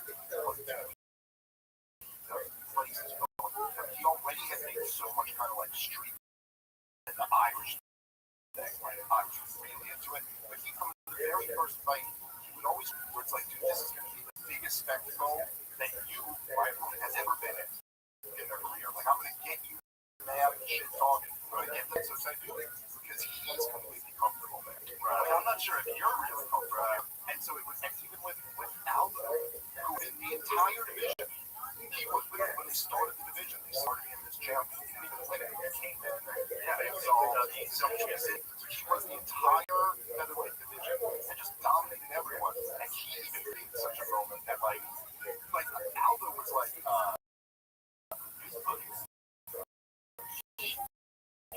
So it's one of the featherweights. He got him. So curious. He didn't care about any of the shit talking. He's like, yeah, we're having fun. Yeah, he just looked very overwhelmed moment. But, and by the way, everyone from Ireland came to Vegas for that fight. You know, these things I've never seen in my fucking life. The entire Mandalay overcome Irish people. I mean, overcome like you couldn't move. It was nothing but Irish people everywhere. They were singing. They were all singing together. Gigantic casino. Partying for Connor. I remember. I want to say it was like, look at all these people. Bro, this is nuts. They're all Irish people. Like, you gotta realize,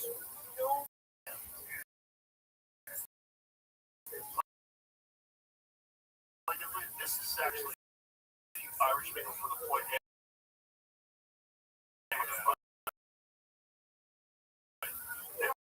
We're still riding or die with them.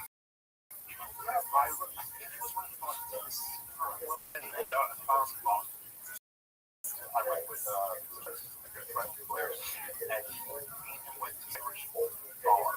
So luckily we just happened to be in Midtown. It was like an Irish pub. And dude, I mean, it wasn't even that big of a bar. They busted. I mean, it was shoulder to shoulder Irish people. Singing and chanting, it seemed like everyone had an Irish flag with them. Like, it was a little bar. It was this. That's nuts. Look at that. That's Mandalay Bay. Wow. Look at this. Oh, that's MGM. Everywhere. They're probably in a casino there was. This is crazy. Imagine you're from Northern Ireland. Still the troubles. Wait in the hotel. Just Vegas for a little camp. You don't follow him. Good. What's this all about? Oh, yeah, big fucking friendly vacation.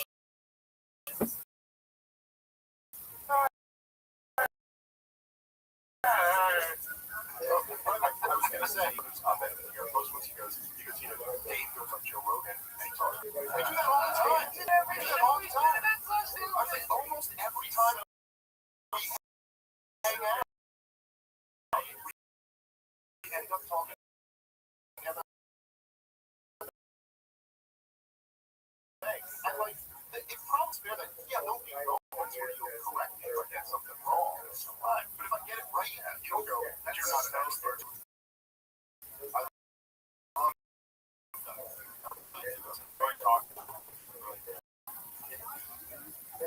Very disappointed with that sort of strategy. I shouldn't be talking about these things actually even more than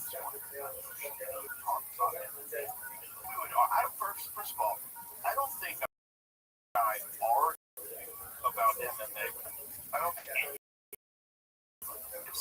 someone has a point about MMA, I might say, correct, I love that wrong. Yeah, or I might say I disagree. Some people think that certain things are going to happen, and I'm like, no, I disagree. That happens. Sure, but, well, also, it's whatever good thing or it's not a good point. If it's like an objective claim, you know what I mean? Right. Like, if I can say, like, when Volkanovski, okay, that's either correct or it's incorrect. Like, whether or not, I'm not an expert on fight. Geez, you can watch the fight and that would be correct. Yeah, that's right. So you'll see, it's right. I saw you get a home run. It was crazy. Well, I think a weird thing during that show was, I don't know what weird incentives. Yeah, like incentives. Incentives is the right word. Because there's a lot of people that are saying things that don't like saying. Yeah. Well, also, from my perspective, I was disappointed because I trust them. I was always actually and it had been phenomenal. Like, the only thing that was ever said, you called me, you were like, what do you guys say?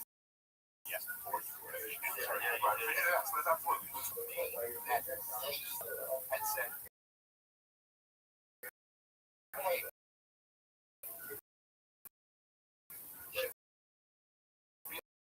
really doesn't want this to call me to like a food fight. Because then he came in and the whole thing was about me. You didn't want to talk about the issues.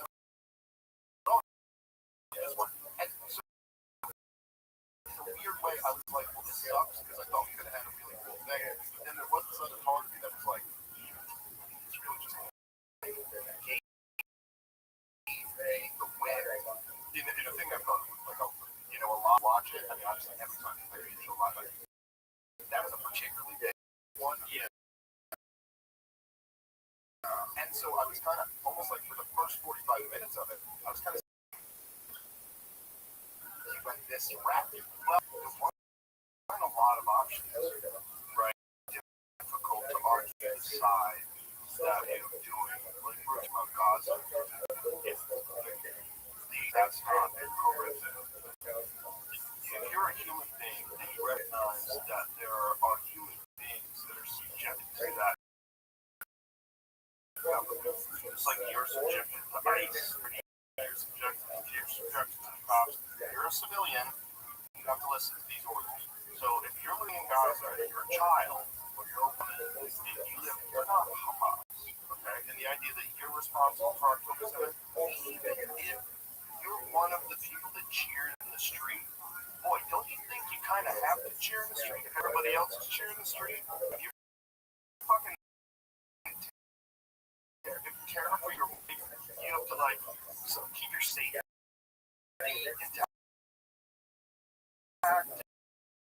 Like, you gotta kind of go along with what everybody else is doing. Not saying that's good, but when you know, like, so I don't know if it's stopped. stop bombing. I don't know what's going on. Now, they've slowed down a bit. They haven't stopped.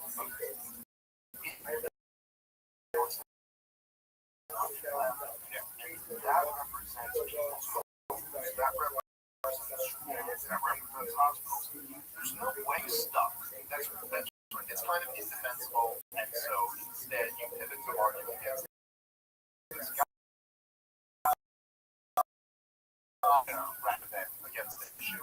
Well, I think it's the letter to America against America, but Osama bin Laden literally said that millions are their targets because you guys have all these politicians, and they're the ones who conduct these wars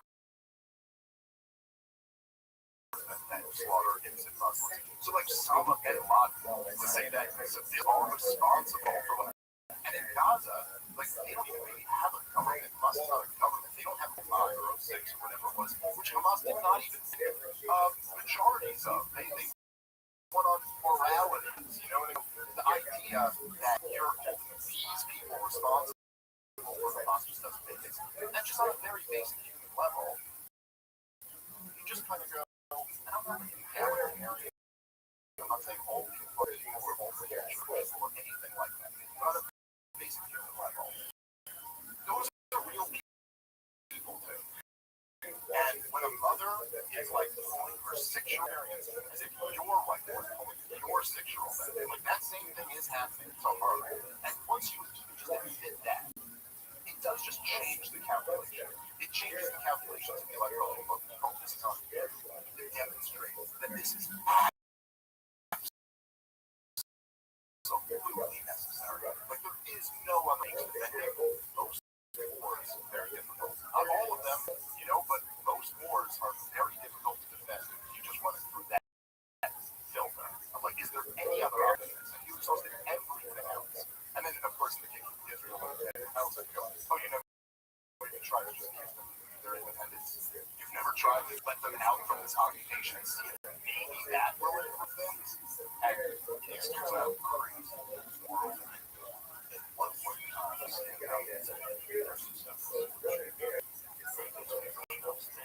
why do you let you control them? They're kind of a country, but not really, because they're attached to you.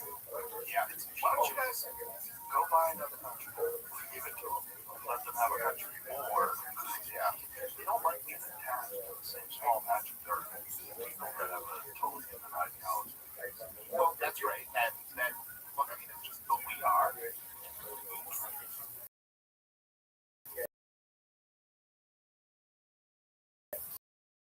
Yes, Canadians do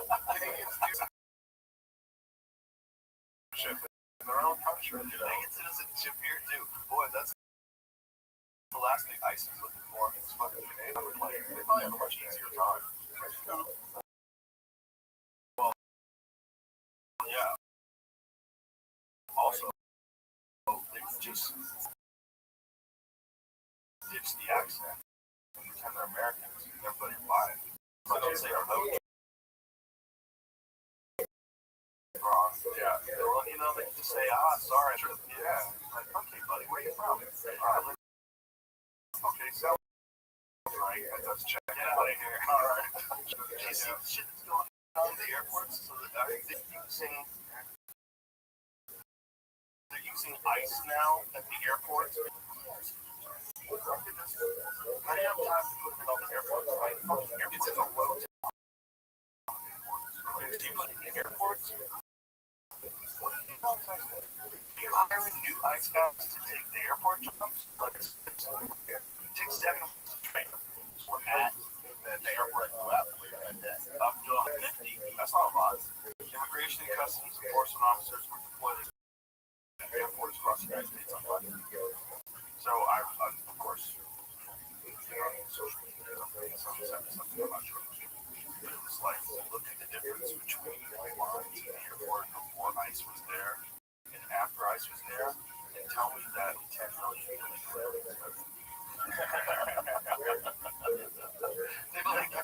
they're like, what is the real, we were talking about this last night, like, what's the real number? What is the real number of illegal else in the United States. You were saying something about Ann Coulter.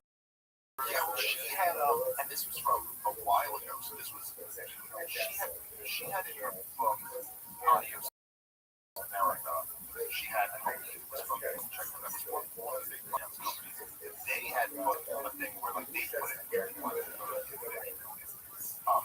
and that is why, yeah, and this is before Joe Biden, and I don't know really, they got those numbers, this is before Biden, what year was this book? I want to say 2014.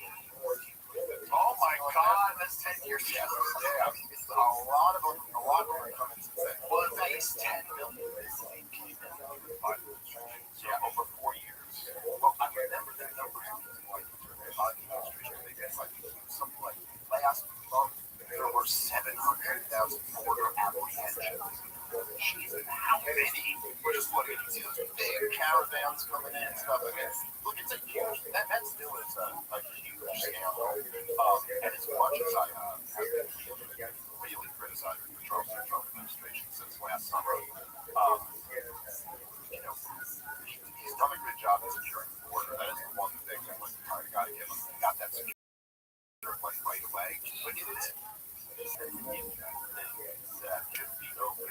Those people should be able to travel. They should. There's no one's illegal on stolen land. Christians have to get out of children who were trafficked that way. Children were dragged across the border and sold to psychopaths. Oh yeah. Oh, and it's horrible. I mean, I saw at least 50 million illegals today. See my book, Adios America, the analysis from Pulitzer Prize reporters and numbers crunchers from Bear Stearns. Right, it was. This is true. Wow. The book is from 15, but that's around that is crazy. That's crazy. Supposedly, this is the book that got Donald Trump on the immigration issue. At least I've heard Ann Coulter say that before. Maybe that's right. But look, it's also a particularly, it's a profound like act of treachery for a to its own country. Like to allow that to facilitate that to happen. Domestic population. Like if you were to, I grew up accepted immigration debate last year. And I can't even get numbers on what the full border is because it's like they ask like policy should be less restrictive or more restrictive. The number of people who support open price supports that is as unified an issue as anyone can have, and there's wide open. And so to that to the American people begins to drastically change the country in a way that is not it's not easy to just want to do. I mean, as you've seen, right, Donald Trump has deportations almost immediately because big business was support it, and then because look like the level of violence that you need to just physically deport 50 million people is going to be something that the American people aren't going to put up with. So, and rightfully so. I completely understand that. They seem like, you know, I saw one thing. I saw Trump had asked the ICE agents who were going to the airports and out there the masks. And I was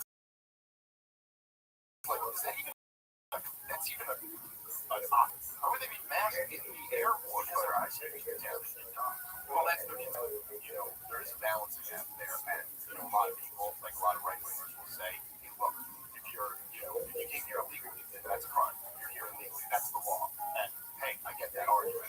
But also, the supreme law of the land is the Constitution of the United States of America. And I have a ton of videos where there were masked ICE agents, not even identifying themselves, going up to people, telling them that you have to answer my questions. You don't have an option to walk away, which is like not true at all. My take on it is that you can't accept people that aren't having people learn that don't have a warrant on the streets in surprise situations. Because if they're using it for this, which you agree to, that opens up the door for them to use it because you won't take your vaccine or because you did this or did that or whatever the fuck it is. If a different person gets power, maybe ideas are something you don't support. It's just not something that you're supposed to. That's right. You don't want to sound told me that is this is a very credible source. But they told me that there are people in this country, and not just a few, but many, that are affiliated with terrorist organizations, directly affiliated, but they've applied for asylum.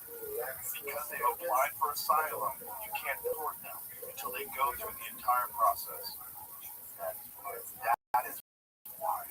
So there's people that are known as terrorist sympathizers. They're communication with terrorist networks. They've done things with terrorist networks, and they've applied for asylum. So you have to go through this long-ass process through the legal system, and it's up to a judge whether or not this person, who may or may not be a part of a fucking sleeper cell, gets to stay in America.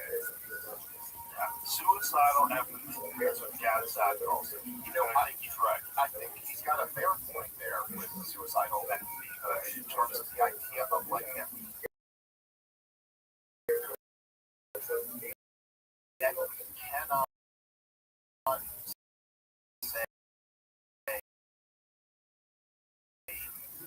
on some level that it's like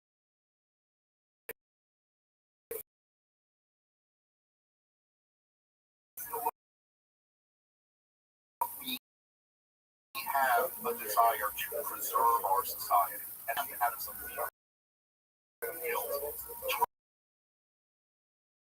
Turn our country into something worse than what it otherwise literally just him,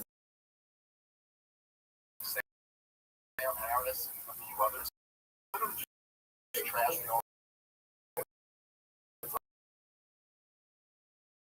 and refuse to engage on a sense. So, like, it'll just he called on Twitter. I like that. Well, I have a relationship. Well, that's true. I'm a big critic of Israel. He's a Messiah. I guess you would say he's not current. Like, I used to work with Newport Creamery. But I also think that a big component that all of those guys are missing with our foreign policy. And that's not always been peaceful. For guys like, say, like Sam House, these kind of like pretend intellectuals who have spent his entire career talking about how violent and irrational the Muslims are, and how you can't even draw a cartoon of Muhammad or Muslims who want to get violent and stuff. And like, hey, fair enough. And we should all say, like, if you want to be over here in the West, more about free speech, then you cannot kill people for cartoons. But then, like, none of them ever also go, hey, murdering an Ayatollah might be dangerous during Ramadan. Yeah, that is not just a political figure to Shiite Muslims. So, at the same time, it's like, okay, I'm fine with saying, okay, I have suicidal empathy. My buddy Keith Knight, brilliant, works over at the Libertarian Institute. I forget what he said, but he said something like, okay, I don't want to have suicidal empathy.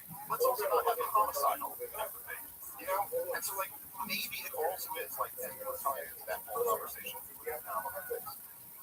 With the whole thing about the kids living in Gaza, it's like, it's also the fact that if you just view slaughtering Muslim children in the Middle East and North Africa as, like, just an acceptable political price, that's just collateral damage, and unfortunately that happens with Muslim policy. You're going to deal with more and more of that. And the combination of both, Joe, like the combination of having both borders, having all these people get in, and continuing the war on terrorism and slaughtering people in these countries, must be the most insane combination.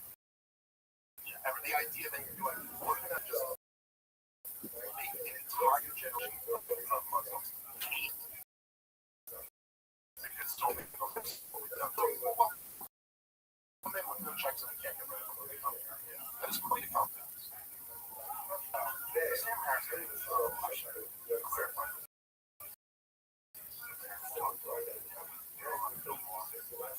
We didn't not talk because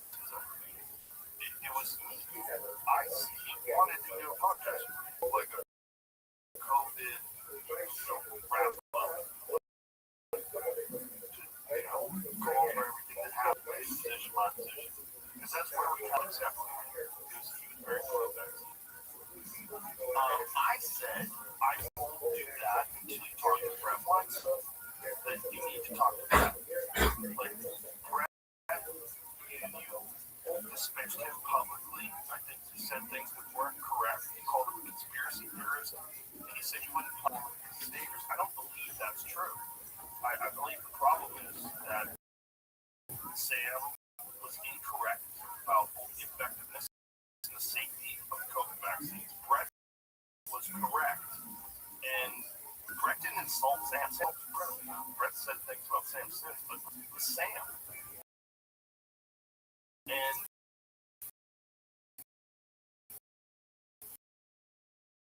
I said, you gotta talk to him first. You can't just talk to me. He knows what he's talking about. He's had conversations with several vaccinologists, all the people that worked on the mRNA vaccine. Like, he was correct. We all know that now. We know he was talking about whether his masking doesn't work, distancing, the lockdowns, and all the above. All the above. He didn't want to talk to Brett. I said, that doesn't make sense to me. Like, you talk to everybody. You have debates with Muslims on stage. And it doesn't make any sense. Like, why wouldn't you talk to Brett? I don't think he wanted to talk to Brett because I think he didn't want to talk to Brett because Brett's right. And I think it's indefensible. No, I completely agree. I mean, I had a... By the way, I don't hate Sam. Say all the crazy shit you want. He also said, like, I don't think he should interview Gaddafi. Guess what would? If Gaddafi, 100% I'll interview Gaddafi. You ever hear Russell Crowe talk about? He did a clip that was on the show where he talked about why to get rid of Gaddafi, right? And like when they talked about how evil Gaddafi was and how he subjugated his people. He saved your mind, man. Russell Crowe on Gaddafi. He wanted the United States of Africa, and if you want to get him off the U.S. dollar, like he had some very dangerous ideas. Yeah, he also supported Palestinian resistance. Yeah, that was it.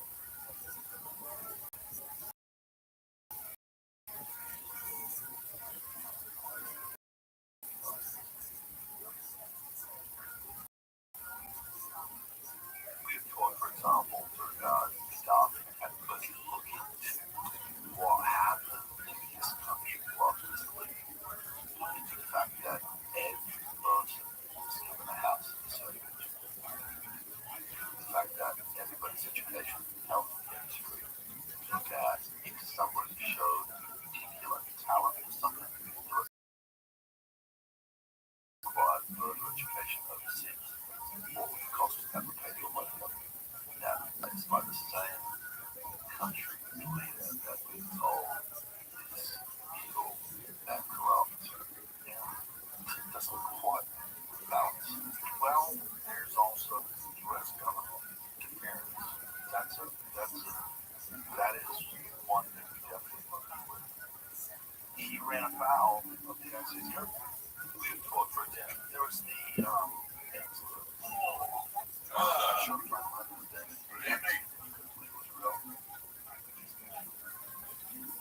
This is my weekly Zoom call, so we're going to get other people on here. But I thought it would be a good opportunity for you to actually see me in action. Pleasure to meet you, Mike. Pleasure to meet you too. All right, so I'm just waiting for somebody wants to come in on here. Anyway, so let's have a chat while we wait. Excellent. How's your day going? Oh, it's an early morning here, so I'm having coffee.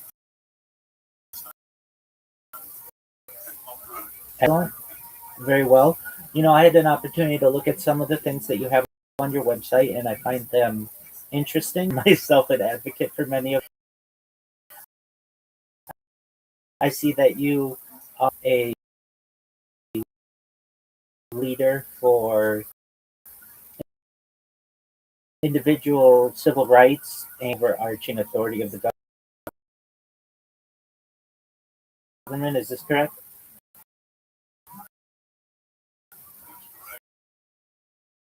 Excellent. I'm in agreement with you on that. advocated for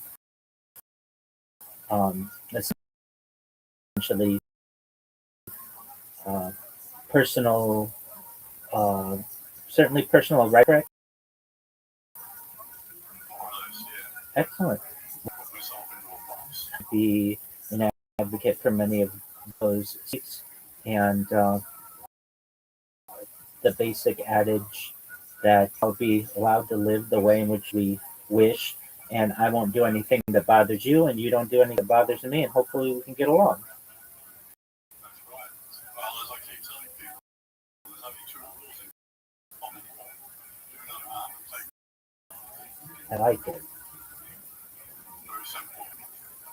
So that's one of the things that I'm trying to do is to simplify the concepts that we're dealing with, so that people can understand them. A lot of people get very about the law, but when you put it in very simple terms of how it applies to them, they start to get it. I'm in agreement with you there.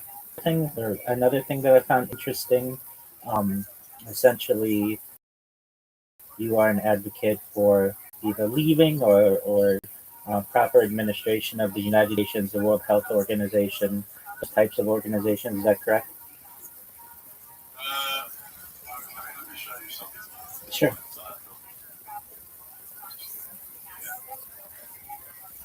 are we here? Yeah. Now, most people don't know that the Australian government has signed us up to the Charter of the United Nations Act 1945.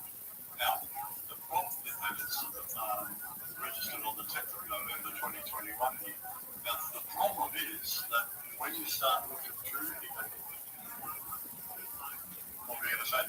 Oh, I wasn't saying anything. I'm listening. When you start looking through here, number 4, Act binds the Crown. Now, this is very important for most people to listen. This Act binds the Crown in right of the Commonwealth of each of the states of the Australian Capital Territory and of the Northern Territory. And nothing in this Act renders the Crown in any right liable to be prosecuted for an offence.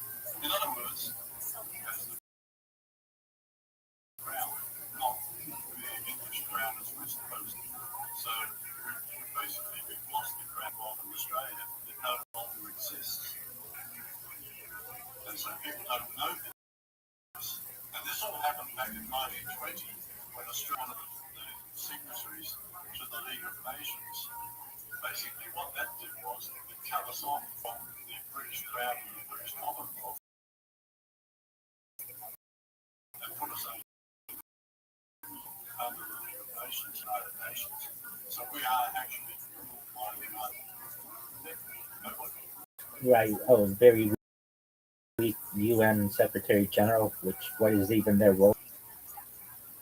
So, I'm trying to get people to understand this. A lot of people still know a lot about the Constitution. So until a few weeks ago, so was I. That's how I learned this. And so I always thought the Constitution was, it still is, but it's not being used by the government. So even though we have a Constitution, it's any amendments made to it don't apply since 1920.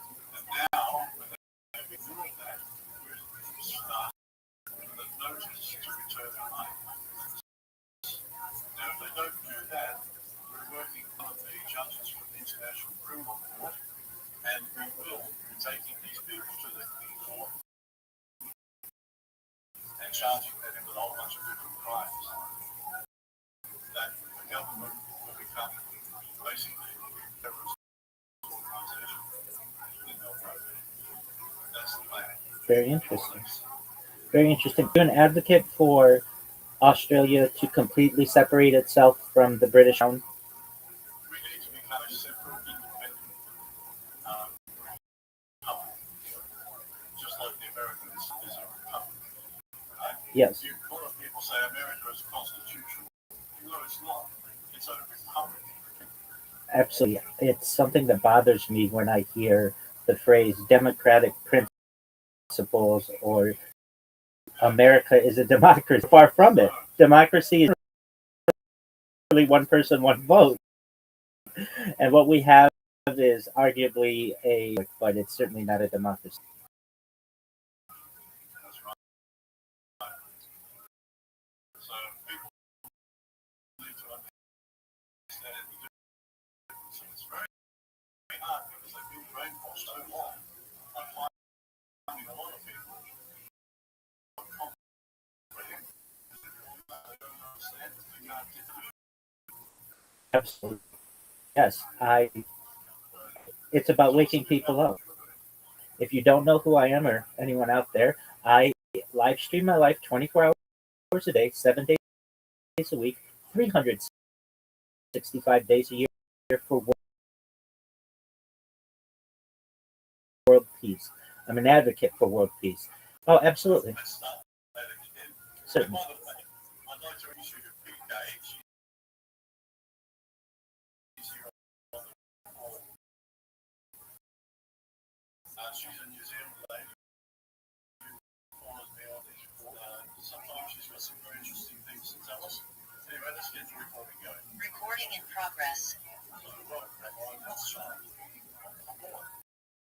Thank you for the opportunity to be here. Let's get what you're all about. Absolutely. I'm Rabbi Rothschild. If you don't know who I am, you will. I stream my life 24 hours a day, 7 days a week, 365. I've been doing so for more than, let's go back to the pandemic, death of a queen, the birth of AI, the coronation of a king queen. This is a real life Truman show, a real life Big Brother for any of viewers who may have seen the movie The Truman Show from the 1990s. Brother.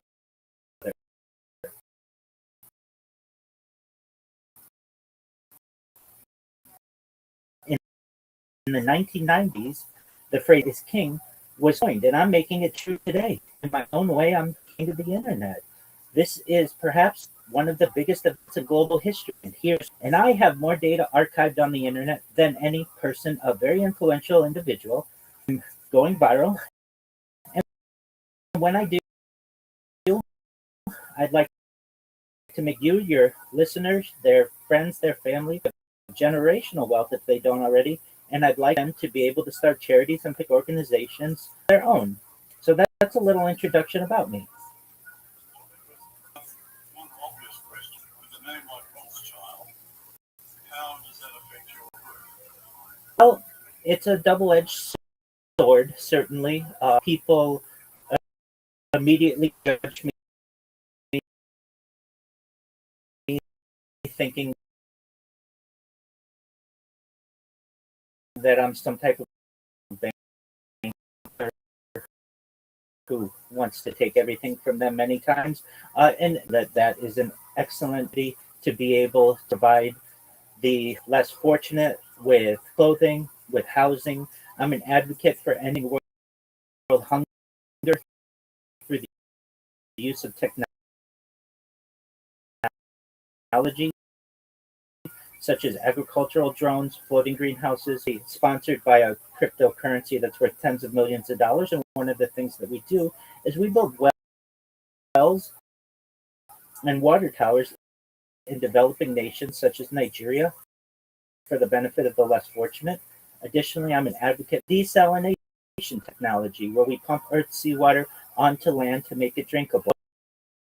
So for those out there who judge a book by its cover, perhaps you am someone within my family who wants to be a leader for in the world. Yes, I think the banksters lost sight of how an alcohol didn't work very well. It Anyway, I'm going to show I'm just going to share the screen. This is your video on YouTube. It's there all the time. You're online there 24 hours a day, right? absolutely. If you would, could you in the search just type Rabbi Roth and filter by live because I'm live different streams right now.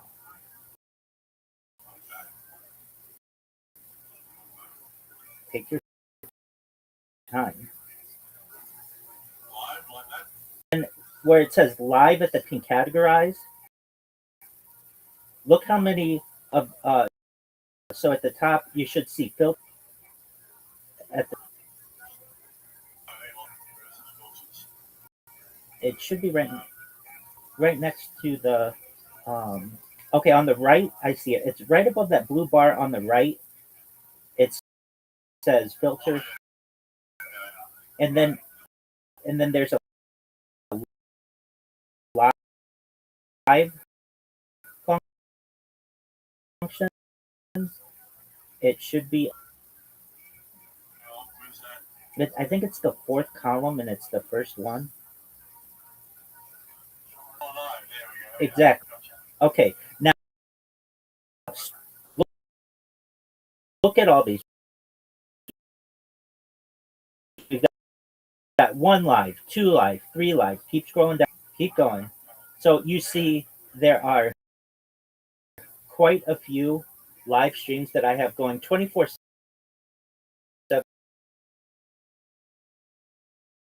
You can view my life in 300. I even have a ceiling cam. So in addition to being the story of my life, where people can watch along virtual live 24/7 in a Discord call. You can, for anyone out there who'd like to join, .me/Rabbi community. We have 3,000 people. I'm proud to say who have joined and interact with me there whenever you want. People there see questions, documentaries, and movies. And then I just have a really great group of people who like to feel the human all the time. I have people in there who live with me 24/7. I have people who come in and sleep in there. They like to feel like they're not alone, and I'm essentially a community there where they can not just watch my life on YouTube, but interact with me whenever they want on this project. Is that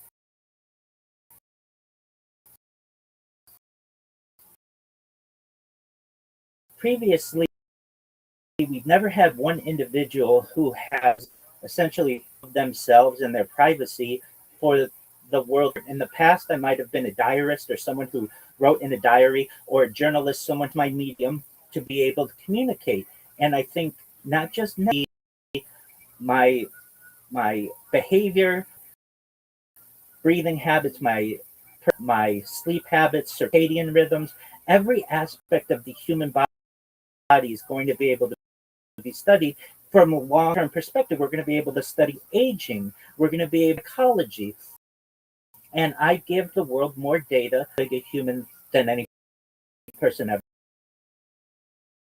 has, which is very important. And in addition,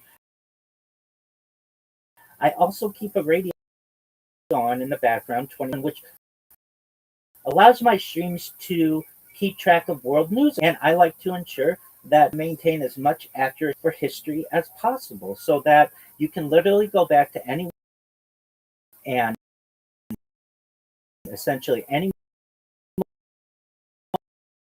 moment of any day, no, not just, and I think that's very important. Well, just put a link in the chat. It's called worldmonitor.app. And there's a very good way to keep track of this in real time. So you might like to install that on your browser. And basically it looks like this. Hang on.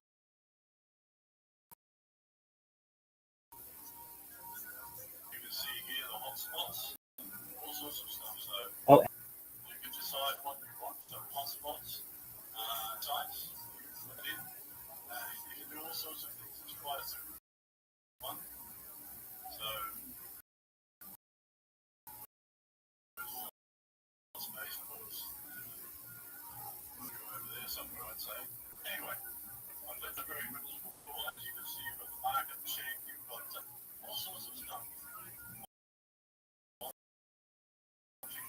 Black Sea, South China Sea, all the hot spots. What are these 280 webcams? So you can go and have a look at webcams. Iran wars in the theater, so what's here? You can keep track of everything. Pretty amazing stuff, eh? Well, thank you for sharing that with me. And in a similar way, I do these events using audio and video as well. So you can literally, the reaction was when I heard war in the Middle East or the war in Ukraine or what I was doing when that have occurred since. And another really interesting thing, I was in 2022, but I had already started my stream in 2021. I have a whole entire year of my life where large language models were foreign to the average individual. And then I was a user of ChatGPT, launched November 30th, 2022, and all the ways that large language models have changed society, advent of Claude, Gemini, and Grok, and how it's changed, how it has interesting aspect of my streams as well, that we have basically pre-AI and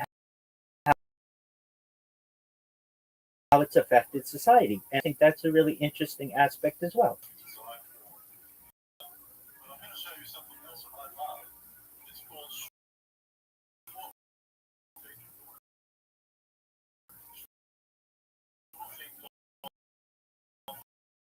I know. And install this.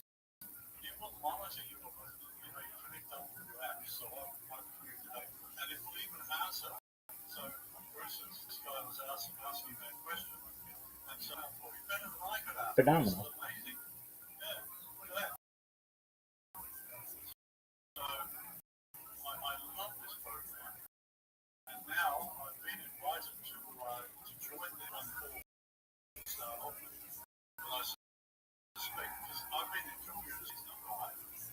Oh, phenomenal.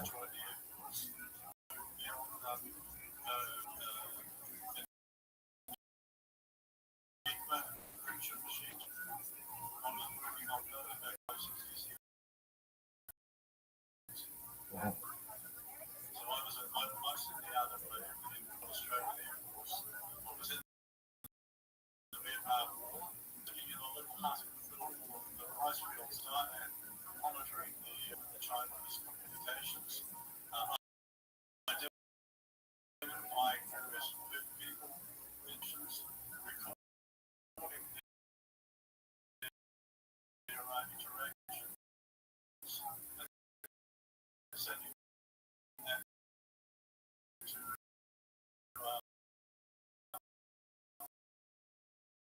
ASIO, which is our like version of the system. So I'm very interested in part of the war. Fascinating. Wow, you were quite the trailblazer. I had no idea. In fact, when I went in the Air Force, I was going to become a mechanical engineer. That's what I wanted. And they tested me, okay? And out of 30 of my course, only 5 of us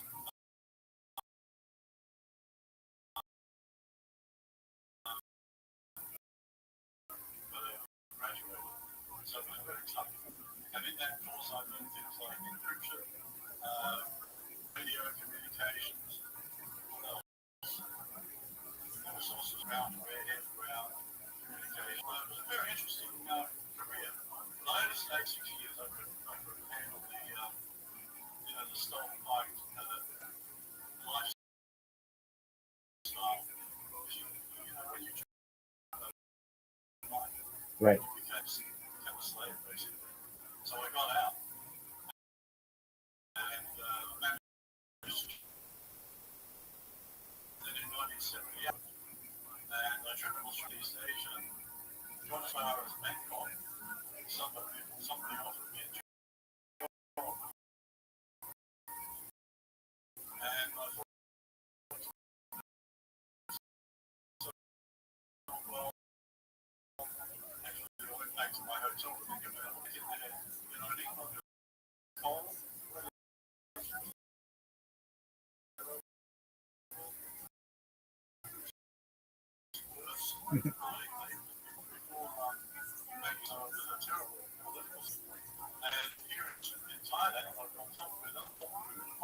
Yeah, there you go.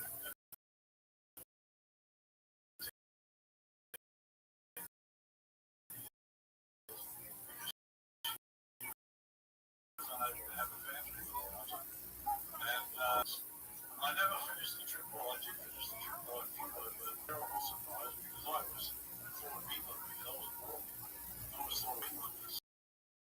Wonderful.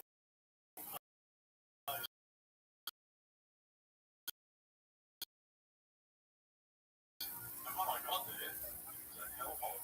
Just at the beginning of the disco era, which was a terrible time for me. I'm a musician, so I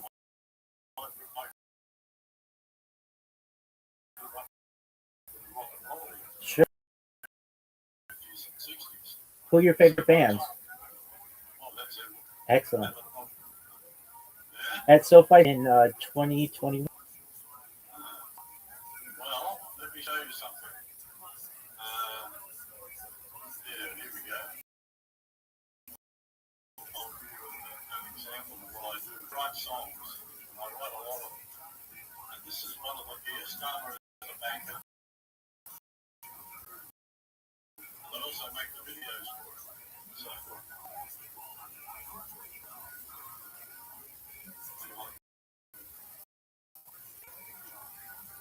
having a bit of trouble with the bandwidth. Hang on.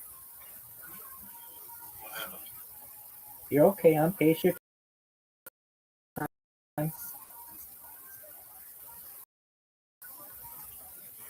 Farmer stands tall and proud. He's here to lead the crowd. But behind the suit, he's a puppet for a foreign hand. Starter as a banker.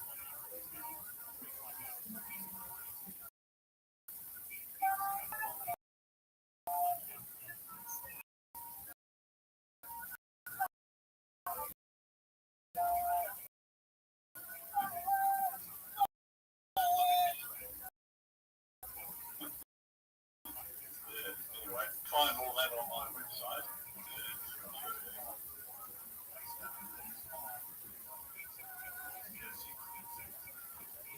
Gotcha. Yes, so you can find my website at myholdshow.com. I'll share the screen here for you. My music, these are my early albums. The mixing was never too good. Songs are good. And then these ones I'm using AI to do. So, probably good. You know, if we're going to do this, have some fun doing it. That's right. Excellent.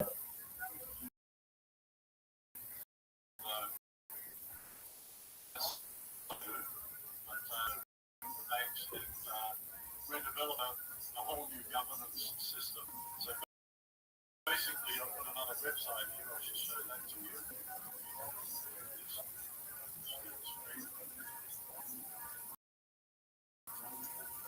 So this is Future Plans of Earth website.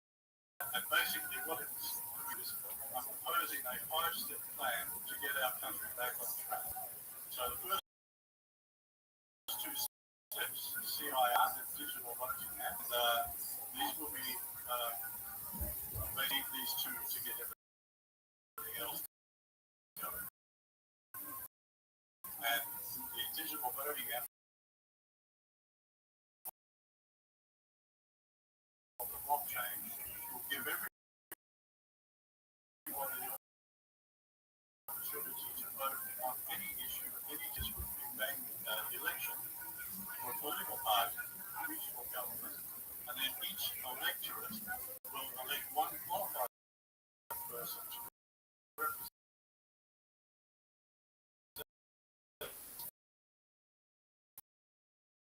And elect one person from the region to represent us in the county to the people. And any representative can be recalled and replaced at any time using the voting app. So that's the that website interesting site, and it was very organized. So I'll check it out. Yep. So, and if you can't really do that, you've got a plan with it. That's correct. Very organized. I will give that. Anyway, that's good. But at least we know each other. Let's schedule another one, and you and I alone do an interview. Can you help me out a bit? I suspect you and I will have a series Okay. because you're so wide ranging like mine. So can you make a list of the topics that you'd like to cover? Let's say 5 topics. Absolutely. And let's do a Zoom chat for each one. I usually like to do a Zoom chat for about 20 minutes. Excellent. Very well. I can email that to you. Is that okay? Yeah, that's fine. Excellent. Do you mind if I tell everyone where they can find me? Please do. Excellent. The best place you can find me is in my Discord, Rabbi. If you type that link in, you'll get a link out.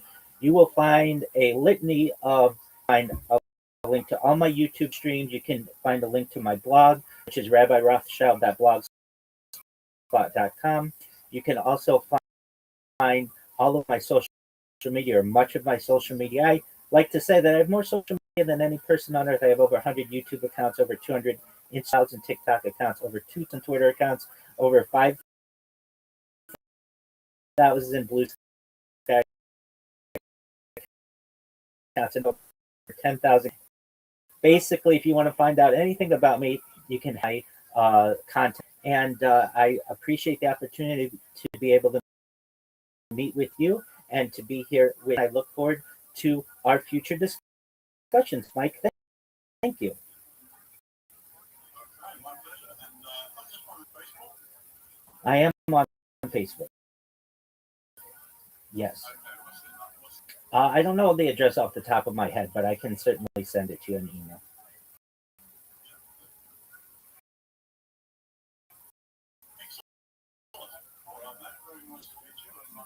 Thank you so much, and thank you for the opportunity to be here. Yeah. Have a good time in New Zealand. We've just had the most monster, nasty, heavy storm. So I'm just trying to dry everything out because I'm still in the building state.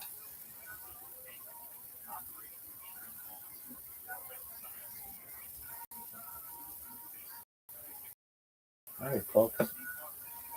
That's them.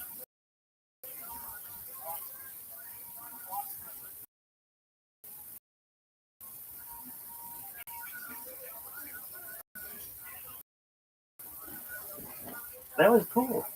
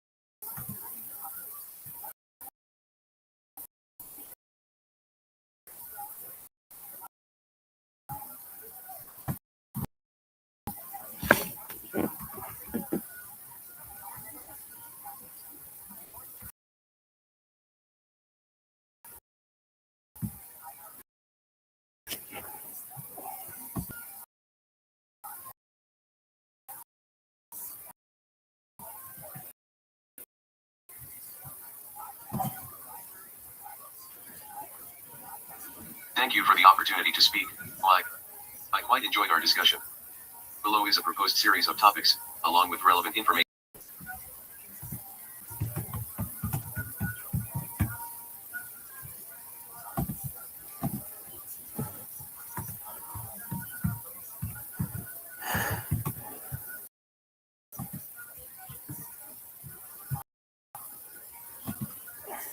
Thank you for the opportunity to speak with you today.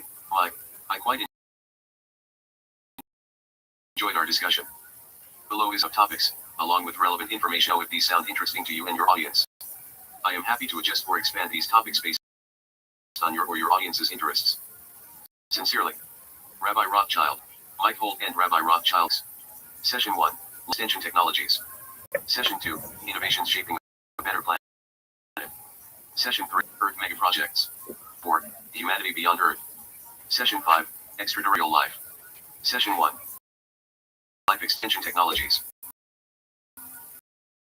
Gene therapy for aging, using genetic modifications to stop or reverse biological aging.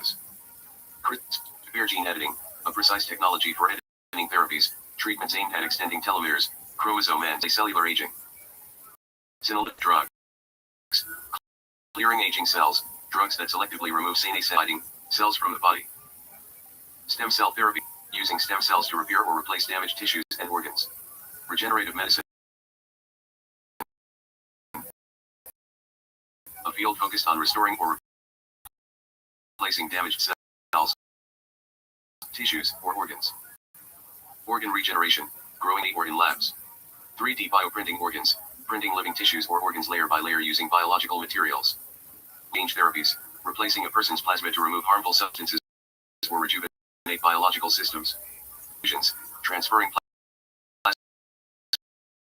from young donors to older individuals to potentially reverse aging effects. Acids to influence biological functions like healing or hormone regulation.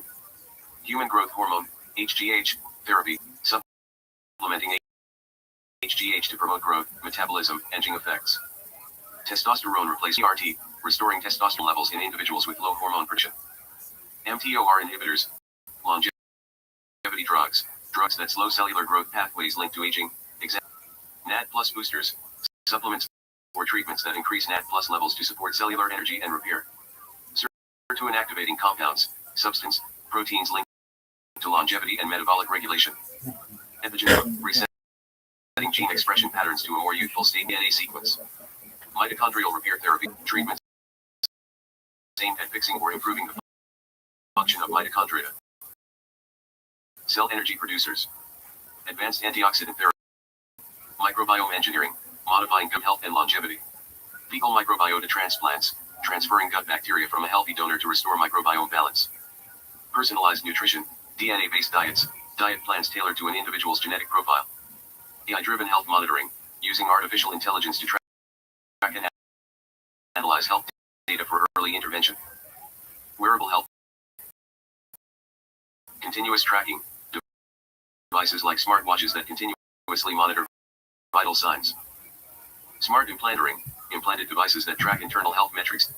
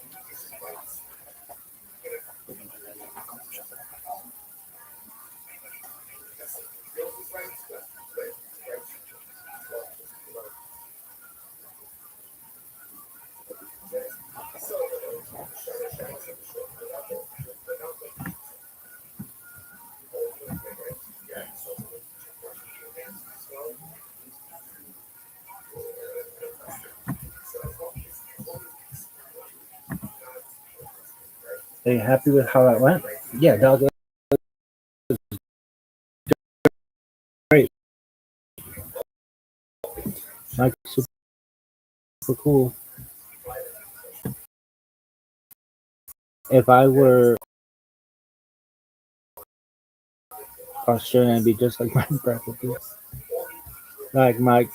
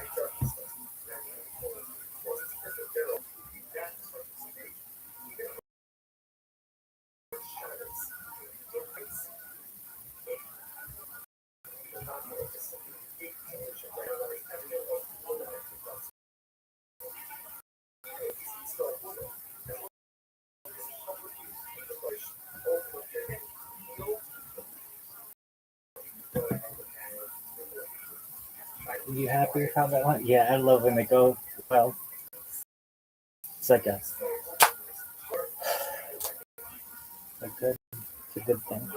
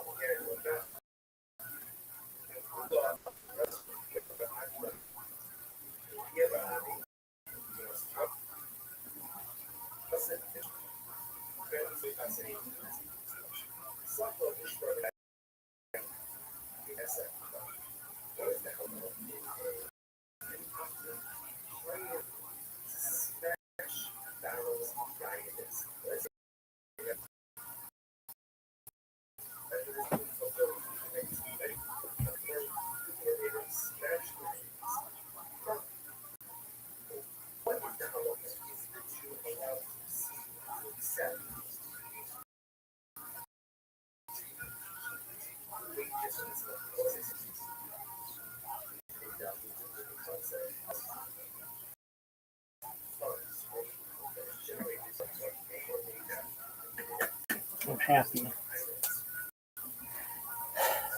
I love when I go smoke. They can get sessions and stop discussions. That's baller.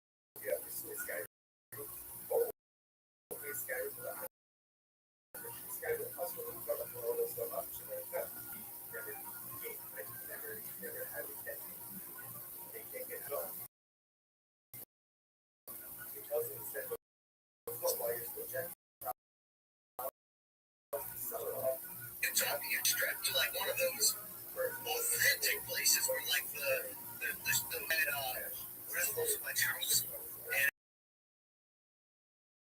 And it was just, you know, it was you took me off strapped to like one of those authentic places by Charles. And it was just, you know, it was crazy. It was great. Look, I mean, I'm not ever sure what you're doing. Skits and bits. Skits and bits. Alright. You're talking strapped to like one of those places where like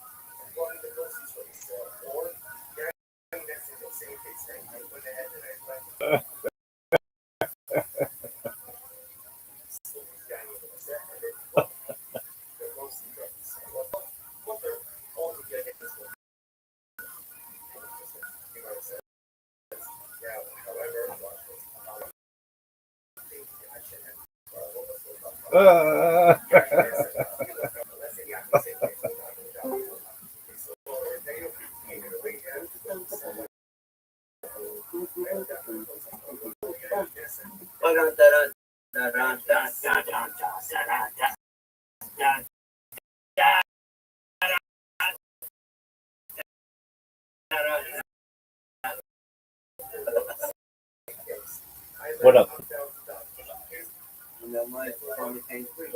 I have a question. All the motion on all the time? 24/7, you got this light on?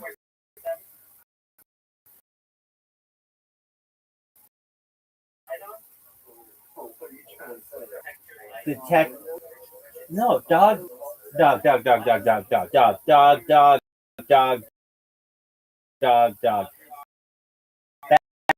Back in the day, you said, I have to fix them, and then you did, and then you didn't do it properly. Is it motion detector? Okay. Is it and all I'm asking, is it detecting all of the motion?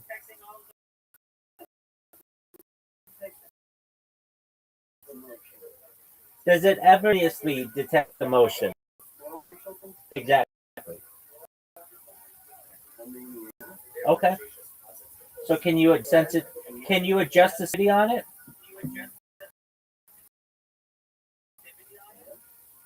All right.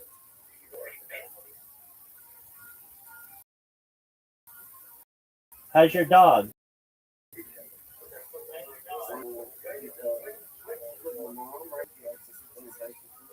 Okay. So you're what, like 10 days away from hearing back from the Sherwin-Williams company?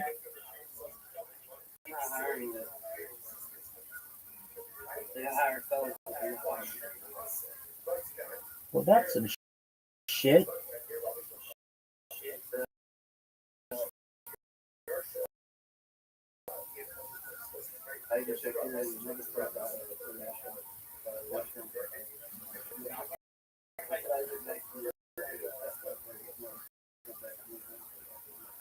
What about UPS?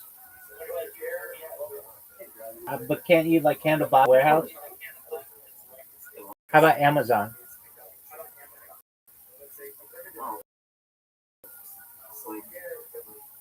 I'll figure it out, dude. No, I get it. That's some shit. It's bullshit. All right. So what's your dog's name? Oh. Fucking serious? Get out of here.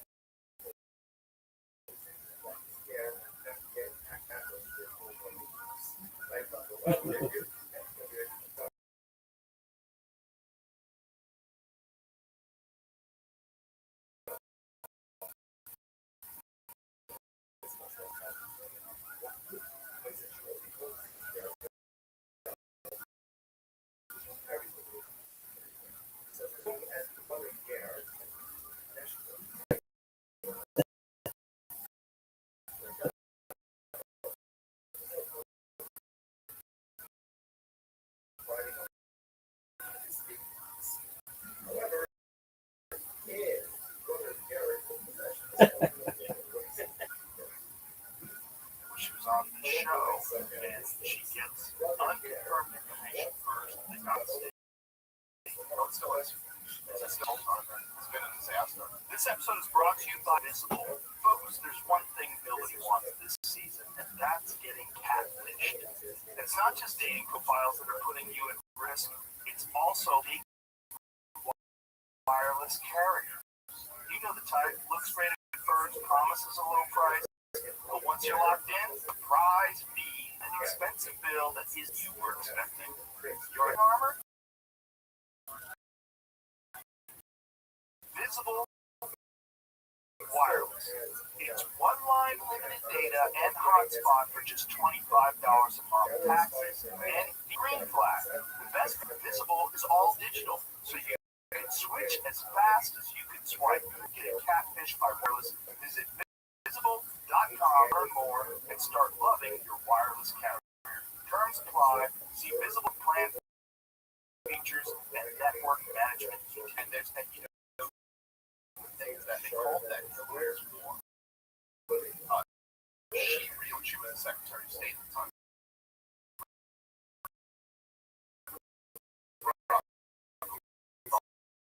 She's really won the champion that. I believe Obama was 50-50 because they really pushed him for that. His big regret was that he didn't think about what came out. We haven't learned that lesson. Oh, yeah.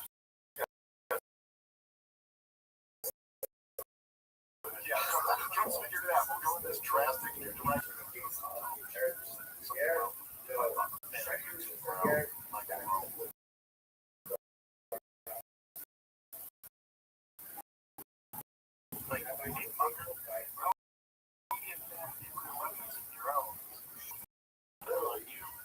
We talked about should we fight with swords? Should we get everybody to fight with swords? There's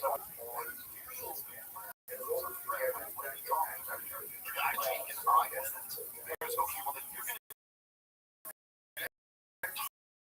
target. You're going to be target practice as long as you're making military occupy the country like we did with Iraq or Afghanistan.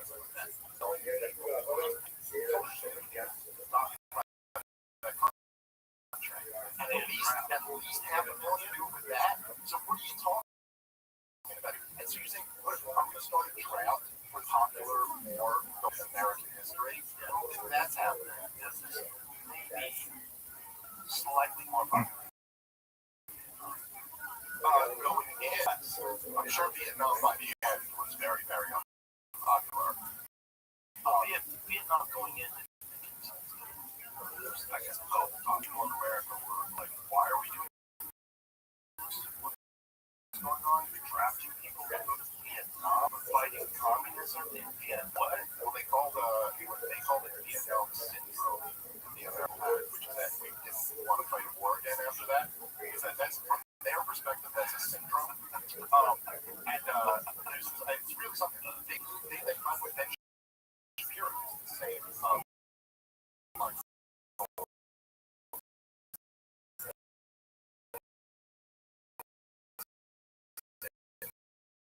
Trump finally broke the rat war syndrome. The illness is after you lie the American people into, look at that as the bad part.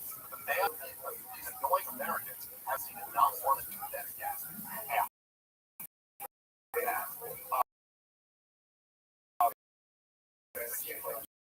Trump has approached the rat war syndrome at all. And, George H.W. the Vietnam War syndrome.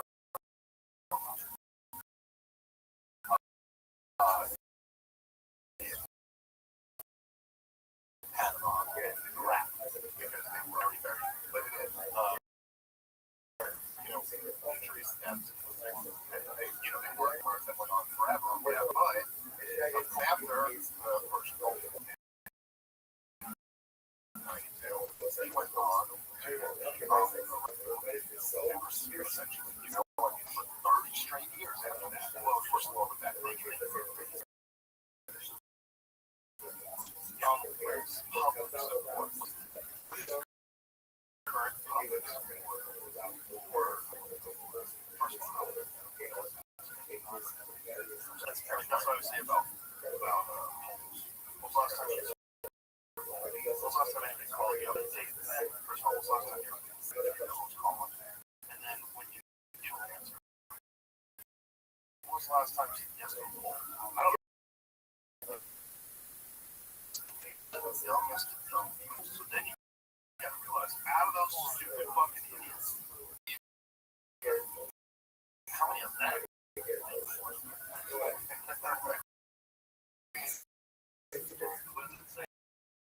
Most recent national polls show Americans overall oppose the current military actions.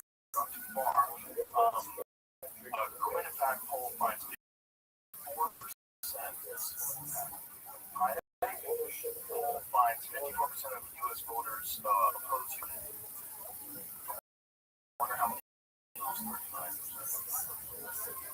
And we don't have the numbers. The poll reports about 6 number of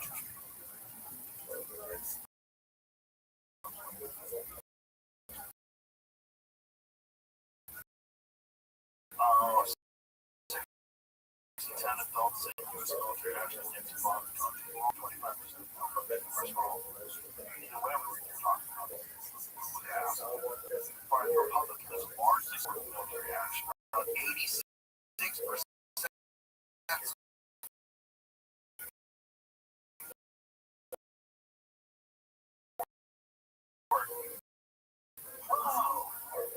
Yeah, they're really, because I think that's 90%. 80%. That's exactly.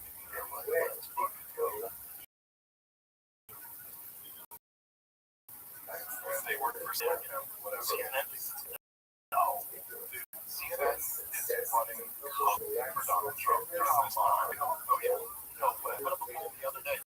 That represents like 100% of MAGA supports the war in Iran. After all these years. Is that running cover, or is that making benevolent? Because most Americans don't support the war.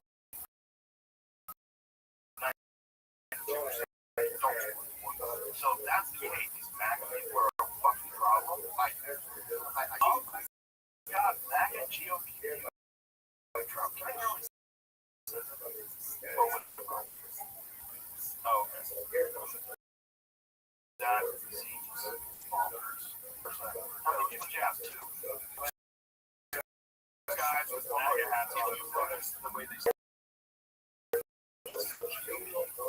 it's MAGA, GOP, and who they consider to be MAGA. They consider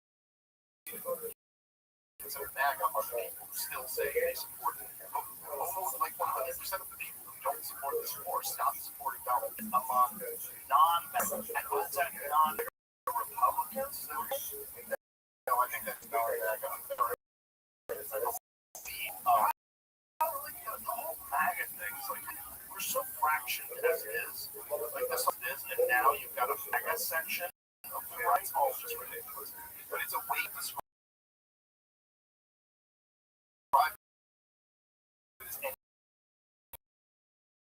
other what it is, which is the most unpopular war in American history. And for good reason. Look, you shouldn't even bother themselves on a propaganda campaign. Just lie us into it. Because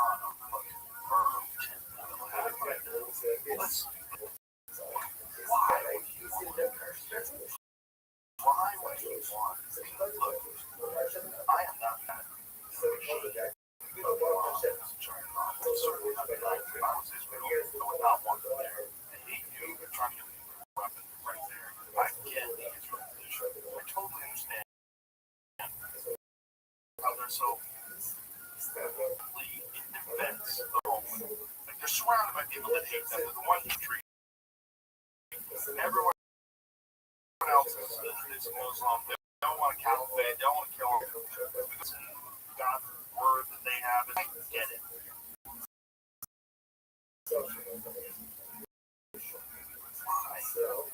Why now? What does that make any sense? Well, Trump himself has said, which literally this would be like considered an anti-Semitic conspiracy theory if anyone else had said it, but Donald Trump has openly talked about it many times. How Nielsen's give them all this money and they like every day. And all they have is on behalf of Israel. Donald Trump also got in trouble with this and he was tearing up the Jason Bueck around deal that Obama got us into. And it looks to me, you know, there's speculation aside, but it looks to me that after the authorities did street hits against the regime around there, that made this Trump a bunch of director of that they essentially convinced him that this would be the time you could do it swiftly, surgically, regime rise up, and this is what Donald Trump said when he launched this war. This regime change, calling on the great people around to rise up, and they did. They rose up, right? At least hundreds of thousands they were out in Iran in defense of the regime change in America. Because it turns out, when you kill 165 little girls, that doesn't make a country go, we love you, thank you, right? Before the bombing, there were people in the streets that were protesting. And people were killed a lot. That's the other thing, is that regime, they clap down and they do Republicans. They killed a very prominent wrestler from Iran. Yeah. Like two of them. They killed one of the years back. UFC tried to step in and listen, I don't know. This most recent one, I'm not saying this is true at all. I don't trust any government, but he killed a few cops. That's what regime said he was being harmful. The wrestler. I think whatever that means. Donald Trump, when he launched this war, there's been a whole lot of just false claims. But he said specifically that they killed 32,000 protesters. Shred of evidence presented.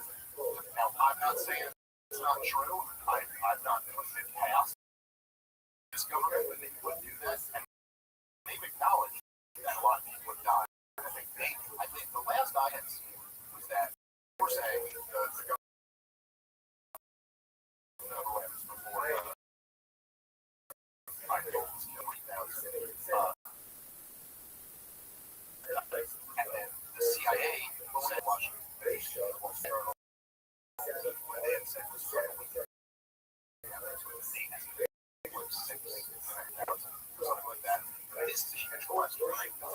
it's not clear at all. Lining people up and just executing them for the rest. That's it. The people who ran protest death toll top 30,000. As many as 1,000 people could have been killed in the street on January 8th and 9th. Two senior officials in the country called time, indicating a dramatic surge by Iranian security services that Thursday should overwhelm the state's capacity to dispose of the dead. Stocks of the official said in 18-wheel spot trailers replaced the listen, all I'm saying here, man, is that I just see this play a lot. Right? You have to be really careful about these accusations that are made in the world.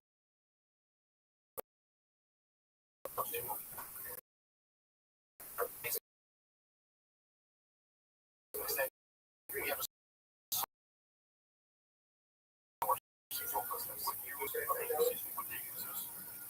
when the protest started, was unable to independently verify this. That's right. The claim being made, right, is that the biggest massacre during World War II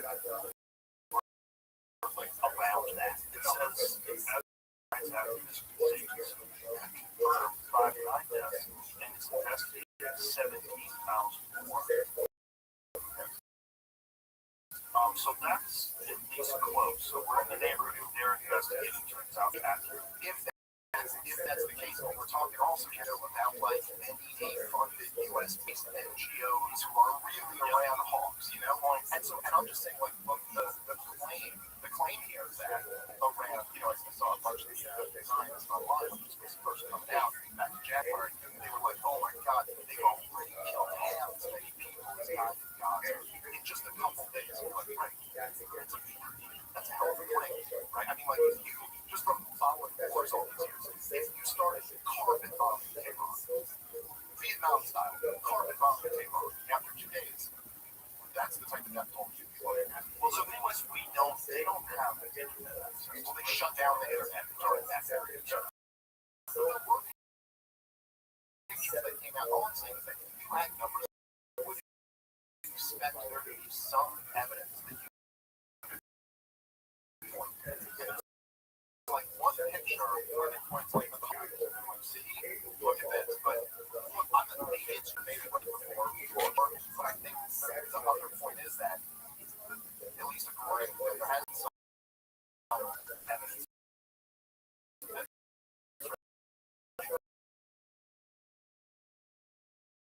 there were police stations, there were mosques that were attacked. These were not just peaceful protests, not these people are trying to overthrow the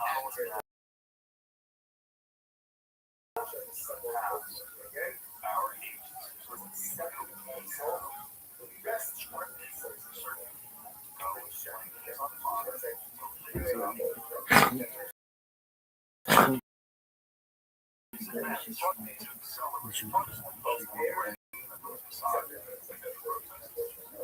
so I don't know, but also I think that's right. Are trying to overthrow government. And that's true about every government. If armed protesters went to try to overthrow Barack Obama's government, he would kill those people. However, Ashley Babbitt was murdered on January 6th, and every single black winger in the country went, well, that's okay, it was an insurrection. And by the way, every single white winger in this country, when this Freddie guy got killed, we're like, well, he was interfering. Oh, I saw it. But by the way, the Freddie thing was the most textbook example of a bad shit. There's just no, they had disarmed the guy, he's down, there's 6 of them, they panicked, they put 6 bullets in. You know what happened?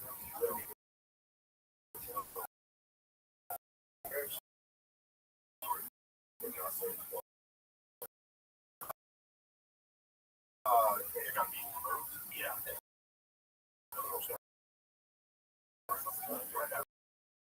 The gun is a safety just for accidental discharges. Right. There is a video. I've watched the video multiple times, and I've watched other people's analysis basis of it, obviously I'm no expert, but I do know something about guns. And that gun in particular demonstrates online that it will go off. But there's a cop inside of a precinct, he bends over, that has his gun in the holster, and it goes off. There's a video of a guy on a range, and the gun just goes off. And he goes, whose fucking gun was that? And the range master goes, is that a SIG? And he goes, yeah. He goes, get that fucking gun off of my range. Wow. So SIG, by the way, should be real clear. SIG makes a bunch of guns that are awesome. Like the 65 is like one of the best carry guns in the world. There's a lot of guns they make that don't have this issue. But that particular gun that Freddie had with one in the chamber, this fucking knuckleheads walking with one in the chamber, absolutely fits at multiple. I'm just saying. The point I'm making is that it's clearly it was a fuck up. I'm not saying like they continued the guy. I'm just saying like they had the gun taken from them. They didn't communicate that to each other. They freaked out. They like literally all it took was seeing video 11 days early from the cop car. Right. And for every regular, there we go. Yeah, whatever. The government is actually accused. Are you saying that somebody was trying to overthrow the government and the government voted them down? Are you saying that they lined up protesters and shot them all in the back of the head simply for voicing their opinion? Like, none of this is clear. But when the war drums are being who cares? Let's ask these questions. Yeah, they killed their own people. And then if you notice with this war, much like with this war, all of them, just like 15 justifications at it. You know, and you're like, which one is the reason we're fighting this? Because I saw all of them like the humanitarian part of we're doing this. You know, for these oppressed people, we want them to rise up and living under the brutal regime. And you're like, okay, two things. Like, number one, that is simply just not how U.S. foreign policy works. We don't fight wars on humanitarian grounds. You know what I mean? Like, we're partners with some of the most brutal authoritarians in the world. And in the case of like Israel, we've been funding their destruction of Gaza for the last 2.5 years. Like, it's so that, like, that's not really what's motivating us here. And then number two, Donald Trump just the other day said he'll be partners with Ayatollah. They run the string of Muslims together. He's back to say that. Yeah, he's back off of regime change. We're talking.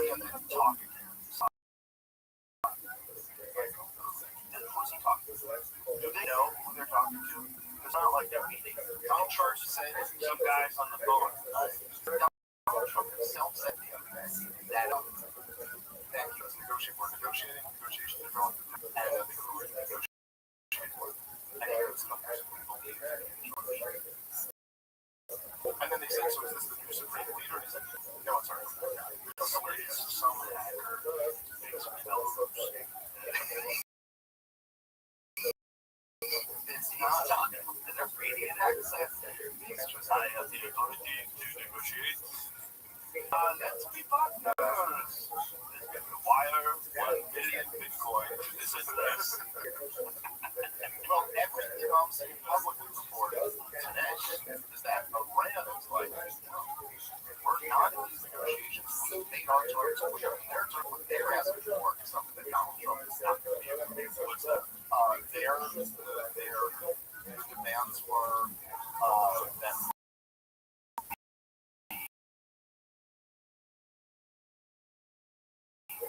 stop immediately, like that part of the institution for all the damage so far.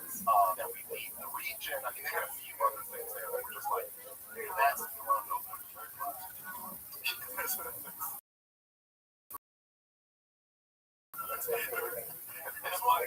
one was really important.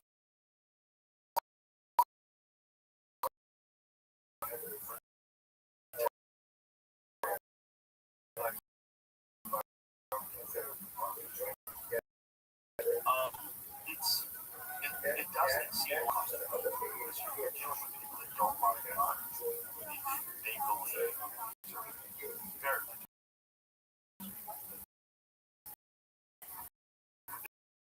They're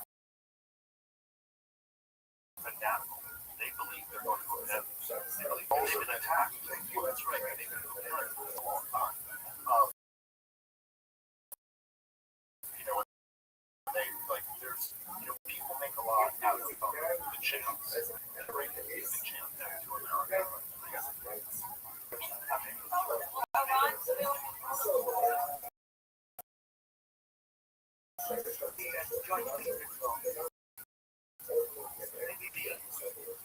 Ayatollah, whoever the Ayatollah is, whoever the next Ayatollah is. And there will also be a form of a very serious form of chance. Now, in all fairness, everybody's been killed from this automatically. That I find to be very reasonable, very solid. The people within know who they are, they're very respected. And maybe one of exactly what we're looking for. Look at that. I mean, this is just. And the thing is that a lot of people trust them at this point being against this war. This war has been telegraphed since the Bush administration. At least for like 50% probably opposed war. And one of the reasons they want us to do this and it's vindicated by look at the land conflict.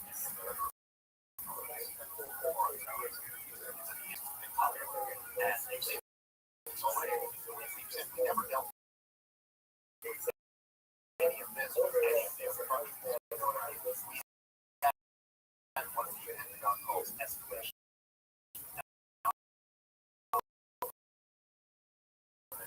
All those other wars, especially like it's just like being like if you do this, we do this. Like we're basically putting you in a position where you have two choices either way. If you give me your back, I'll choke you and push off. Like whatever option you have, I'm going to get you. We don't have that. The fact is that we're already making target shoots.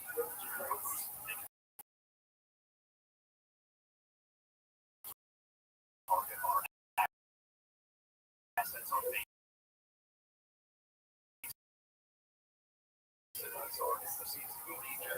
Target our allies. And it seems like Donald Trump got into this like victory. Now that it's not going that way, with the off ramp. Now, at least I give Donald Trump as angry as I am with him.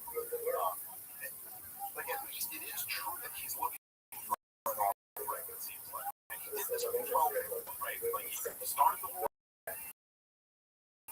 He saw an off ramp, and he took it.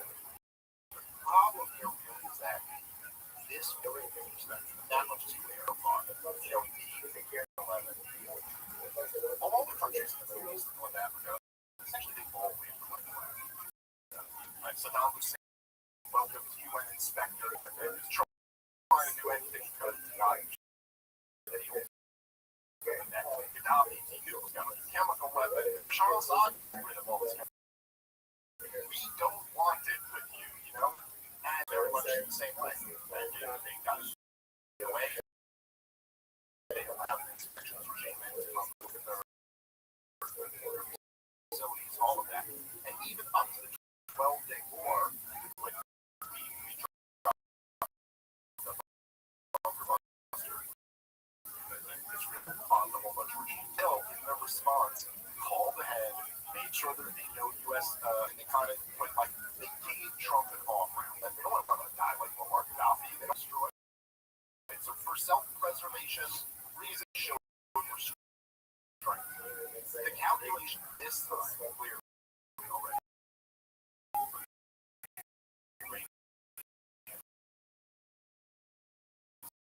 Was that we can't do that. We have to give you a bloody nose to the black guy. We have to make this cost as much as possible for you. Otherwise, you guys will just be back here in another 5 months.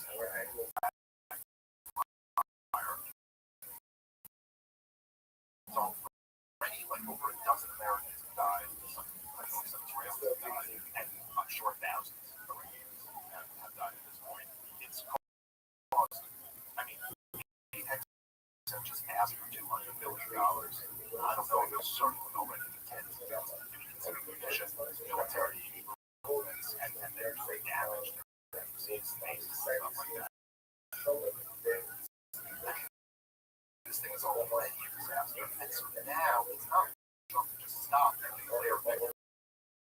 And you can say, like, look how this is working.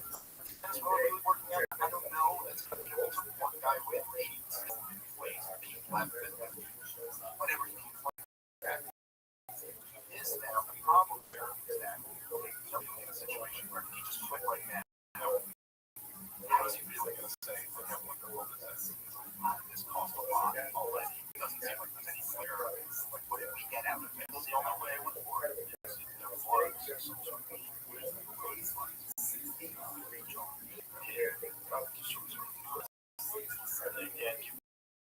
some compensation. Yes, well, that's not just prints more money. Sure, inflation. It's not just there's two other participants in this war. There's other entities in this war. There's Iran, and there's Israel. Okay? Now, there's Iran, and then accept that. Maybe, but just like the 12-day war position now, from buying constitution being come back to that there's Israel also gets a say in this for some reason, because we allow them to. And Netanyahu just the other day was very clear that this is a regime change. And he even said that it will require ground forces. And he said he's not sure what ground forces will be doing. But he said he'll do it. Don't know what he'll do it. Because Donald Trump, after he drops the bumper buzzers, he goes,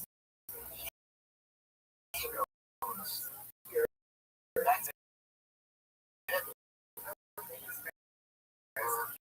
You know what I mean? We're taking the off ramp. And then he said, I want to work bombing the crap out of them. And they weren't bombing nuclear facilities.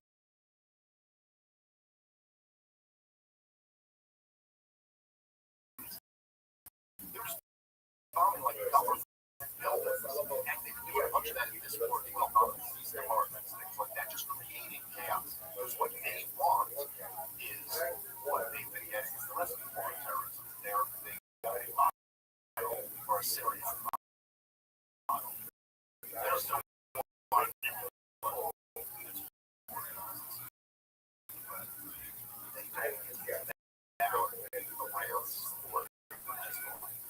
that they want Southern Lebanon, which they just can't do.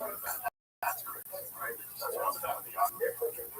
That's what it's about. And look, I mean, it's not, this is like, this is my heart. Like, this is the point of denying the Palestinians for all these years. You can't let the Palestinians have the thing, then how are you going to take that all over something? That's all supposed to be part of Israel. And the U.S. ambassador, not the Israeli ambassador, the U.S. ambassador to Israel is on record saying that God promised a Rabbbi, and that God promised Lebanon and Saudi Arabia and parts of Syria and all of this is greater Israel. That is it. By the way, Sam Harris, where are you out on that? Where are the new atheists when you could finally use them for something?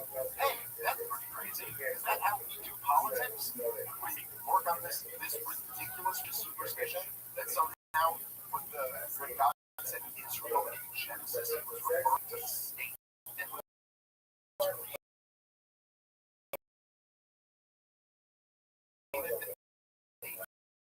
after that passage.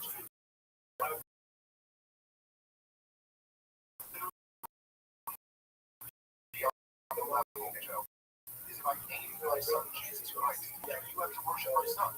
Look, it's right there in your Bible. No, you named it after that, dude. That doesn't count. Yes, because it's not. It wasn't in 1848, right? You know what I mean? Like, right, these guys were alive. Maybe not so many of them now.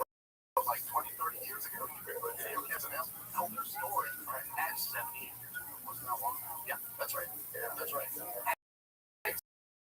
So,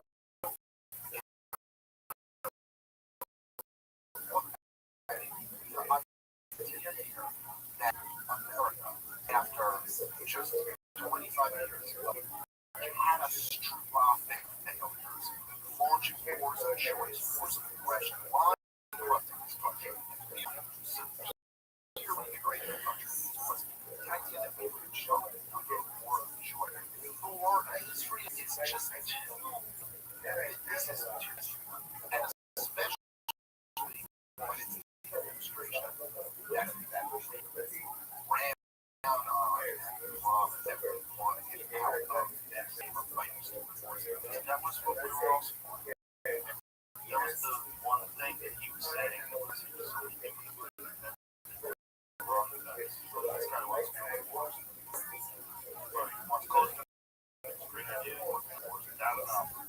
Well, especially considering the fact that if there are some things about how people don't like, but the other guys are saying we want to keep fighting forever wars, and this guy is saying we should stop doing that. That's enough to go, well, then he's better than you on that. And don't get me wrong, I endorse Donald Trump in 24. People give a shit for something like that, give a shit for it. But I kind of view it like this, like, and I will say, I don't think I'm being as I really think you play this role here. It kind of, and their narrative over the last, or so.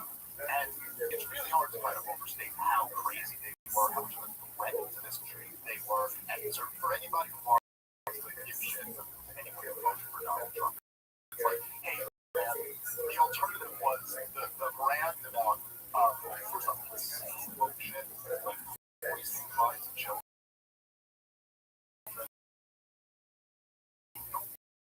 Really grotesque and abusive way. They gave us open borders, flooding the country with people. They gave us reckless foreign policy in American history, which was this proxy war on Russian border.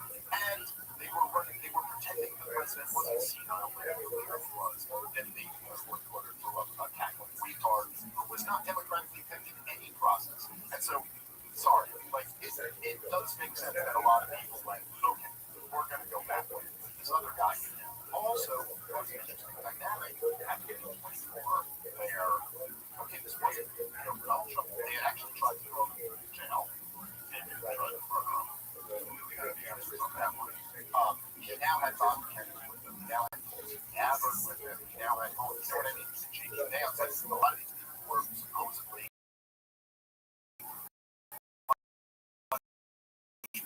or not.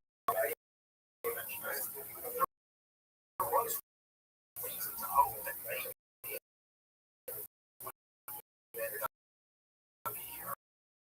But anyway, I guess my view is that played such a key role in a lot of that presidency. And I just feel like after 24, one of the culture,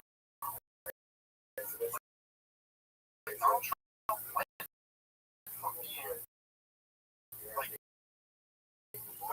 cultural pariah to being a guy like John Joe. Now he's ending up the country like that. The Democrats all for what? All for what? Against the country. Justification. They weren't trying to make it about this.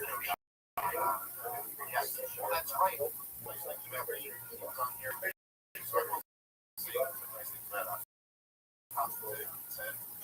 despite our disagreements a lot,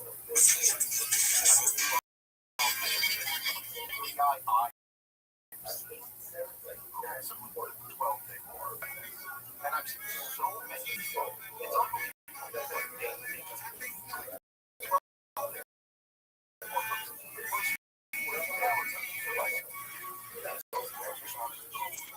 day out of there. Then like the third day, they're like, all right, I'll shoot you down the missile and I'm going back toward it or whatever. This is just, you know what I mean? Like you don't have to get about that. You don't have bunker busters and you drop the bunker busters. And the whole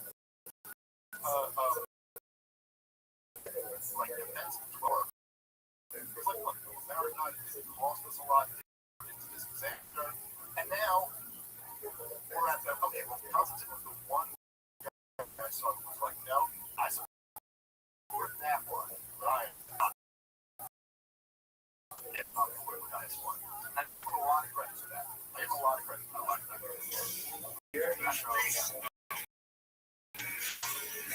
that some are not great. My sweets are never ideologically expressed. Yeah. And I will say they're great. Yeah, genuinely great dudes. I really like shit show, like artists. I find myself I probably should say not engaged, but I'm not, and I'm petty when I like shit show. Like where it just becomes like an insult thing, or you know, like a Holocaust denier or something like that. I love it just yeah.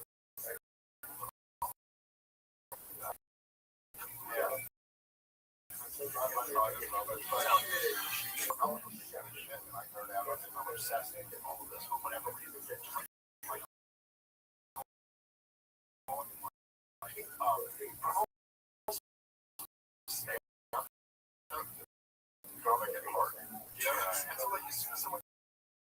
You're probably not used to hearing this type of vision shit everybody around each other. But one of the things I really appreciate about that second like it was a shit good faith conversation. They weren't trying like to win or get a clip that they could go, we destroyed Dave. And then once they did that, I'm like, okay, well then I'm not trying to do anything. What's this shit? That's always what I expected. What's interesting about this book, because I work really Buckingham and I'm right. Destroyed because the internet and social media and podcasts are where we live now. For news and all this stuff. They're like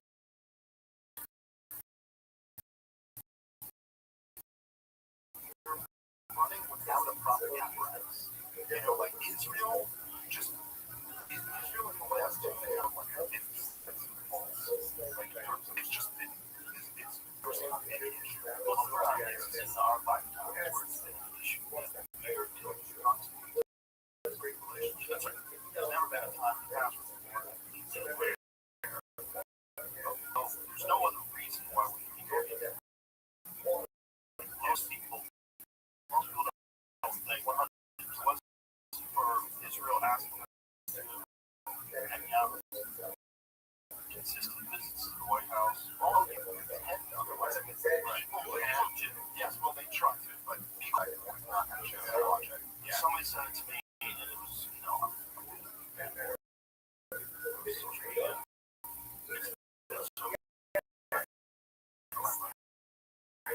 Yeah, it's kind of remarkable. So, I'm not going to be able to look at it. So I post it. I'm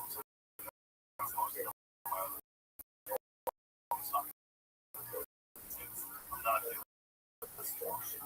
Just think, eventually, and I don't know what Colton's argument was.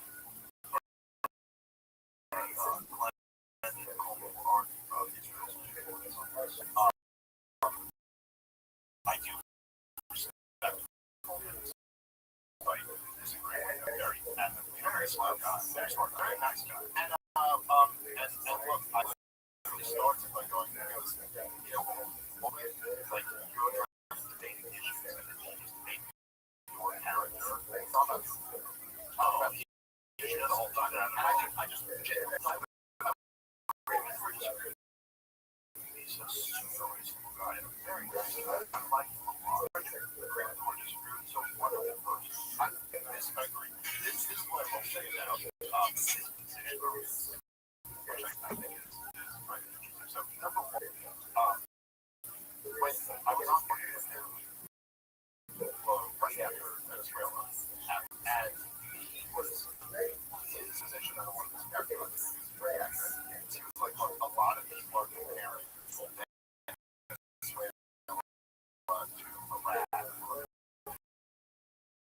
Iraq or Syria. But like that is a different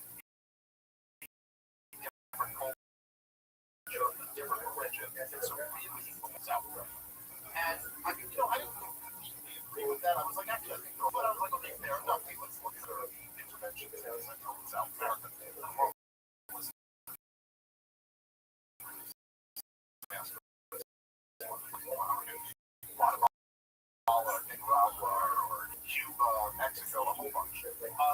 But then people opposite that, going, hey, now that we're close around, we have to judge this by Iraq and Afghanistan and Libya and Syria. You know what I'm saying? Like that would be the flip side to the other of that. The other thing is that when he's arguing with me about Saudi and the Israeli government, and his main point that he's not going to stick to this is that Ariel Sharon was actually considered prime minister. That's not exactly true. He wanted George Bush to invade Iran first, not Iraq. And then when he got assurances that Iran would be next, he got on board. And you can go look at Sharon's speech. He gave a speech including all his ideas to the Knesset. And it's all about how the biggest threat and what mass destruction. But the Mossad was breaking out all types of BS intelligence, nuclear weapons, hitting 15 minutes or whatever. But you're going to say that that is evidence. Israel was not pushing us into this game at the same time. Didn't like this war. Okay, but again, how does the current prime minister of Israel feel about this war in Iran? Because he's fighting it with us. And he said after it started that this is the culmination of his entire life's work. He has been trying to lie off of our government to this war for my entire lifetime. Coming here, he testified how many times? I mean, he went a bomb cartoon with percentages. And the underball around all the with the teams. He was already up real high. He was already up real high.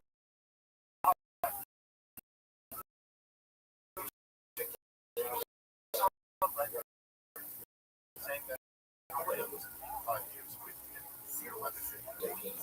profoundly dishonorable about trying to block another country. Like not even trying to sell for your own people, have your own. You're up to 90%.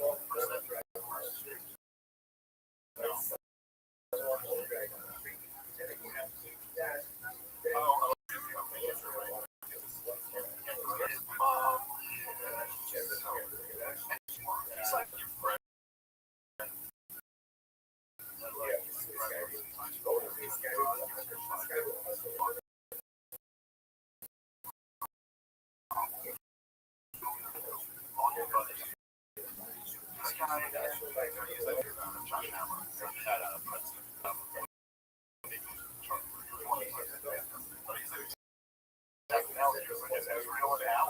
You're not a good friend. If your friend's getting you in a bar fight every night, stop hanging out with that guy. On his podcast.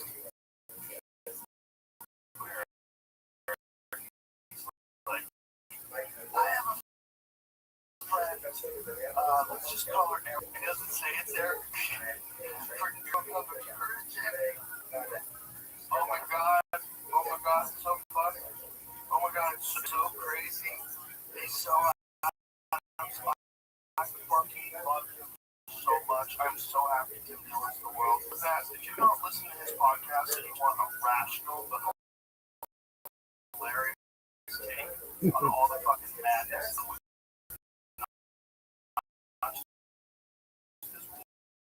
the Epstein files. It's some of the Epstein files. I hardly ever tweet about other people's podcasts, but I hardly ever tweet. But I posted it. I'm like, this is one of the best podcasts about it's a hilarious rant that is laced with excellent points, but it's just hilarious.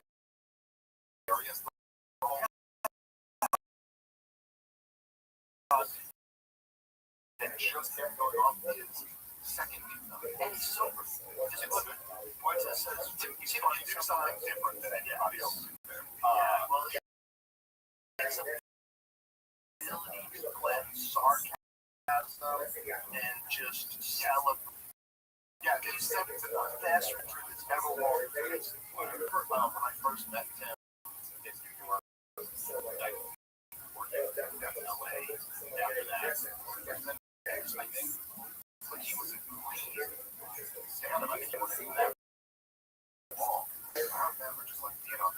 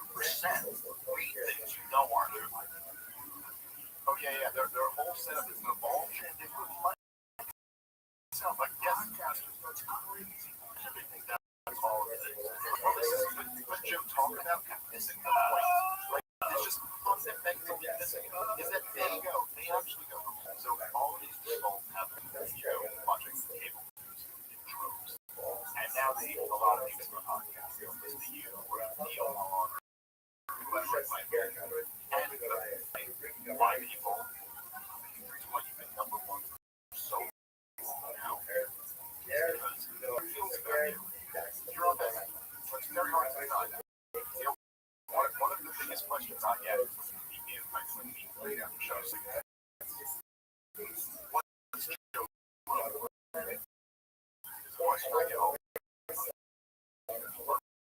buddies on the show a lot of times. You know, like, I always tell them the same thing. You already know. You already know. He's that guy. Off stage, that guy. You know what I mean? Like, he is. And people like him. People like that. Whatever you think about Neil Long, he's on. That's who he is. That's who he is. That's why we're at the crises. You know, they don't trust you anymore. And so that they are. I don't know that. That's the whole thing. This is just proving further how inauthentic you are. You're speeding on this. Like the fact that I, you know, people say shit about something for Donald Trump, and they can say I should have known. Or whatever. I was a critic of him his first time. Second term. But the best thing I'm playing in 24, and I did predict this right. I'm not always issues, I think, because I'm not great at predicting.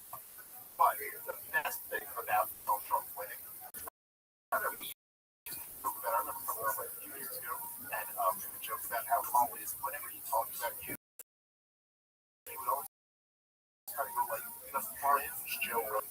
Like, as if he's the main or the fringe. As if the number is readily available to all of us. Like 200,000 listeners, this is 20 million. So how is he the fringe and you're the mainstream? I think they would pretend that. Well, maybe they believe it, but then 24, the election, that's what they all admitted.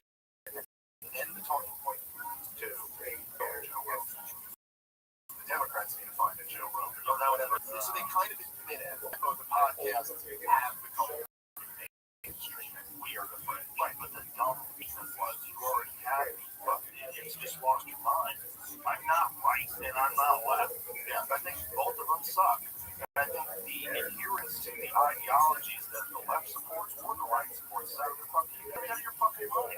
Whether it's these crackpot Christian nationalists that think that this whole war is a way to get Jesus to return on a white horse. You see those guys that we're talking about? They're in the readiness fund. That I think the woke shit and all that chaos of the fucking last 4 years of having the open border and the justification. But I think the Democrats aren't ever going to get someone like me because I'm not going to fucking make sense and don't make sense. And I say,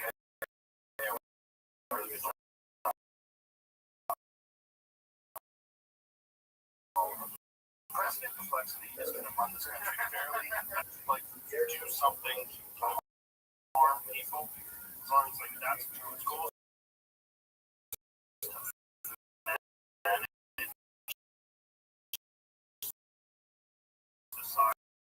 It's a big area, but you got to get that. Well, sure, but what you just said, I think is exactly what you just said. They just the word superchargers of the American. Trump has shattered his coalition by pushing out the foreign country.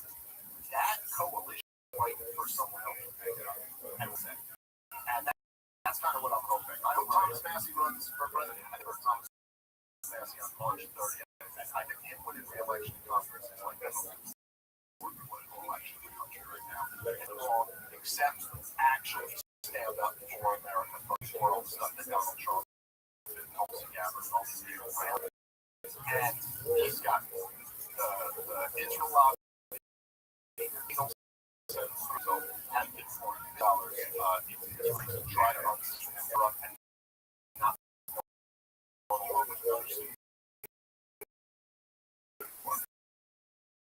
and having somebody physical. I hope I can say he's not there.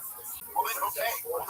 Well, if that's like, I don't know, like my position is always like, if you're saying, if not supporting covering up the Epstein files or not supporting a stupid war of choice or war of aggression on behalf of Israel means I'm not MAGA, then okay, I'm not MAGA. I'm not attached to the you know, the phrase, great again. I don't care.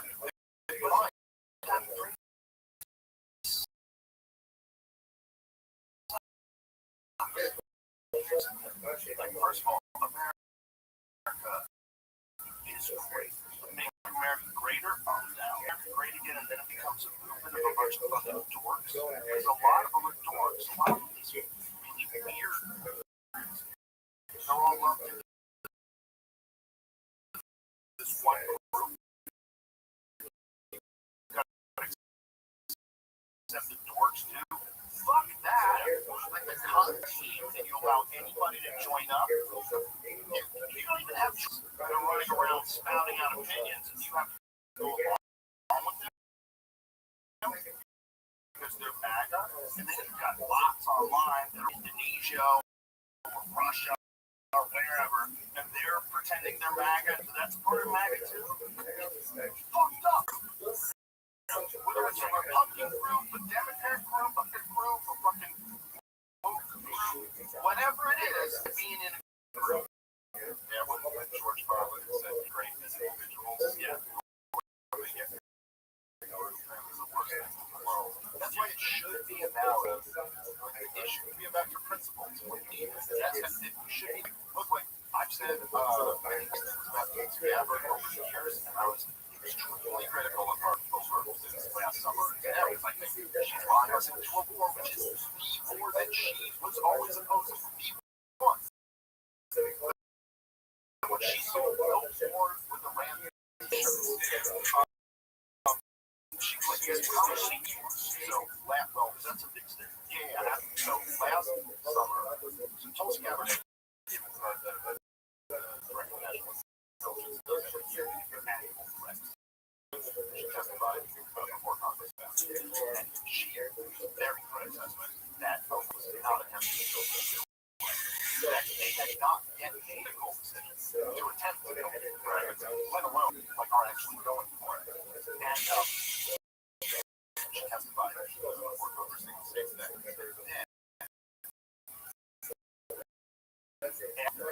while they were negotiating,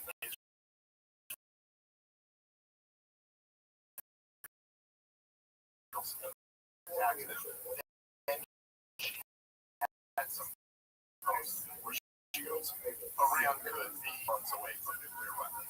Which like was total bullshit. It makes it close to the law as opposed to building these. That is a couple of months away. Not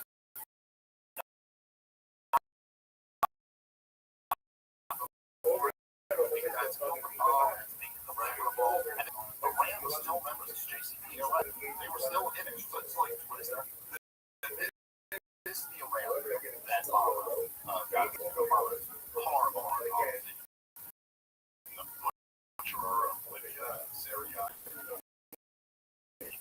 surged in Afghanistan, but in Iran had the deal. But it wasn't just with the US, the way it also involved France.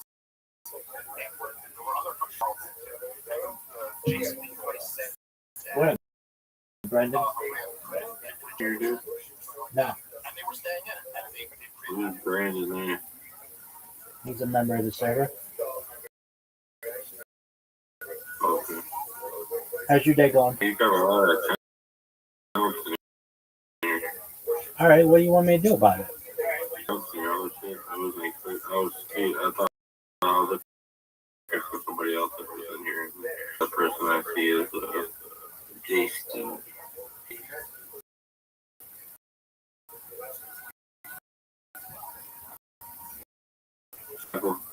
Absolutely.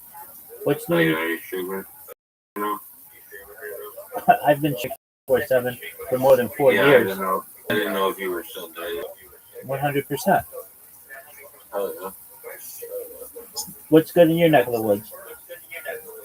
I've been working, making money in sports betting, winning on sports betting. Excellent. Opening day, are you a baseball better? No, ball better. College or Pro.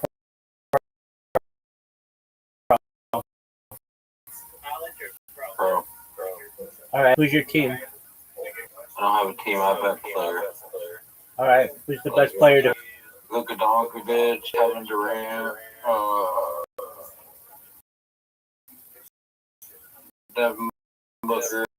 You ever bet Wemby high over under on blocks? No. Why not? before. I just got back into betting like a day ago. Okay. Very well. Who's going to win the NBA championship here? Good question. If Luka Dogovic keeps putting points in Austin, and they keep playing it good. Why do you call him bitch? It's Doncic, isn't it? Don't get to All right. And what about the Thunder? Do they have a chance? I don't know who's playing for those Peacekeepers. Russell Westbrook still play for them. Dog. I don't think he's played for them in a while, right? I don't think so. That's So the you, only person I remember playing for. dog, how about Kevin Durant? I remember Kevin Lee. I lived here. He's the MVP. Are you talking about John Morant? No, SGA, Shy, Gilvis, whatever, the French guy. No, I don't know who that is. Dude, he won the fucking MVP this year, or last year. His name is Shy Gilgis Alexander.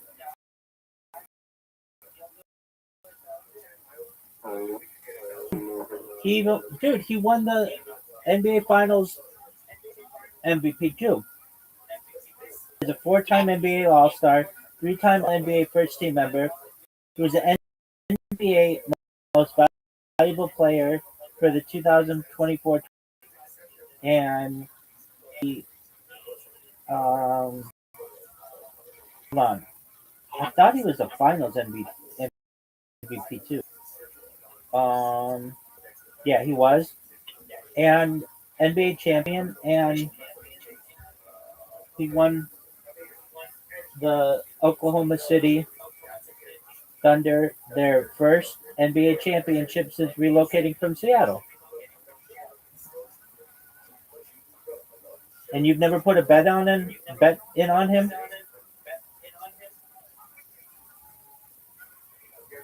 Like I said, I just started that a day ago. Okay.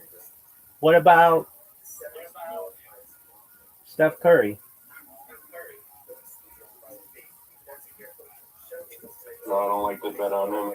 Why is that?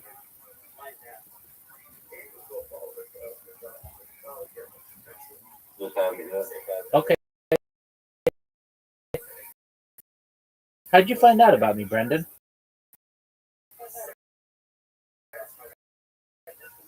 Huh? How'd you find out about me?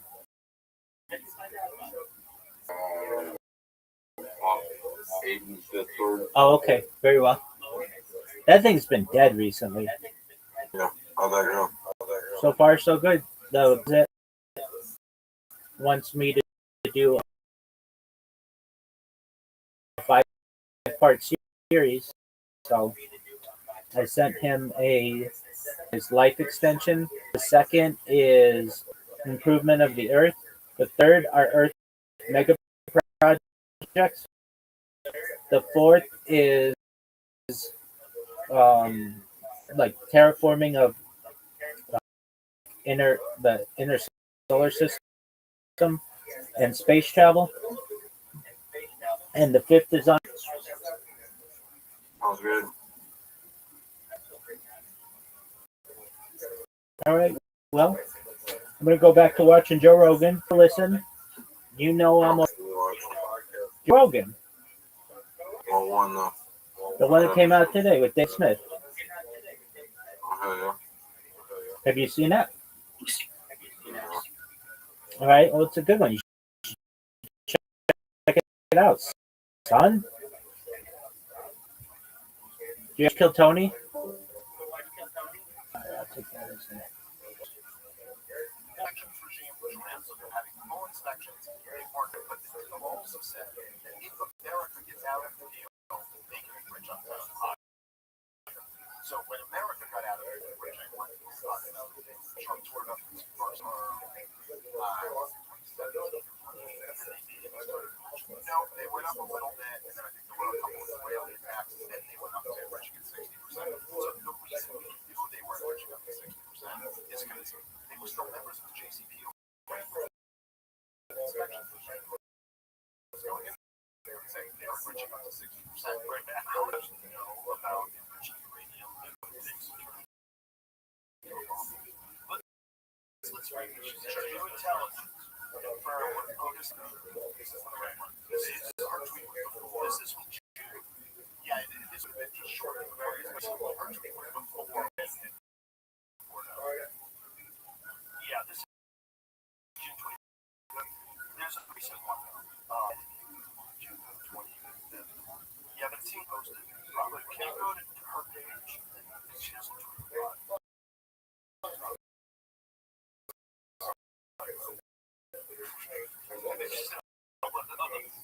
She waits to generally so this hold on.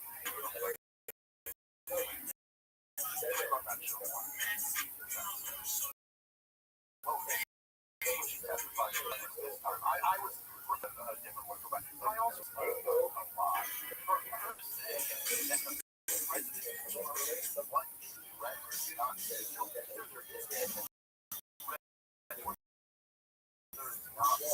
this is like saying you're taking her words out of context. She's saying something about as our commander-in-chief, he is responsible for determining what is an imminent threat that is true, and whether or not to take action he needs necessary to protect the safety and security of our troops in our country. That's just an actual fact. Okay, fair enough. But when she had before Congress, they asked her point blank. And then she goes, that's not my president. He says it is. Okay, so look at this here. Initially, she was executive law to not rebuild after 2025 strikes. Contradicting Trump. So this is also so she's saying that. No, what you're saying that she said earlier was a lie. That is actually his she agreed that. He did say that was a lie, which is fair enough. That was not a lie. But it's actually correct. And if you're in a position like she's you've got that guy breathing down your neck, you're forced to make a statement. You've got to tread very carefully on this type of rope that you are. Okay, fine. Let's say that you know for a fact that a ramping outpost has been threat. And then fine. It's not a lie, but it is. Various intelligence gathering declines to say the law imposed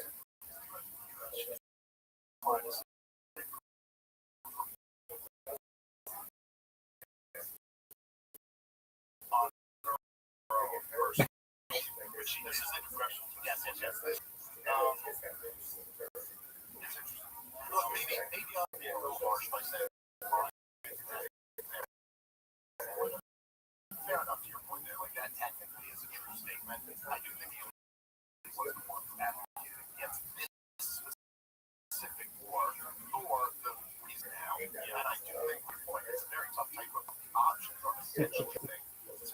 Joking for somebody to stay on and support. I think it's kind of hard to put that issue. Right. Do you think also there's value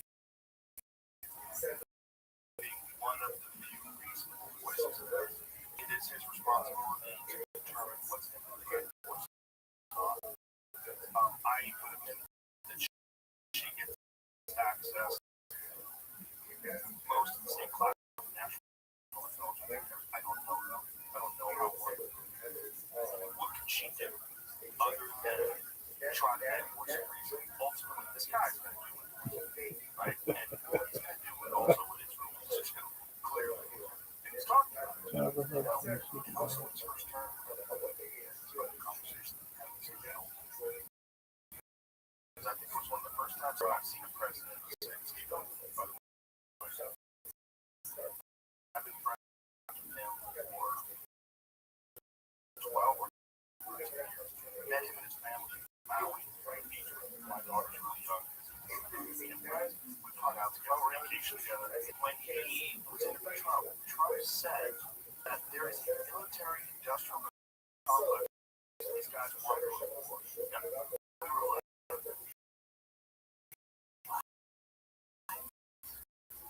this is what you're just saying. I love it. Like, oh, how do you do this like that? We can break the protocol. Just say, there's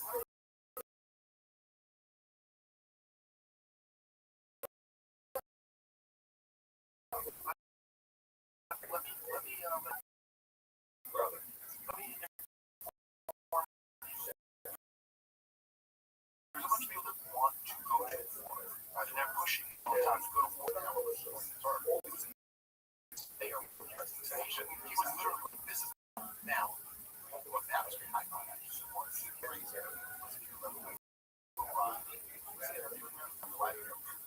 he goes, it's really Donald Trump, he had run on. He was saying, we should have the Russia. Like, when we, feel like, kill people, killer. You want to have the Trump of a killer, and he got a lot of killers too. And then he got a lot of killers too. And he goes, what was Iraq? What was that? He got a lot of killers. And I was like, and then Bill O'Reilly was like, I was saying, but yeah, he got a lot of killers too. I love that, by the way. I mean, that's great. Yes, but this is good. I think one of the reasons why the establishment controlled the way they did. There's something very scary to an Howard guy, like his very nature. Like, I don't even think he's capable of not doing this. Like, you know what I mean? He's just, that's who he is. And that's the thing that people didn't like about him. Very interesting to me. So many of the natural versions have come to the first. Like, if you go back in 2016, the Jim Brown, Donald Trump, Shapiro was a never Trumper because he didn't help him. Donald Trump. Mark Levin was a never Trumper. All of national, and now they are the biggest Trump supporters ever. Like, it's kind of interesting that they all, again, guys all still one thing that they ever say that makes they get it.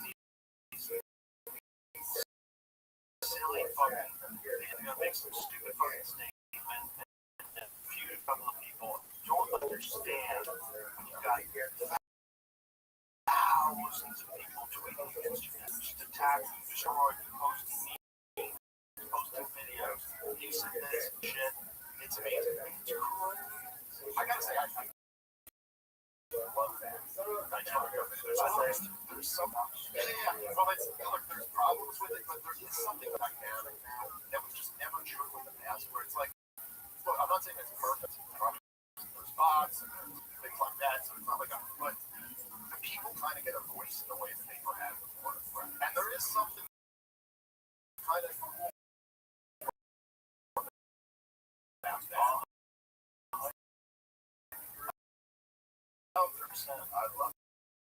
But it's not all the people. There's a lot of sponsored actors. Oh, that's true. There's manipulation. There's always manipulation in the whole quarter also. You see this YouTube all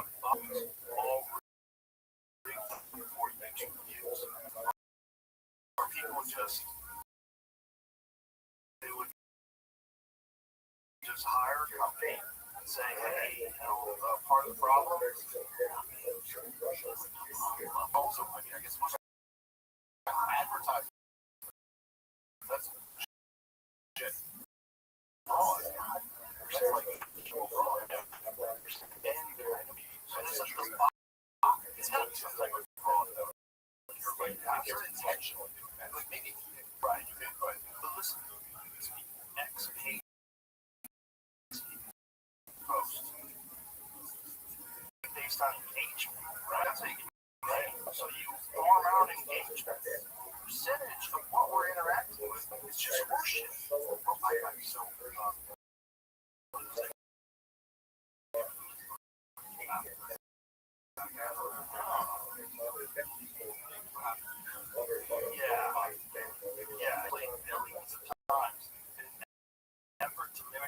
streaming activity for consumers.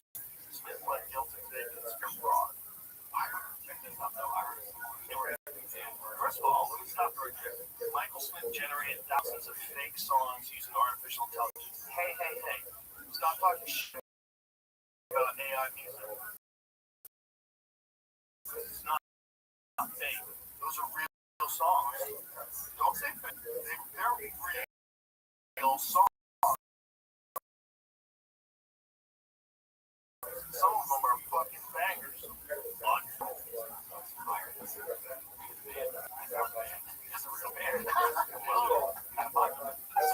AI is creating jobs.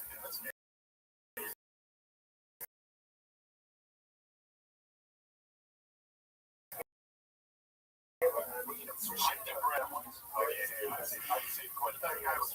First ultra marathon runner was below. Like how many you say what they're saying? Someone was saying that to me. She was like, and I'm not arguing with them. I was like, they would just have to be wicked at it, like Eminem. The way where you're like, I can't believe it was I remember doing things where I was like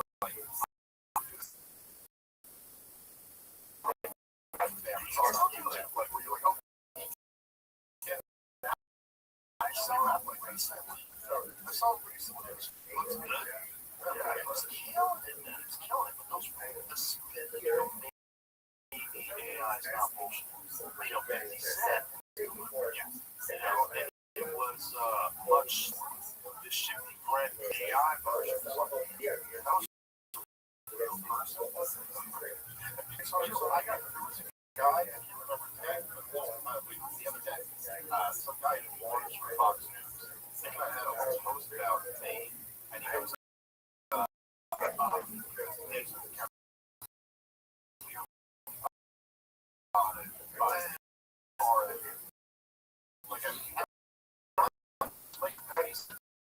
almost kind of like I've never paid for anything, but I don't know, you know what I mean, like what might have done or something like that. But I asked them, I know they laugh balls at me. And he goes, I play play times too. I was like, first of all, he doesn't know. I said, you just don't get comedy love. Great love. What do I think? So trash. It's like, so great. And I was like,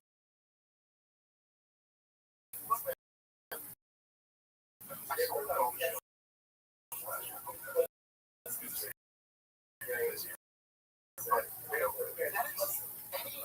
like I got away pretty well. I was like, any on more than this, someone selling out videos, selling out stadium. So like, he's not even worried about trying to like, I drilled him on it a bit more because it was, I'm kind of like you, like everybody in CNN back in the day was like, shouldn't you have some evidence if you're going to make a claim, like I'm clearly not in my door, it's Fox News actually said that? The guy works for Fox News. Was he on Fox News? So he said just on Fox News contributor or something like that. But I'm a UFC contributor. I feel like the UFC. So I don't know. Maybe it was just like just they have any evidence for this. Like just retract. Well, here's the thing. I would be that your account is bought because you're very controversial from the right? I'm sure my account is bought it too, right? I'm sure Jamie's account is bought it. 100%, right? I think Jamie like can't bought them, so we're all bought it, man. If you look at, you know, what brought this up a million times, but there was an FBI, former FBI analyst who analyzed Twitter before the purchase. This take that as much as 80% might be artificial. Now this is back in the days. You can go to the person's page and see what country they're posting from. Yes, I like that. There's just a lot of people that are like pro-America, but like, hey, they're in Pakistan. What's going on there?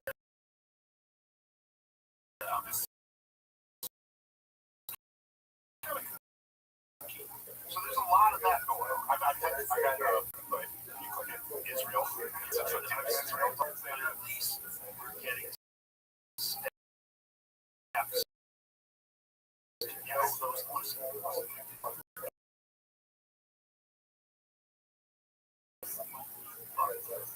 Say it again, history will go back and look at this purchasing Twitter for the better. We know a lot of you thought, oh my God, racism is all this stuff. That's the internet. That is an accurate representation of people. It's not good, but it's also accurate. And the only way that's going to change is if the other voices are what they're doing. At least now they have an opportunity. Yeah, well, and you have to try to whether I don't want to say we have to be on Twitter or something like that, but I'm saying like on a, very much to get to a place where you're like, hey, let's all agree that we're not on this stuff. And I mean this like whether it's against white men, or whether it's against black men, or whether it's against Jews, whether it's against Muslims, or a whole lot of all of that. And I'd love to move past that. I wish there was a way that Mark Levin and Tucker Carlson could have a whole conversation. You know what I mean? Not like I'm not Santa Claus and Jesus would come together.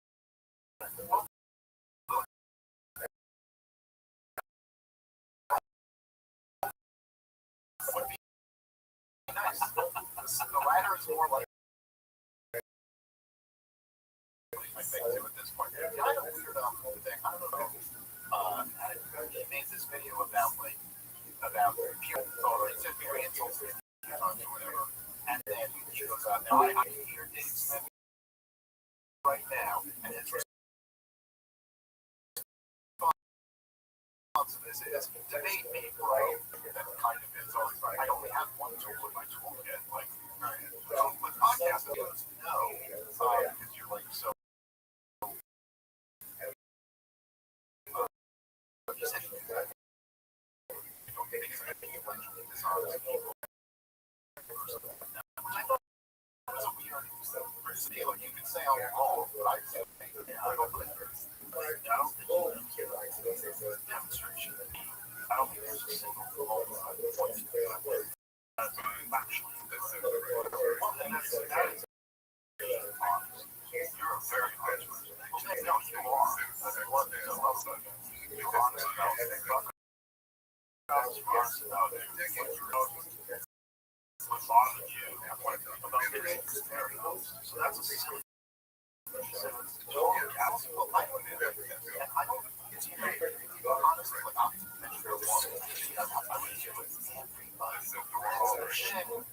you can't say I'm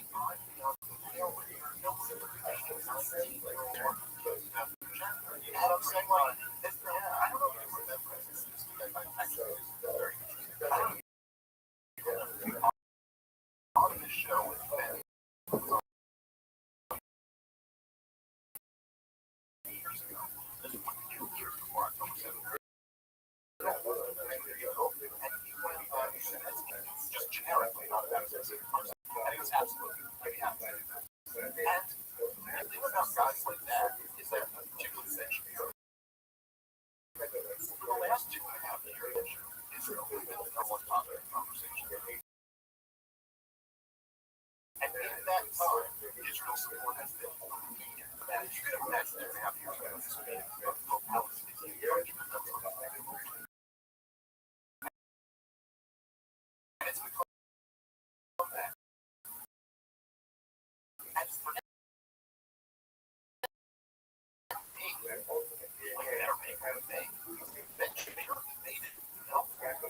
he never wants that. And so I kind of in a weird way feel like it's like, hey, dude, I don't care. I wish there would be a more conversation like that with me in China, but he refused to do it. Anyway, so while you're seeing everybody who's a critic of Israel, you're not listen, there are some people who don't think, but he branded himself Dave. Absolutely. Scott Horton's way smarter than me, and there was way more shit. Yeah. I mean, if you're saying this is the reason why I'm crazy, because like, what? You think someone Rothschild sauce because it was so easy to repeat. It's like sparring a guy who's fake kung fu. You know, like he's got a death touch, and you're Dustin Poirier. You're like, oh yeah, bro, bring the gloves up. Let's go. Well, that was one of my favorites. Like at a certain point, you're like, you can't just say it. Demonstrate that. If that's the case, it's easy for you to just shot me up in front of the world. Right? Yeah. He's got it wrong. You can see like the tremor and shit. Like they don't want to give up that ground because they're playing very. And the game is not to be intellectually honest about what we think going on, what we think is good and bad about what's going on. Versus I'm trying to get clean. Yeah. And one of the ways man is I can't be expert, not a professor,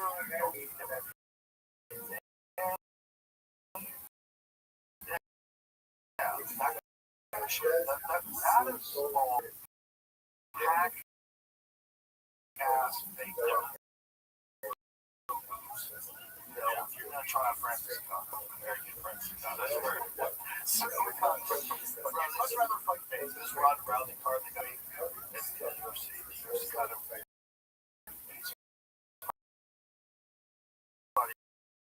The scariest ways ever. Next to the prime time out, it was way skillful. He was on the sauce. Yes, but France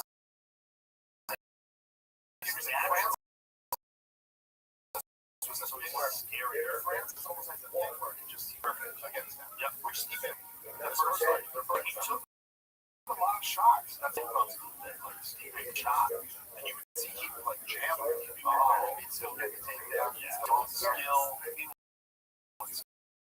skill, strategy, experience, and everything.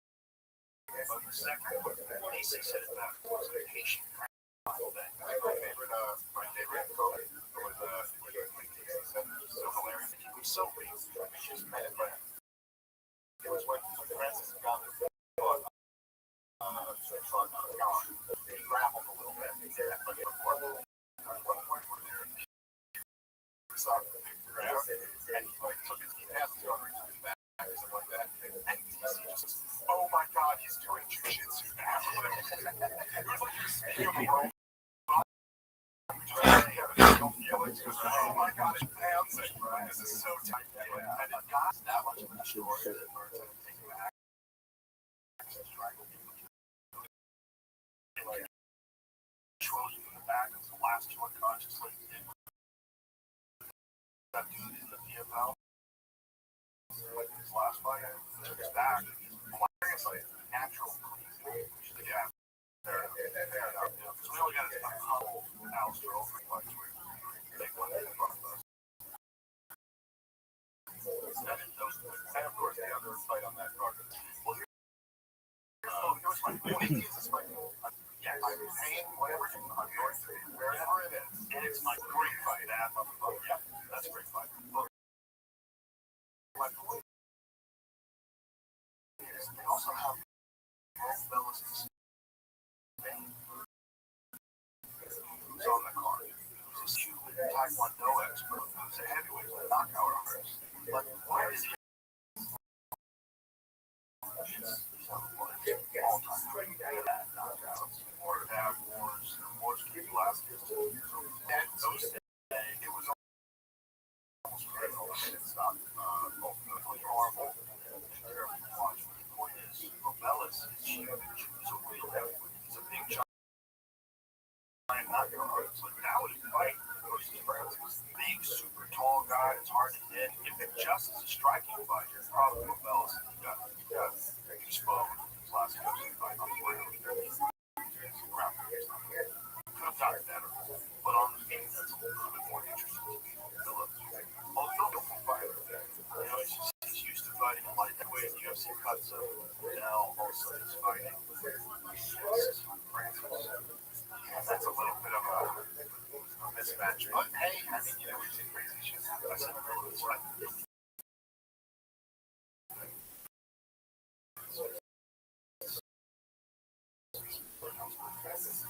But he's You're going up against a guy with a chip on his shoulder, and he's the lineal heavyweight champion. It's really like plotted out, no one beat him for the title. That's like, that's how shallow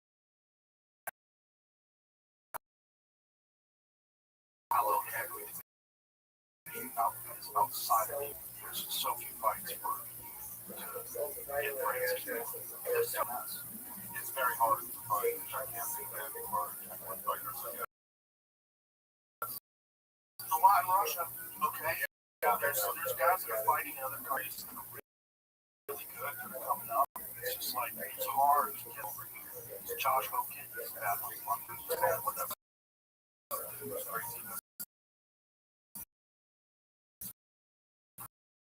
Speeches after the fight goes up American flag bandana. Bridget Grinders is it. Bridget Grinders, man, I love that, but it's just nuts. It's like some markers, like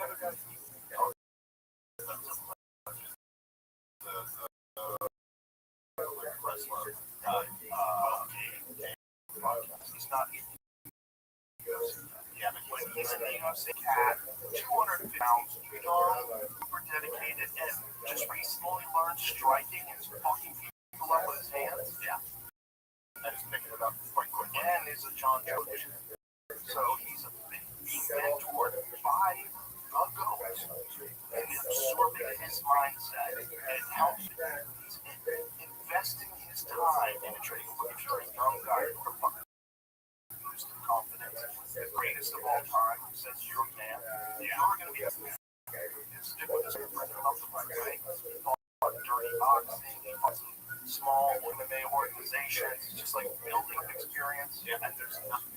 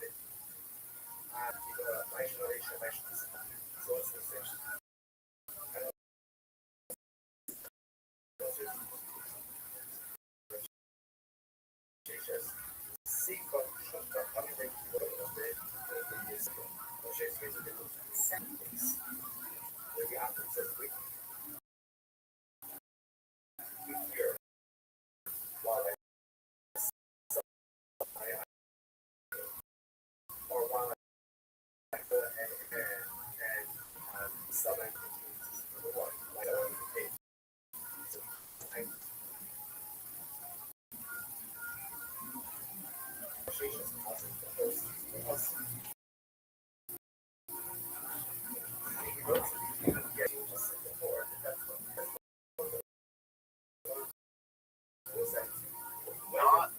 there's never been but there's now. There isn't really a right mayor or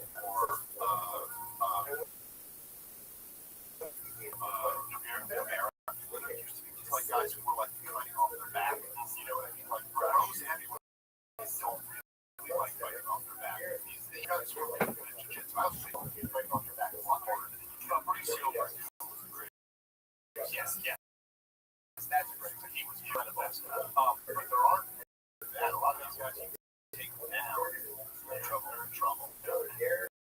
Young guy like Cable, it's what they take down. It's not a fun. I just saw the one recently. Finishing a double leg before he realized he knocked the guy out. It's like with the left hook is so fast that as the guys collapse on the way down, he shoots a double, connects, takes him to the ground while he's unconscious. So before the guy is on the top, that's how fast he is. He's already on him. He comes down and pelts him out while he's already unconscious. Yeah, that was we're down. Yeah, I mean, are there any American changes?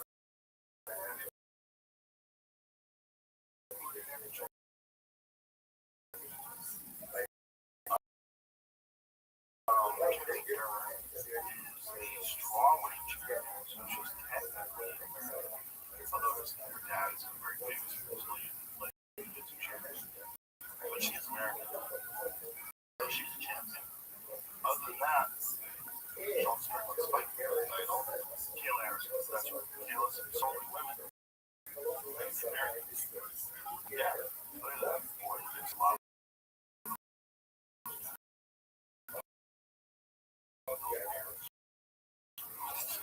Keep going. You're going to see Joshua Mann. That's right. Awesome fighter. But he won that fight. Got out of the match up there. That was a freak injury. He fell and dislocated his arm. And Pantoja still hasn't fully recovered. They said his shoulder dislocated and his elbow. Yeah, I remember hearing that afterward. It looked like it was just his elbow. But they said, the doctor said it was his shoulder. So what the thing about the elbow is, the elbow is a less complicated joint, right? And so when the elbow gets dislocated, if someone just moves on it, you can pop back into place. So saying that there's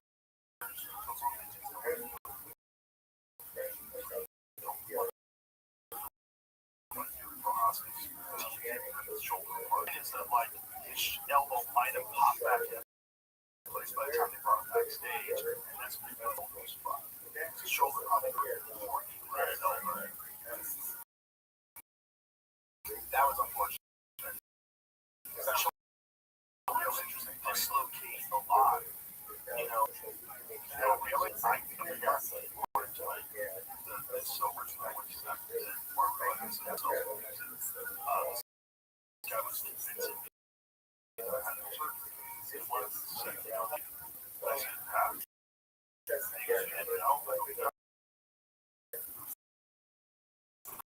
How many times have you been shown?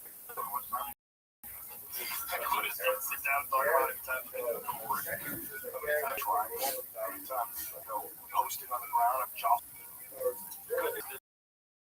There's no fracture or ligament. That's great. We have great expectations for his return. The time for his doing those things. A lot of physiotherapy.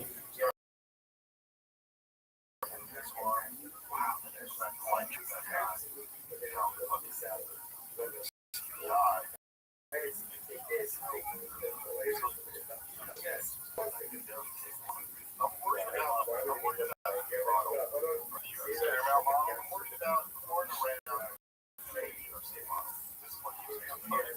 So what are you worried about? I'm no genius, but it seems to me like I'm a hardcore fan. So I was,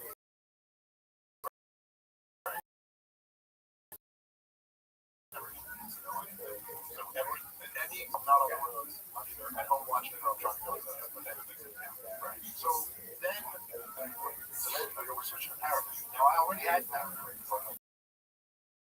like some shows on Paramount. Yep. Yeah. Oh yeah, I watched like great shows. So like I have Paramount Plus. I'm like, oh okay, well that's easy enough. And then I'm like, so wait a minute, well, let's one for free now. I just don't have to order pay-per-views anymore. And there's just I'm not saying. Zoot! Big dog! Guess what? Zoot! What up, Zoot? Do you want to go fishing? What'd you say? But do you want to go fishing? Do I want to go fishing? Yeah. No. We can go fishing. Okay, that's cool. Are you ready to hear what happened?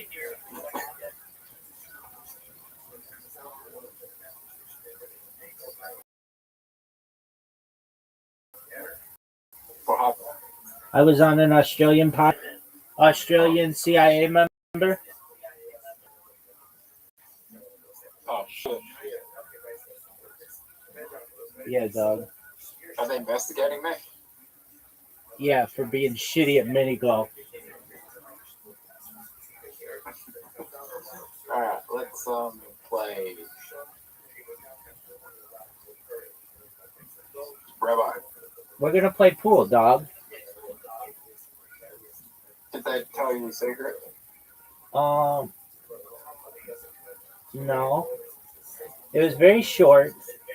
It was a 20-minute podcast, but then he invited me to do 5 more. So I sent him a list of topics with keywords that I'd like to discuss in the upcoming sessions. They are, first is life extension. Second is, hey, Zoot, how about you shut the fuck up and let me finish? And then you can tell me anything you want. Second is, third is mega projects, including a tunnel and bridge system from Asia, like space, and fifth is extraterrestrials. Okay, now what did you want to say?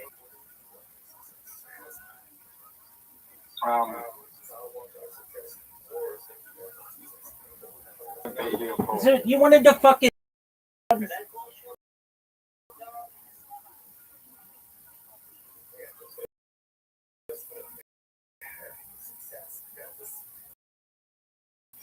Are you ready to lose at pool? Yeah. 8 ball? Yeah. Actually, let's think. I bet you yesterday. Zoot, even a blind pig gets. Like 7 games. Calm down, Zoot.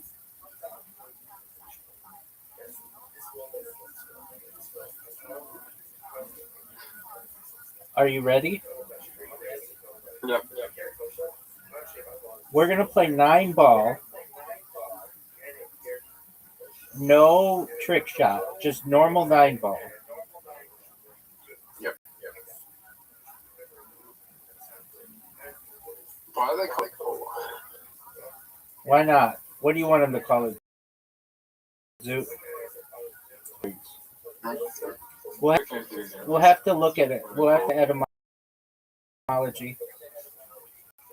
Dude, that shot's terrible. It's not a trick shot? It is not. It's normal. Okay. If you hit this, I'll be so pissed. I nearly won. Dog, I'm going to hit the best shot you've ever seen. I got another of us like try to go for like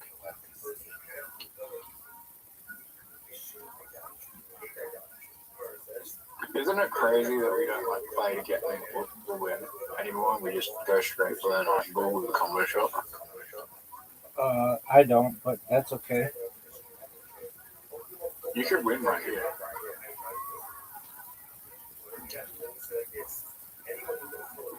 How'd you like that, Sue? How'd you like that, son? Did you like that shot? Yeah, that's soft. All right, you want to play nine ball trick shot? No, still not. Same shit. Yeah, you only won if you did the break. But I didn't. Did I? Oh yeah, I did. Okay, yeah, hit the break. But then you missed your shot. Yeah, break. Soft. Hang on. Dog, that doesn't make any sense. Oh, that was a good. Yeah, it was. Look who it is, Miss Aquarius. How are you? I'm good. I'm back. Yeah. Came here looking for my shirt for tomorrow. Couldn't find it. I had to find it. And I'm over here. Talking to her. She's doing okay. Look at that. She didn't tell me how dad got in it. Hopefully he made me. Anyway, and then I'm over here just trying to get myself together and all that. And I had to find stuff, dropping stuff, and pick that up and all that. And I finally took a bath and I'm really dead. Okay, we're pleased for about 3 minutes until Zoot and I are done with this game, and then we'll play. Is that okay? That's okay. Hey, Mr. Curry.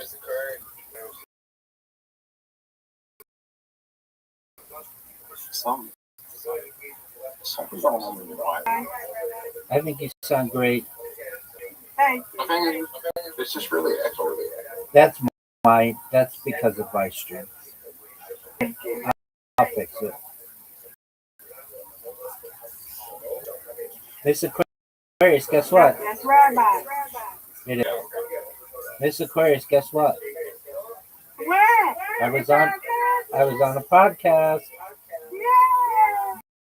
Yay is right. I was on the podcast. Yeah. Too, but Zoot hasn't published yet. Neither is mine. It'll publish soon enough. Oh, It comes out next week. I know Zoot. So yeah, and he liked talking with me so much that he scheduled me for 5 more podcasts. So that's cool. So we came up with I sent him. Thank you, man. Giant. He's the third biggest podcaster in the world. Dog, he's not that big.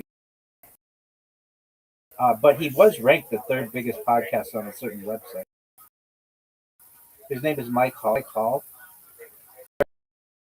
There's the next ones that we're going to do are and the world, and then we're going to do mega projects and do space exploration, and finally intelligent like extraterrestrial. All right. Mr. Curry, you ready to play? Are y'all gonna play over here on my other little thing? You're good. All right, Robert, you beat me fair that game. You beat me fair that game. All right, come on, let's go. There we go. Yeah.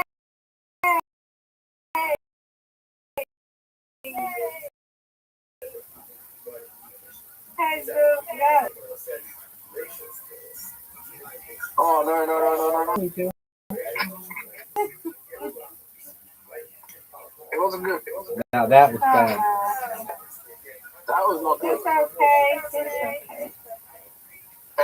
It's just a first shot in my case. Doesn't matter. Real last shot. Nice strike. Yeah. You're welcome. Mr. Curry, you teach me how to do that. It's easy. Lots of practice. Lots of practice. Lots of practice.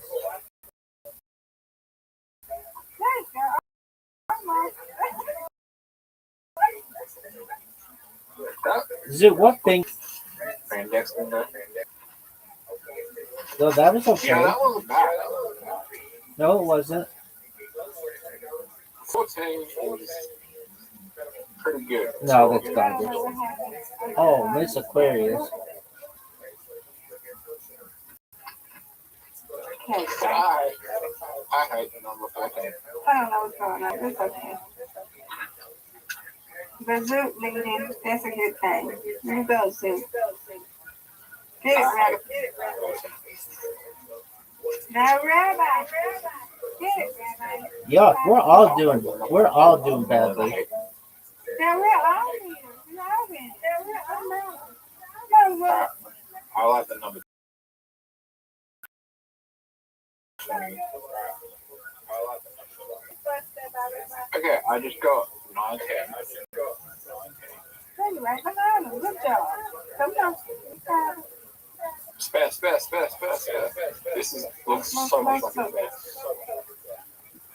Yeah. Yay. Zoot, why is your ball so slow? Because I did it slowly because I was trying to go for a spare. Okay. Well, you got it. Nice strike. That was excellent. Oh, Miss Curry. I don't know. What? You got 0 on the last one. You got a strike. I just got a strike. Yes, ma'am.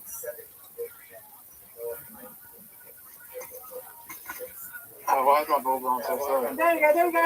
What the hell is that? What the hell? This is going to be the hardest game you can get. Seven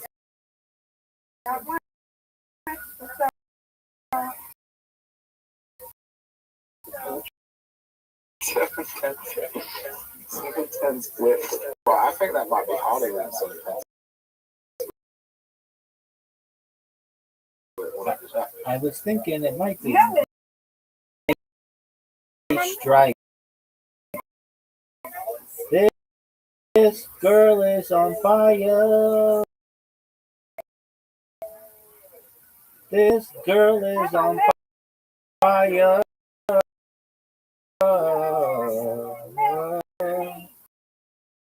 She's walking on fire. This girl is on fire. Nope. Okay. Rabbi takes the lead. A Zoot. Somebody. Wow. Oh no, Miss Curry. No, I knew. Come on, Rabbi. You need one for me.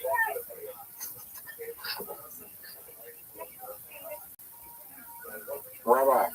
Oh. Good job. I'm feeling that I'm going to win the next game. Zoot, you've never won a game while we've been playing. We want you to win. Yes, please. We're not going to let you win, but we want you to win. Oh, there you go. That was good. Yeah. Hey, Rabbi, can I borrow $20 million? No. Nice spare. Basic Barry, can I borrow $20 million?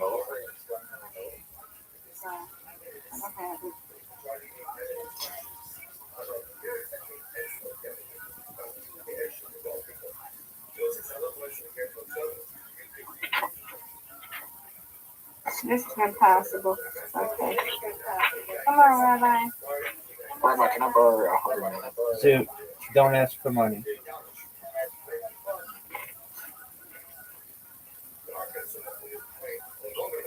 Rabbi. Rabbi. I mean, you already did in trouble. Too good. Did I get a spare last game or a straw?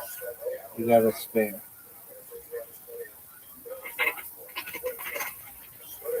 Oh no, that's not good. That's perfect. It might be us. I'm going to try. You got it good. Look at you. Get these two, Zoot. Oh, perfect. Oh, that was so close. Great. I got a spell. Miss, go for a strike. She is. Hey. And she delivered. Miss Aquarius, I'm backing Dayton. Oh shit. Rabbai's gonna get a strike as well. Nope. That is a hard shot.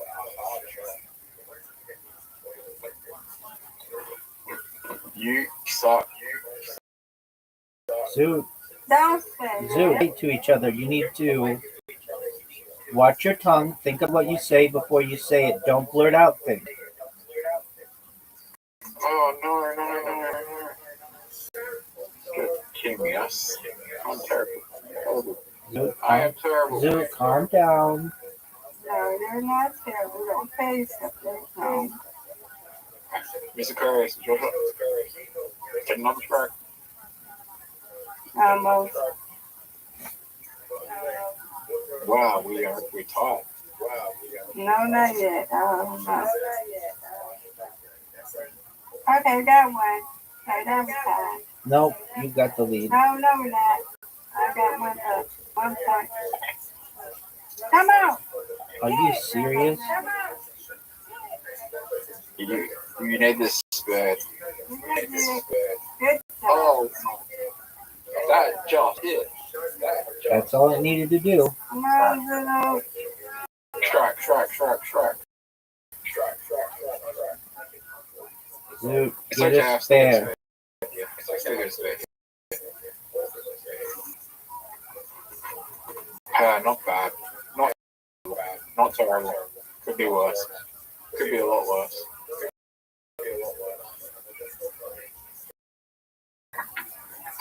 Mrs. Aquarius, I'm gonna come back. Good thing. We're ready for you. Yeah. This is hard, so. I'm only 3.4 points down. Nope. This is difficult. I'm only 3 points down. Caroline. Rabbi got the spare. Strike it, yes. Rabbi.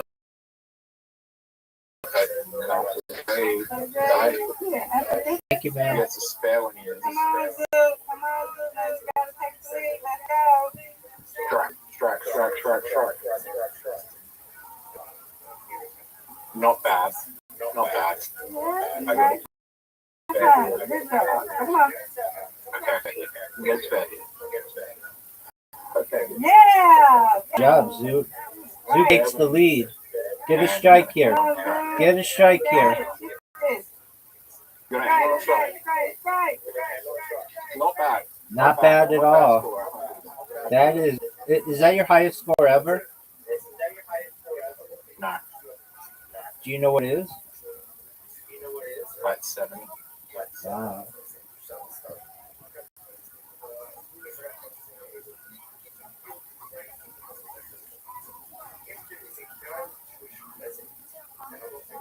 Oh no. Fair. No, I'm not. I don't know. I can't say. I want you to win. Oh, you just made. Yeah, Rabbi. Oh no, that was bad. I might be Rabbi. I know that Rabbi. Mm-hmm. And Rabbi just wins. Yeah, you did that. Good job. Nice job, Mr. Aquarius. You win, I win. I win. Yes. Undefeated in bowling, in friendship. It is crazy. Yes, ma'am. I was on a podcast. Yay! Yes, what about a podcast? Yay! Rabbi, when you going to What's it called? Is it? It's not called losing at mini golf.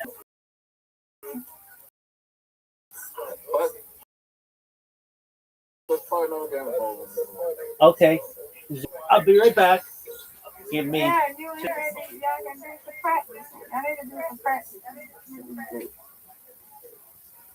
Do some practice, man.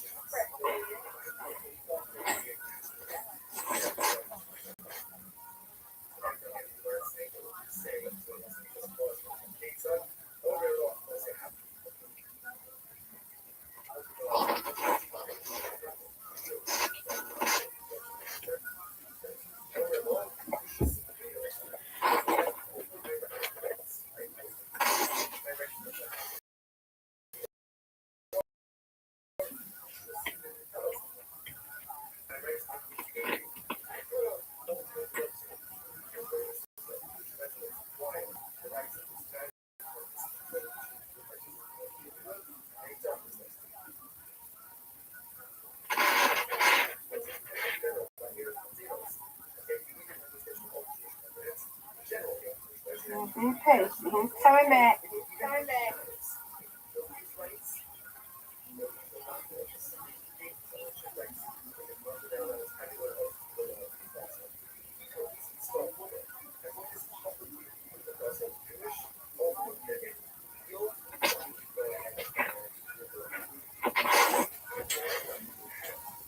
Zoot, did you see me put on a clinic against you in pool the last time we played? What do you want to play, Zoot? Bowling. Not bowling. We don't play bowling without Miss Aquarius. Dance party.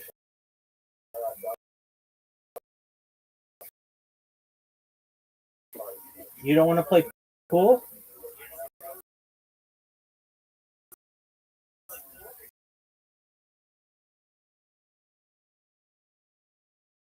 Not dance party. It's the worst. You know that I have 50% chance of winning dance party. Maybe slightly higher. Might be. All right, I'm gonna. I'll see y'all tomorrow. Sweet dreams, Miss Aquarius.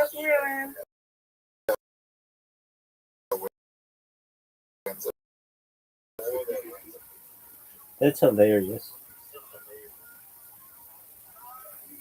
It's because they all play. Oh, wait. We're gonna get. What are you talking about? I sent you an invite. Where? Check again. Did you get a full house? Yes.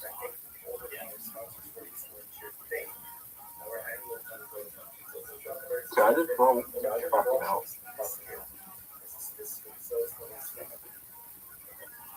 Brother, I'm not even trying. This is a big risk. 5. You got the small. 1, 2. You got the small. And you got the small there. I'll take it. 1, 2, 3. Oh no. That was not good. What's wrong, Zoot?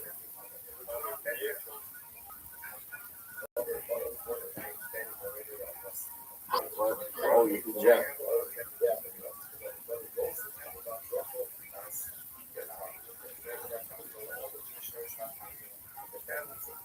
Literally dog shit. Do you know why? I already played the charm. There you go.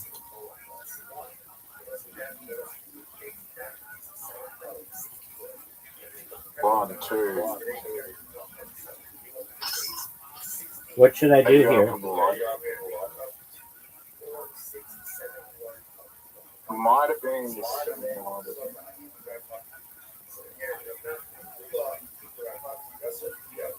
play the charm.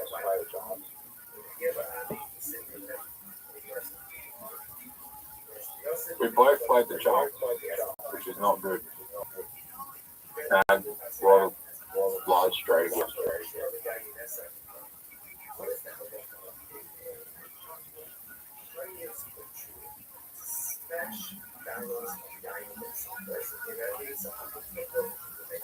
think you should get more points if you roll the wide straight on the first go. Okay. I think if you talk to me, what do I do here? Oh, that wasn't a smart move. I should have just ducked the full down.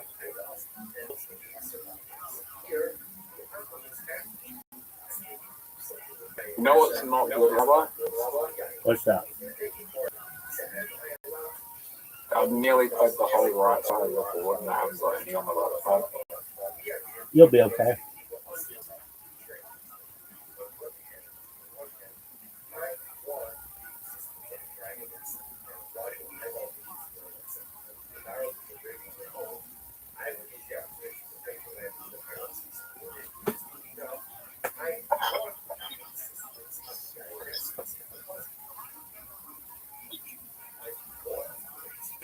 Ah, fuck, that's not good. I didn't stick three. Fuck.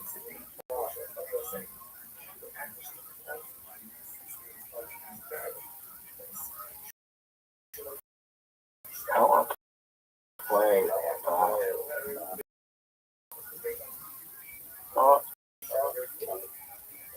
Interesting play, Zoo.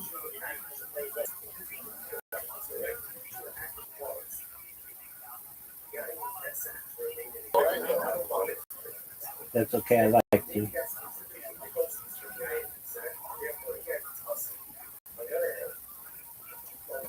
oh man. We're going for full house.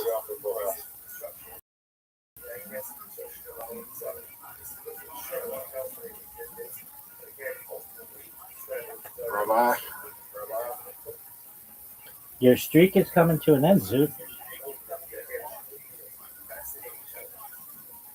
Yeah, because I played like dog shit.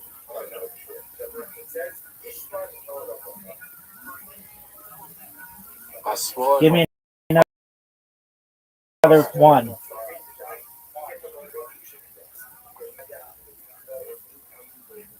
You already beat me. I don't think I beat you. I could still lose. You could win. 5.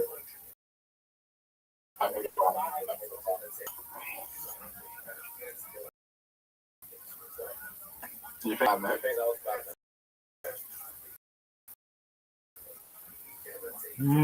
Maybe, maybe not. Give me another 5, son. Give me another 5, son. Pretty much on the board. Dude, that's stinky.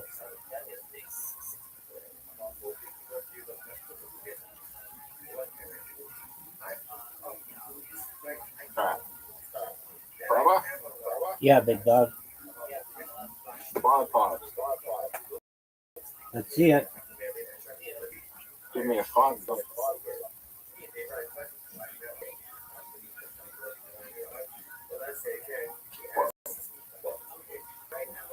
16 points on the left side.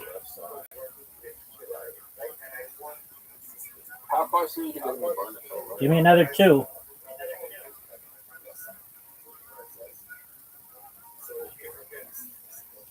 I am not close to getting the bonus. What roll?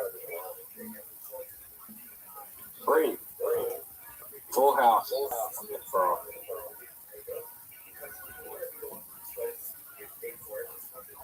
Right, I need 5 5s.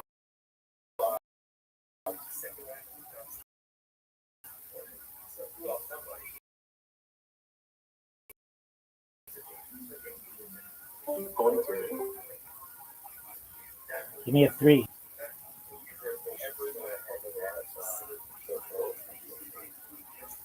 Zoo, what'd you say?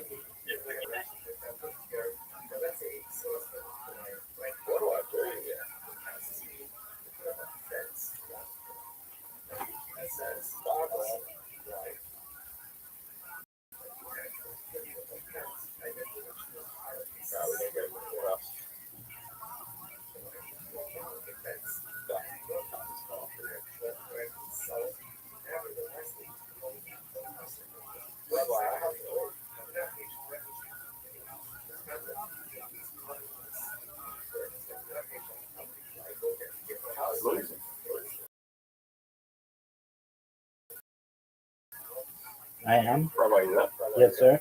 Just gotta kick that into that. Just give him a minute. They just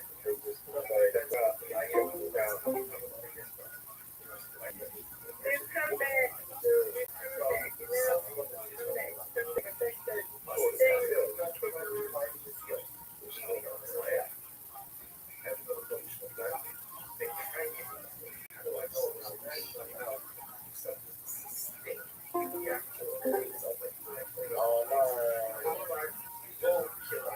There you go. Yes, ma'am. There you go. Rabbi. All right. What up, Sue?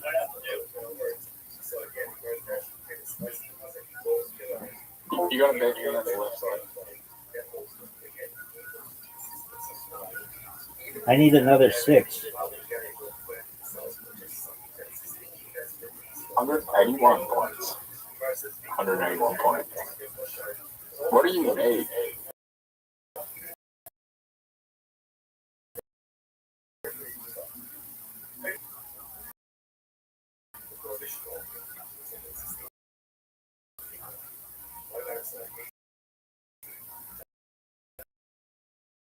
By the 6?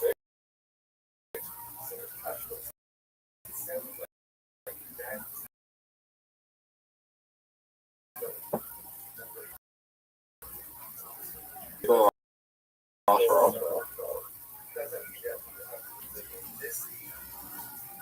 6-6. Oh, and I know it. This game is rigged.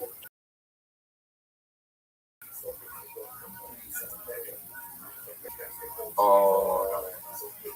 The only way you can win is get a 5 times. Okay, well, maybe I will.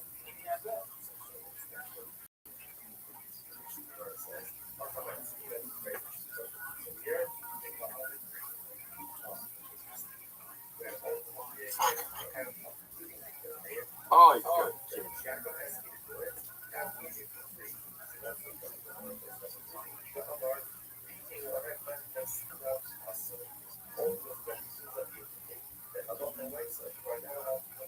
Dude, are you ready to lose? Remember, how did you know? Sorry? What is it? Fool? What's the name again?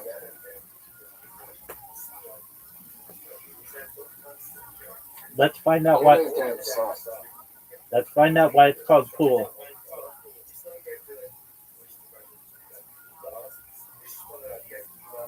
How about we play go fish?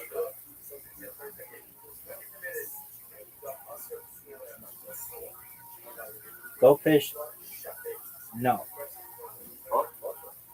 The term billiards originates from the French word billard, meaning wooden stick, or billet, meaning ball, with roots tracing back to Old French and possibly Gaulish or Proto-Celtic words for tree or log. In contrast, pool derives from the French word poulet, meaning bet or stakes, referring to a collective wager. In the 19th century, pool rooms were betting parlors for horse racing where patrons placed pooled bets. Billiard tables were installed there to entertain guests while they waited for race results, eventually leading to pocket billiards game itself, eventually leading to the pocket billiards game itself being called pool. Dude, are you ready? Discord's been weird the last 24 hours. They've had some outages. So, Zoot, are you ready to play pool?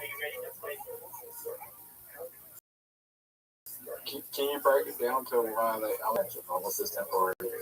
Yeah, so billiards is a French word that most likely means stick, and pool comes from a room. They used to call them pool rooms where you put your money together, like pooling your money, and they put billiards tables in there, and then just to keep it short, they started calling billiards pool. Does that answer your question? Yeah. Are you ready to lose?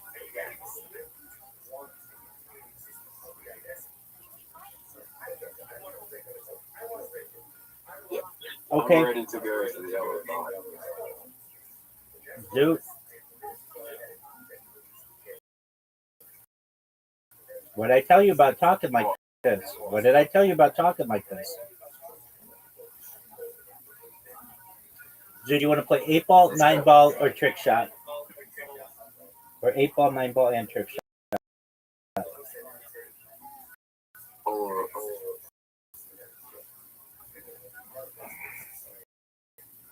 All right, 8-ball normal.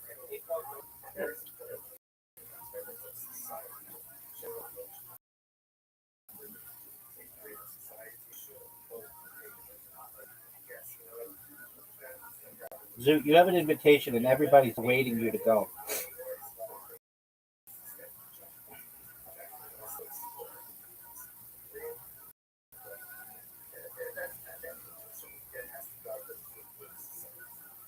Zoot, are you going to go?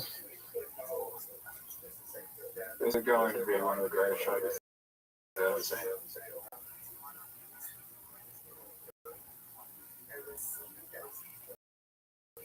Are you proud of that shot? I think that was the worst shot that you could make, to be honest.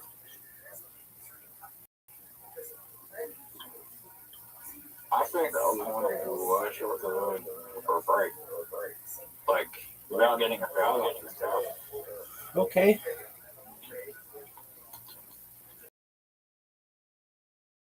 But Yep. Combo shot. My yeah, shot. that's great. And you put in one of mine.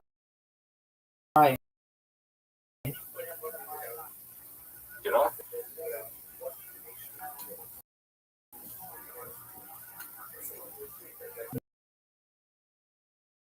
No, you can't, and you won't. Are you sure? Well, you scratched, so I wouldn't be really good. How did I scratch? The white ball went in the pocket. Did it? Yes, sir. That was one of the best shots. Like, if the white ball didn't go in the pocket, that would have been an unbelievable shot.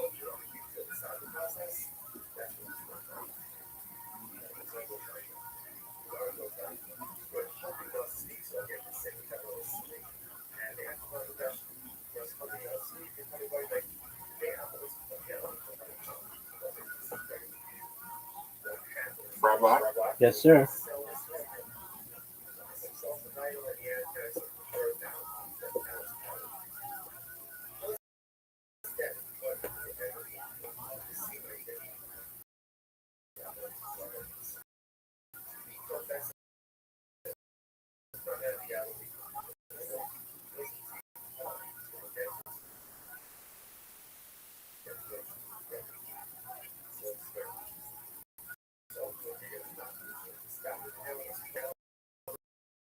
Dude, are you proud of that shot?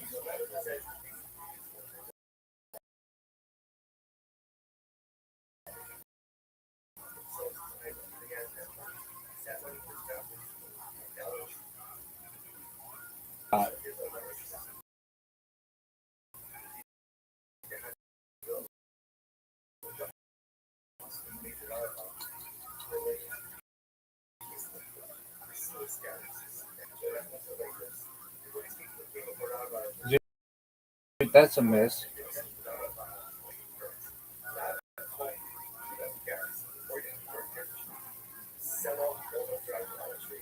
Dude, that's a miss. Being a tracker sucks. I don't know if you can really make that determination.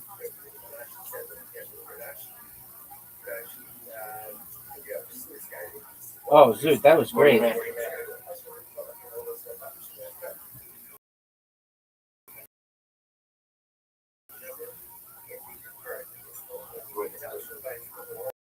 I mean, I wouldn't necessarily disagree that you are other attractive, ugly, not ugly. Not, I don't know. You're fine. Go. That's my question for you. Nobody says, "Oh, Magnus Carlsen, he's so hot." I've never heard anybody say that. I don't look exactly like Magnus Carlsen. No, you're worse looking than he is. So, again, in my entire life, I've never heard anybody say Magnus Carlsen is good looking.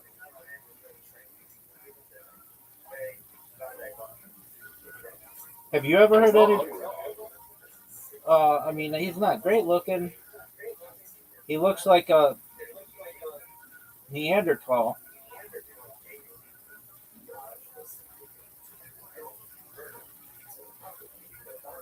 I don't look like Magnus Carlsen. Okay, how about you just make the shot?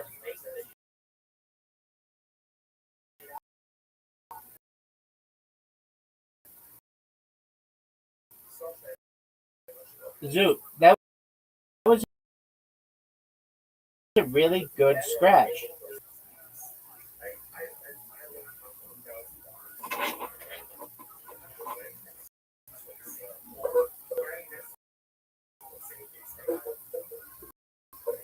Zoot, did you like that shot? Zoot, did you like that shot? 7. Okay, what are your thoughts on this shot?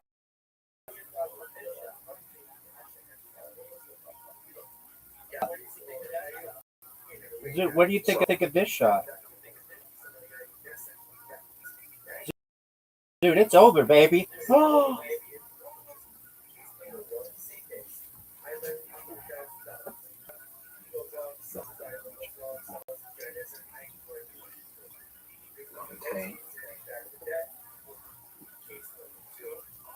Montaigne reason for I just gave you the game. If you miss this shot, you are the worst cycle player in the world.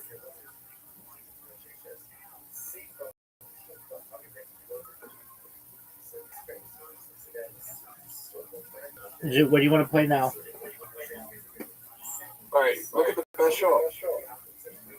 What was it? My shot. Okay, that's cool. Look at the scoreboard. We played trick shot. Mambo. Do you think you're best at that? Trick shot, mambo. There's no way you're. I've won the last 2 games. Trick shot, mambo. And I'm breaking. And I don't know why you don't get a point for a break.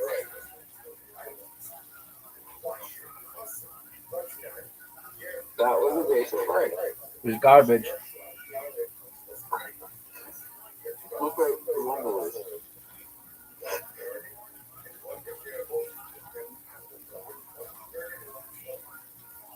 You think it was a bad break? Yeah. But I got like the best shot. Okay, here we go. Nice. That was a garbage shot.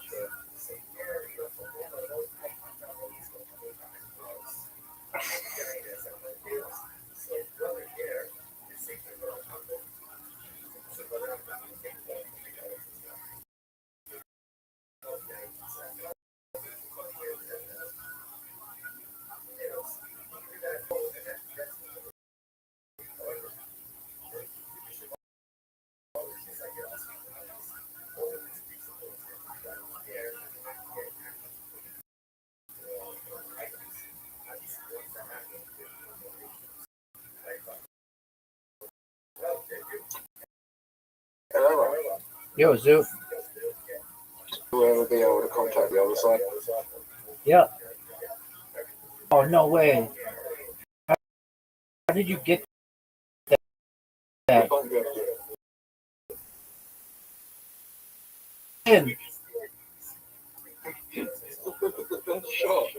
That is bullshit. Zoot, we're playing normal 9 ball. That is, you know it. I know it. Everybody knows it. You have an invitation. Accept your invitation, dog.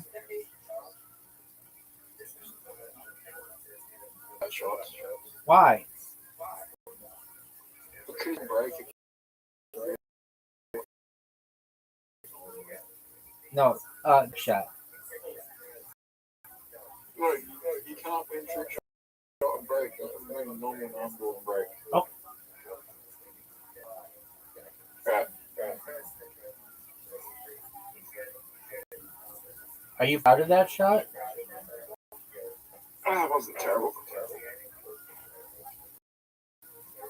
Dude, look at this shot.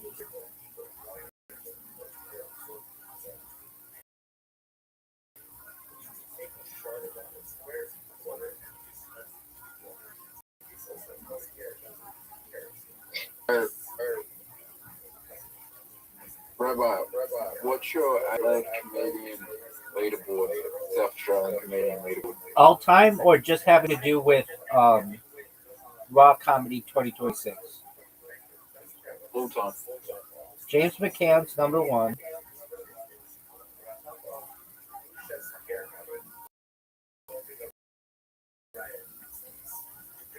That one girl who, she's number two. The lady who talked about the other place aside from Rhino Room. Number three is Jake. Number four is Amos. Actually, Amos is probably number two.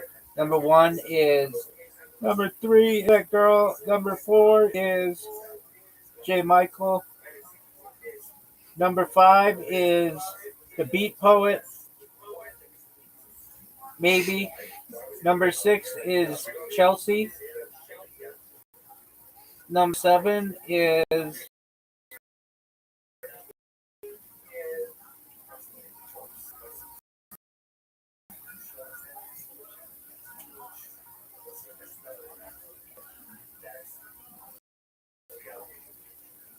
you might be number seven.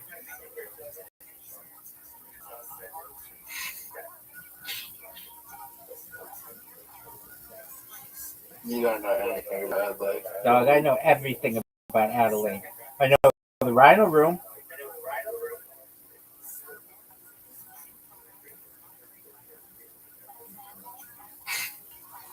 What animal is on the top of the roof on the rhino when you walk in? A rhino.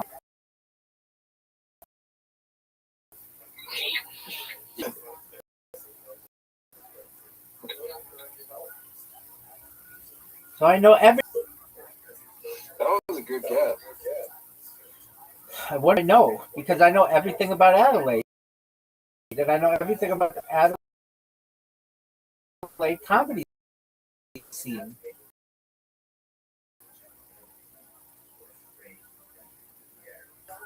Because you know what you did? Yep. Okay. Is the Rhino Room a wheelchair accessible venue? It is a wheelchair accessible venue. No, it's not. Some parts of it are.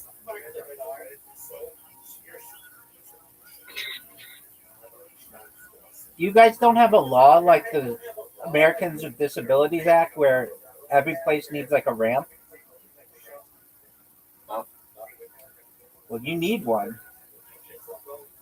It's an excellent law.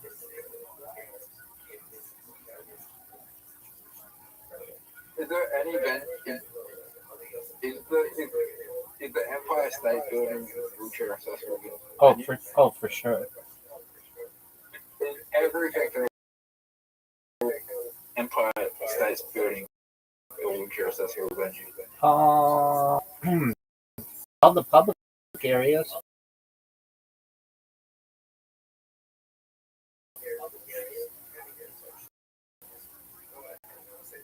But you can't go up the stairs in a wheelchair.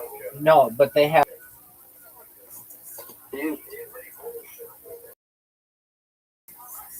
What's the most wheelchair accessibility. What's the least wheelchair accessible place in America? Apple's region between like New York State and Georgia.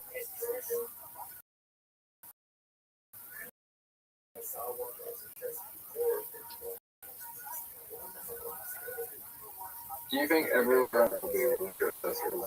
Absolutely. Wheelchairs, but I imagine a world in the future where there's some type of like mech suit, like a mechanized suit that you could wear that allows you to do anything that an able person can do.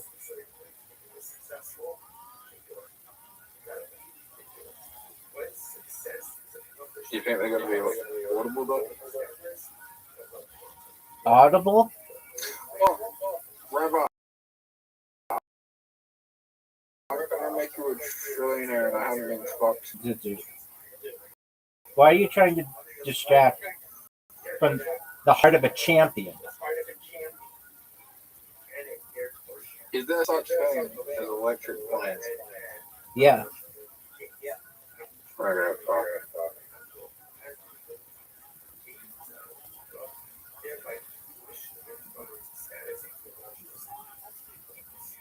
Is that what? I'm going to teach you everything you need to know about it.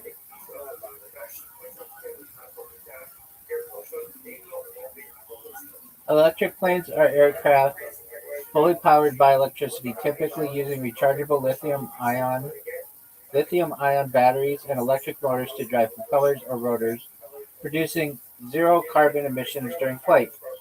While small electric aircraft like the Pipistrel Velis Electro and Alpha Electro are already in operation for pilot training, and the Aviation Alice commuter plane, seating 9,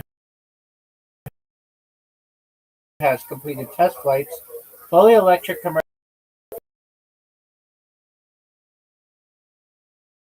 airliners remain in development due to significant challenges with battery weight and energy density. Current technology limits under 1,000 miles, with flight times generally, although the Solar Impulse demonstrated that solar-powered aircraft can travel energy. Hybrid electric systems with jet fuel with electric motors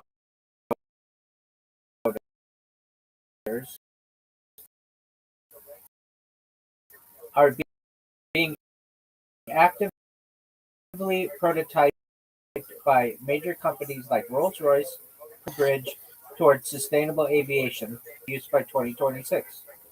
Is there anything else you want to know about them, Zoot? How long Will become electric? do No, you think so? no. You think there'll be more cars, electric cars on the road than there would be petrol, gas cars? That's already happened. That happened in 1900. What? There were more electric vehicles on the road in 1900, battery operated, than there were petrol gas cars. But not today, though, isn't it? That's correct. But in 1900, Electric cars. in 1900, there were more electric cars on the road than gas-powered cars. Do you think it will happen again? Yes. When do you think it will happen? Well, in California, we have a mandate that by 2035, it will be illegal to buy a gas-powered car. Whether that stays in effect, there's a big push to keep it in effect by the California Air Board, which is that manages and regulates the laws regarding vehicles in the state. And they're the ones who set like minimum miles per gallon regulations. So in fewer than 10 years, you won't be able to buy a gas-powered automobile in the state of California.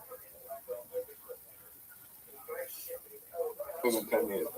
By 2035, yeah. Donald Trump's trying to stop that. but he hasn't gained much traction doing that. No pun intended. Zoot, are you ready to lose? What do you want to play?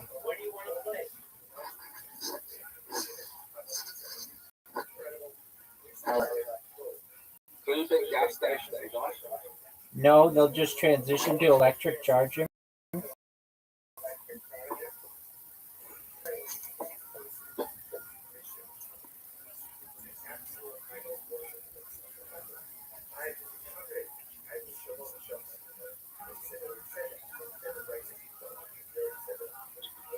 And it'll be fast.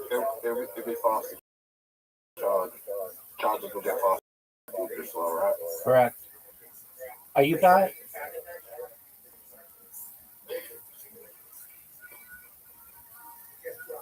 What happens when the cars become solar powered and the gas that you don't no longer need them? Solar powered isn't the way to go with cars. Hydrogen is.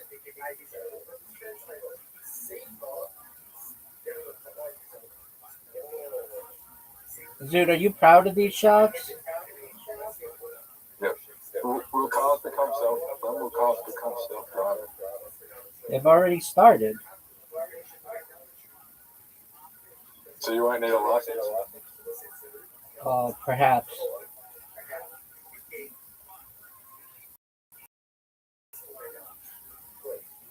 Does that mean you can get drunk in a vehicle?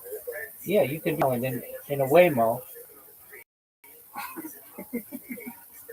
And if you pass out, it plays all kinds of music. And if you still don't get out of the vehicle, music and has lights turned on, then they call the police.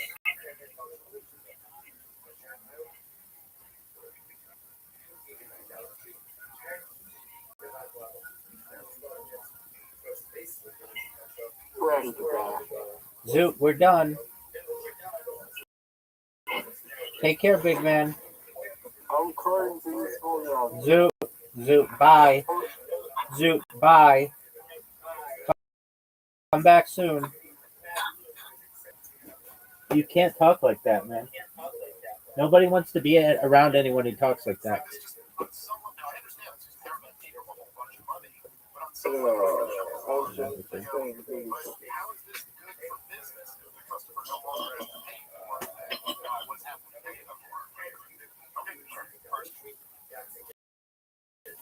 Bye, Zoot.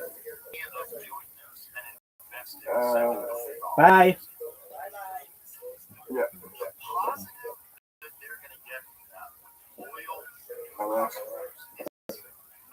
So you always get to a whole new audience. If you're loyal, you buy it.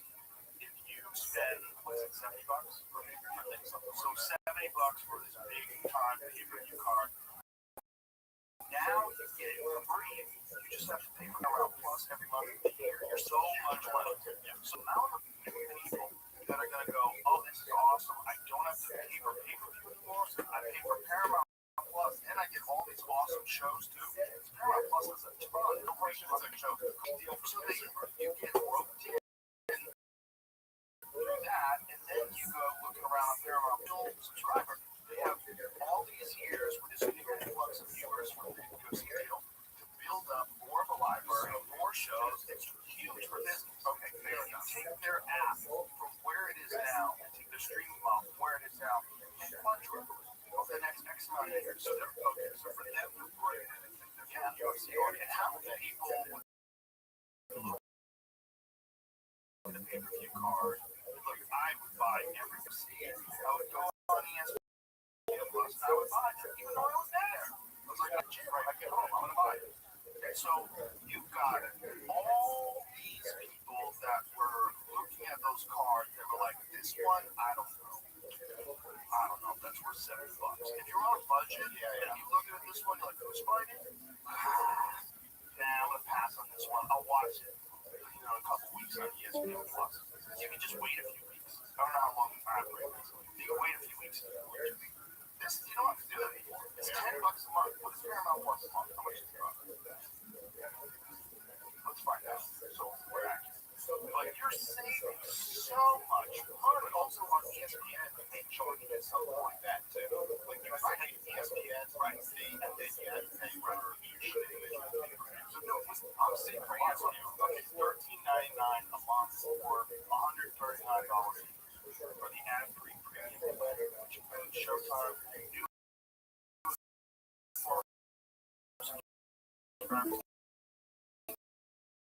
currently get any monthly plan for $2.99 a month. So for new subscribers, try it out for 2 months and watch every year for $2.99 a month.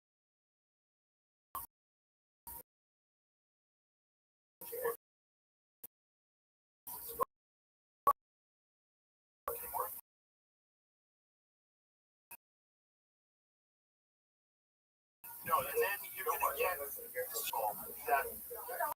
You're not going to subscribe to Paramount Plus. You already got Netflix. Netflix costs a lot of money. You got HBO Max. That's X amount of money. So I don't want to pay another $8 a month or $40 a month. Now, you just, it's easy.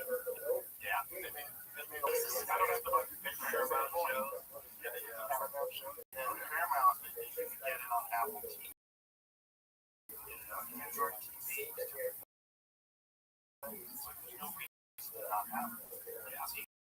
It's just great for as a business bucket because you just built in hardcore fan base. Now, the cards have been lackluster, yes, but guess what?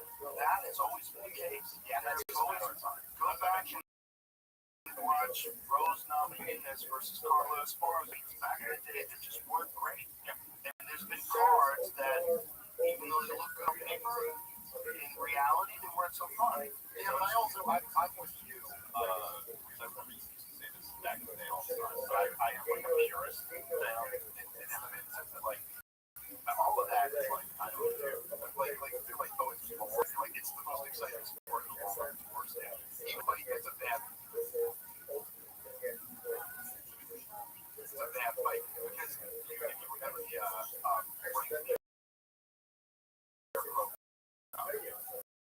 a good example of this where it was just a boring fight the entire fight happening. You're always watching like that good happen. You know, like I also when you I believe in like I don't believe in stand-ups. I don't think anyone should ever be stood up. I don't think you should be separated for a stalemate or whatever. It's like if someone puts you in that position, then yeah, you gotta figure out how to get up. You're not doing it enough. Sean O'Malley explains why piracy led to the UFC's massive Paramount deal. That makes sense. That makes sense. I think there was a lot of that because there were sites that you could go to and people would also talk about it. You could go to just watch them. It's a good move for the business. It's just like they just need a few banger cards to make people forget about the stale ones.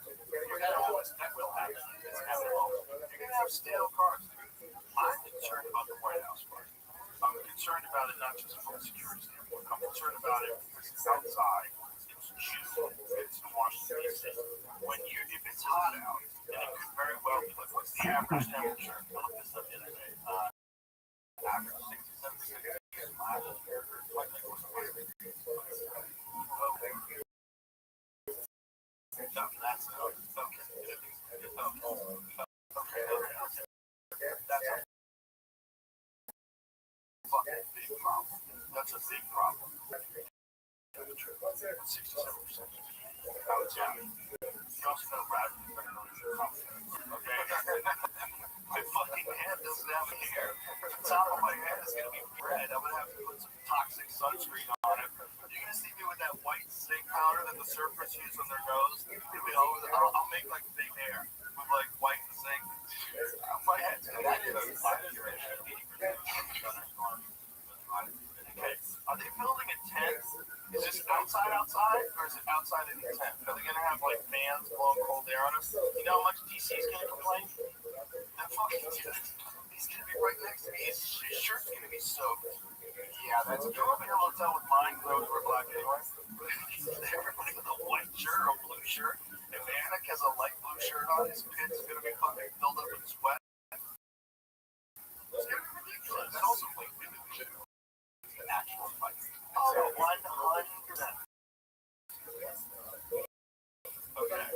there. I don't see any AC there, bro.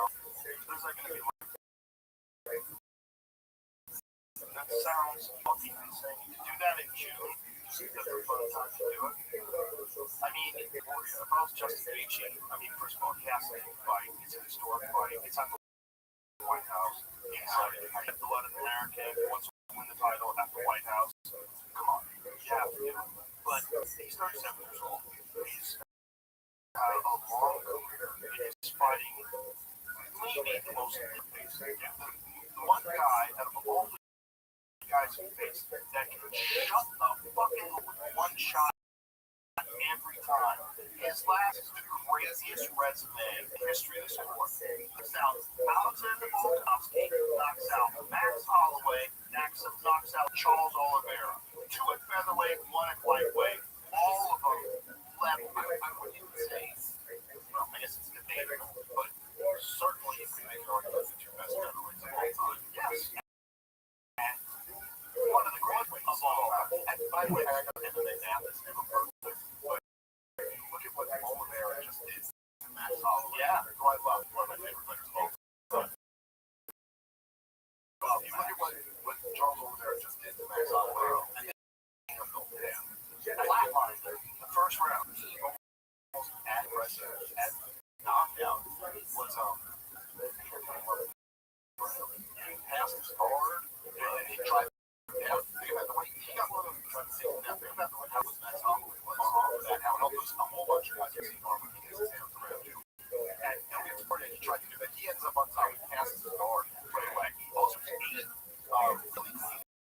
elbows early in that fight and just was like shook it off like it was terrible. He's a special talent. So, but then again, when you're dealing with special talents and great fighters like Justin, who this is probably his last opportunity to fight the title, I want that to be perfect. I want that to be in an arena where it's 72 degrees and air conditioned. I don't want it to be outside. I don't want there to be any additional stress or distractions. You're warming up at the White House, like what do you have to do? Slipping around in puddles of sweat or shadowboxing is a situation where who's going to slip on sweat and blow their ACL out? You know, I mean, have you ever done striking on mats when a bunch of dudes have been training like in a class? It's so fucking slippery. If it's that hot, it's gonna, unless they have these mats where they're getting set up in air-conditioned buildings somewhere. Unless they have a facility. Yeah, maybe they do. I hope they think that through. I hope they prepare. It's just, I like the idea that it's like this big celebration of the UFC, that the president loves the UFC so much, wants to do it at the White House. But in practice, I don't like it at all because you've got 2 world titles. You know, you've got the interim heavyweight world title, and then you've got this world title with Justin and Ilya at 55. I don't like it. I want those to be at the T-Mobile. I want those to be at the Madison Square Garden Arena. I want those to be somewhere dope. The TD Garden in Boston.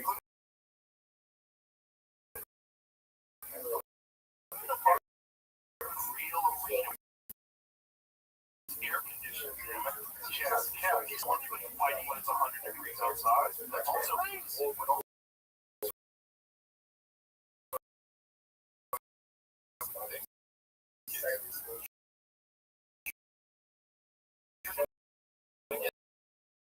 Sweaty, so wet like that. And that heel, like grappling, that's a huge man. Grappled by someone. Here's another back there. These are just were radically dehydrated 24 hours. And then you're asking them to compete in you're basically asking them this is so crazy. There's not a way that we can just get 2 guys who weigh. So Travis gets in, he missed weight, but I was going to catch weight. So this was back when weighing in for the time of the actual weight. It wasn't a ceremonial weight. Like now they give her more time, just weigh in the morning, and then by the ceremonial weigh-in, which is usually 5 p.m., usually these guys have significantly rehydrated slowly. They have a process But Travis disagreed, so I was back to the X amount of time weight. And walked and was shuffling. He didn't think his legs out, his lips were cracked. His face was like, looked like he was going to die. He looked like a guy who'd been shipwrecked, you know, and like lost at sea, and just drinking his own piss for a week. And they finally rescued him. That's what it looked like. Right, he was dying, I guess, right? And it was dying. And then 24 hours later, he has to fight the greatest middleweight of all time. He has to fight Anderson motherfucking Silva. And the story, they were all well, right? Hey, you got viciously, Travis was a couple. Travis was a real problem. Yeah, and he was the best jiu-jitsu guy that ever competed in MMA. He was stylistically kind of the best shot against Anderson Silva at that exactly. And because it was so much just and he got him down. He got him into good positions. Even though he was walking from the weight cut. But the thing was, he never made the weight, so even if he beat him, it wouldn't have gotten a title. The whole thing was fucked. Yeah, but it's like I've advocated for there's a solution. One of them is multiple weight classes that are additional.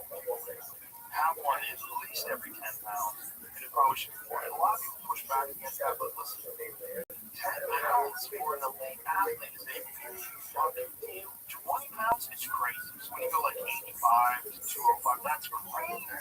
Yeah, that's too much weight. It's too much of a gap. You're going to have multiple champions in between those weight classes. And it's just better for the sport overall. You've got more champions and more champion versus champion matchups. Well, there's also, first of all, it's very unhealthy. And dangerous. That's the biggest issue. But then it also, it's like, now there's two factors. It's not just who's the best fighter. It's also who's the best at dehydrating. Just who's the best team at dehydrating. Like I've heard you say before, like some people are just naturally better. Yeah, some people just fluctuate, or some people can back in there. You hear someone say, I just can't do that. Like, I'm not a guy who can do that. I think we just want to best fighter. You don't care about the best in the that it hampers your ability. It should be removed from the equation, especially with something like this. But there's a solution. First of all, there's a real silliness to the MMA weight classes. And why I say silliness? Our names that we use, boxing, for more than 100 years, and the names that we use from the different weight classes are that's dumb. Yeah, that is dumb as shit. Like, if you want to have a 170-pound champion, fantastic, but don't call it welterweight. Because welterweight is 147, right? It's been 147 for over 100 fucking years. The fact that you have a 147 champion, you call that a 145 champion, you call that a featherweight. Featherweight's yeah, that's what it's been in boxing. Forever. Lightweight has been 35. That's what Cesar Chavez was the champ of. That's what it is. Yeah. Why do we still have this stupid name? That's a good point. They attached these to it when they first started developing weight classes. It used to be one weight class. Another one of this. You mentioned this before. Why am I not getting the language? They do that sometimes. Do they? Yeah, there's like, but on the regular tail of the tape, it'll still just be reach. Yeah. It's like, but if this is that actually, that's such a huge deal. Like, it's such a huge, because, oh, like, yeah, you're a range, but you know what I mean? Like, you can't touch me. Your jab doesn't matter as much as in boxing, you know? Some guy, they have really long legs in the torso. Like, my friend Larry Jones, we're talking about days, he had this short torso with this. Whoa, that's crazy. That's crazy. You see pictures with a way longer torso? That's nuts. Oh, wow. Well, all the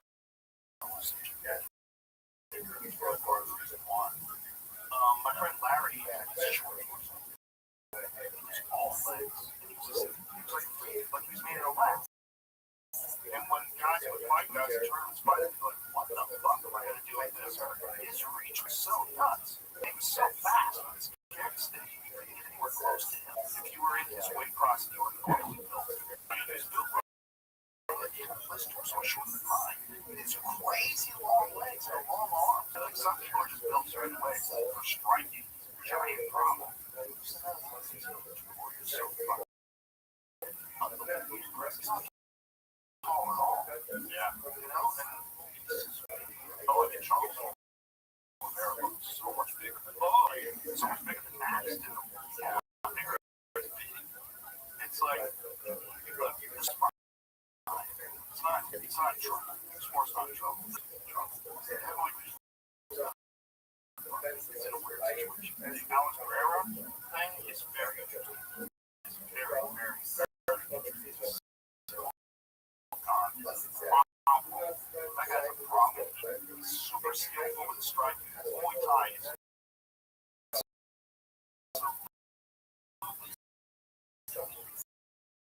he does a lot of things different than what a lot of people do. Grapple with them a lot in that dark show.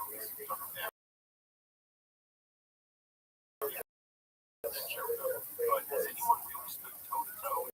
Went toe to toe with him and didn't let you guys lit up. Yeah. Cyril Gahn's a problem. And even in the Phillies, Thomas Asbell, and look,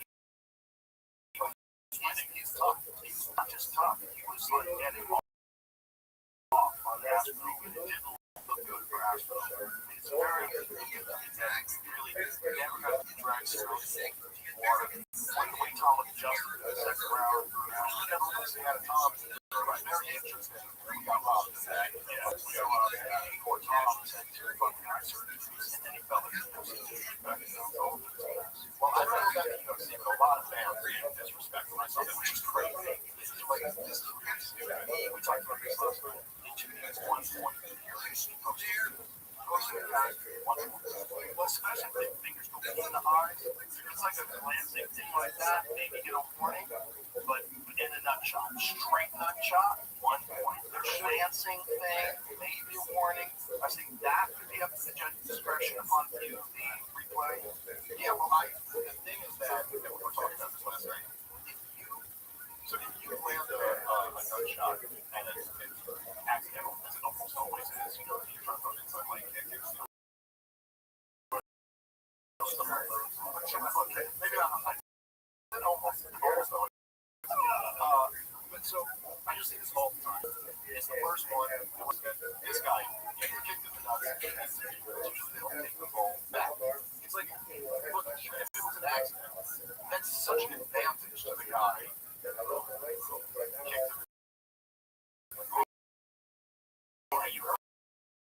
You hurt this guy, and now he's got. So it does seem like they're almost so there you know sports. I think there's still too much referee discretion. There's too much like there should be like an official. Especially those kind of fouls. It's like doesn't exceed that's foul. Yes, right, and the crowd goes nuts. Usually, like a real one, like throwing some ground. So do you think that's corrupt referees? I'm not saying all of them, but they got it. One thing is 100% proven to get paid off in order to influence gambling. Yeah, there was that one referee who confirmed that it was their kids versus the Lakers. It was like a series that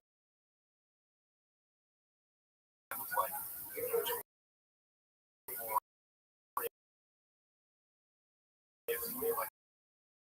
it's like, yo, it was crazy. They didn't go, and it is bad. They go, and then the red hair, it's like, oh, yeah. They didn't know what they told us.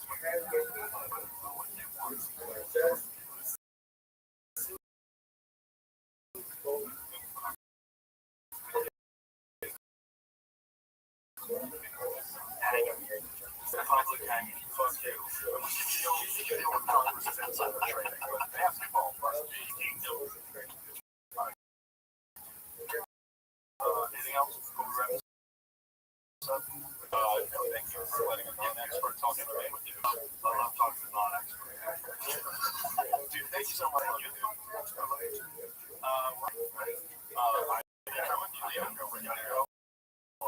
Last time, there was a lot of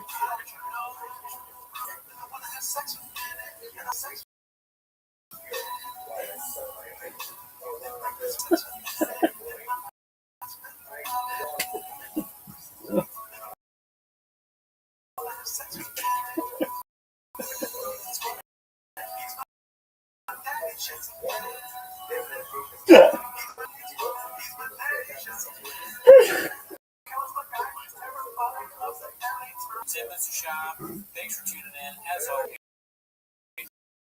trying to be on Patreon.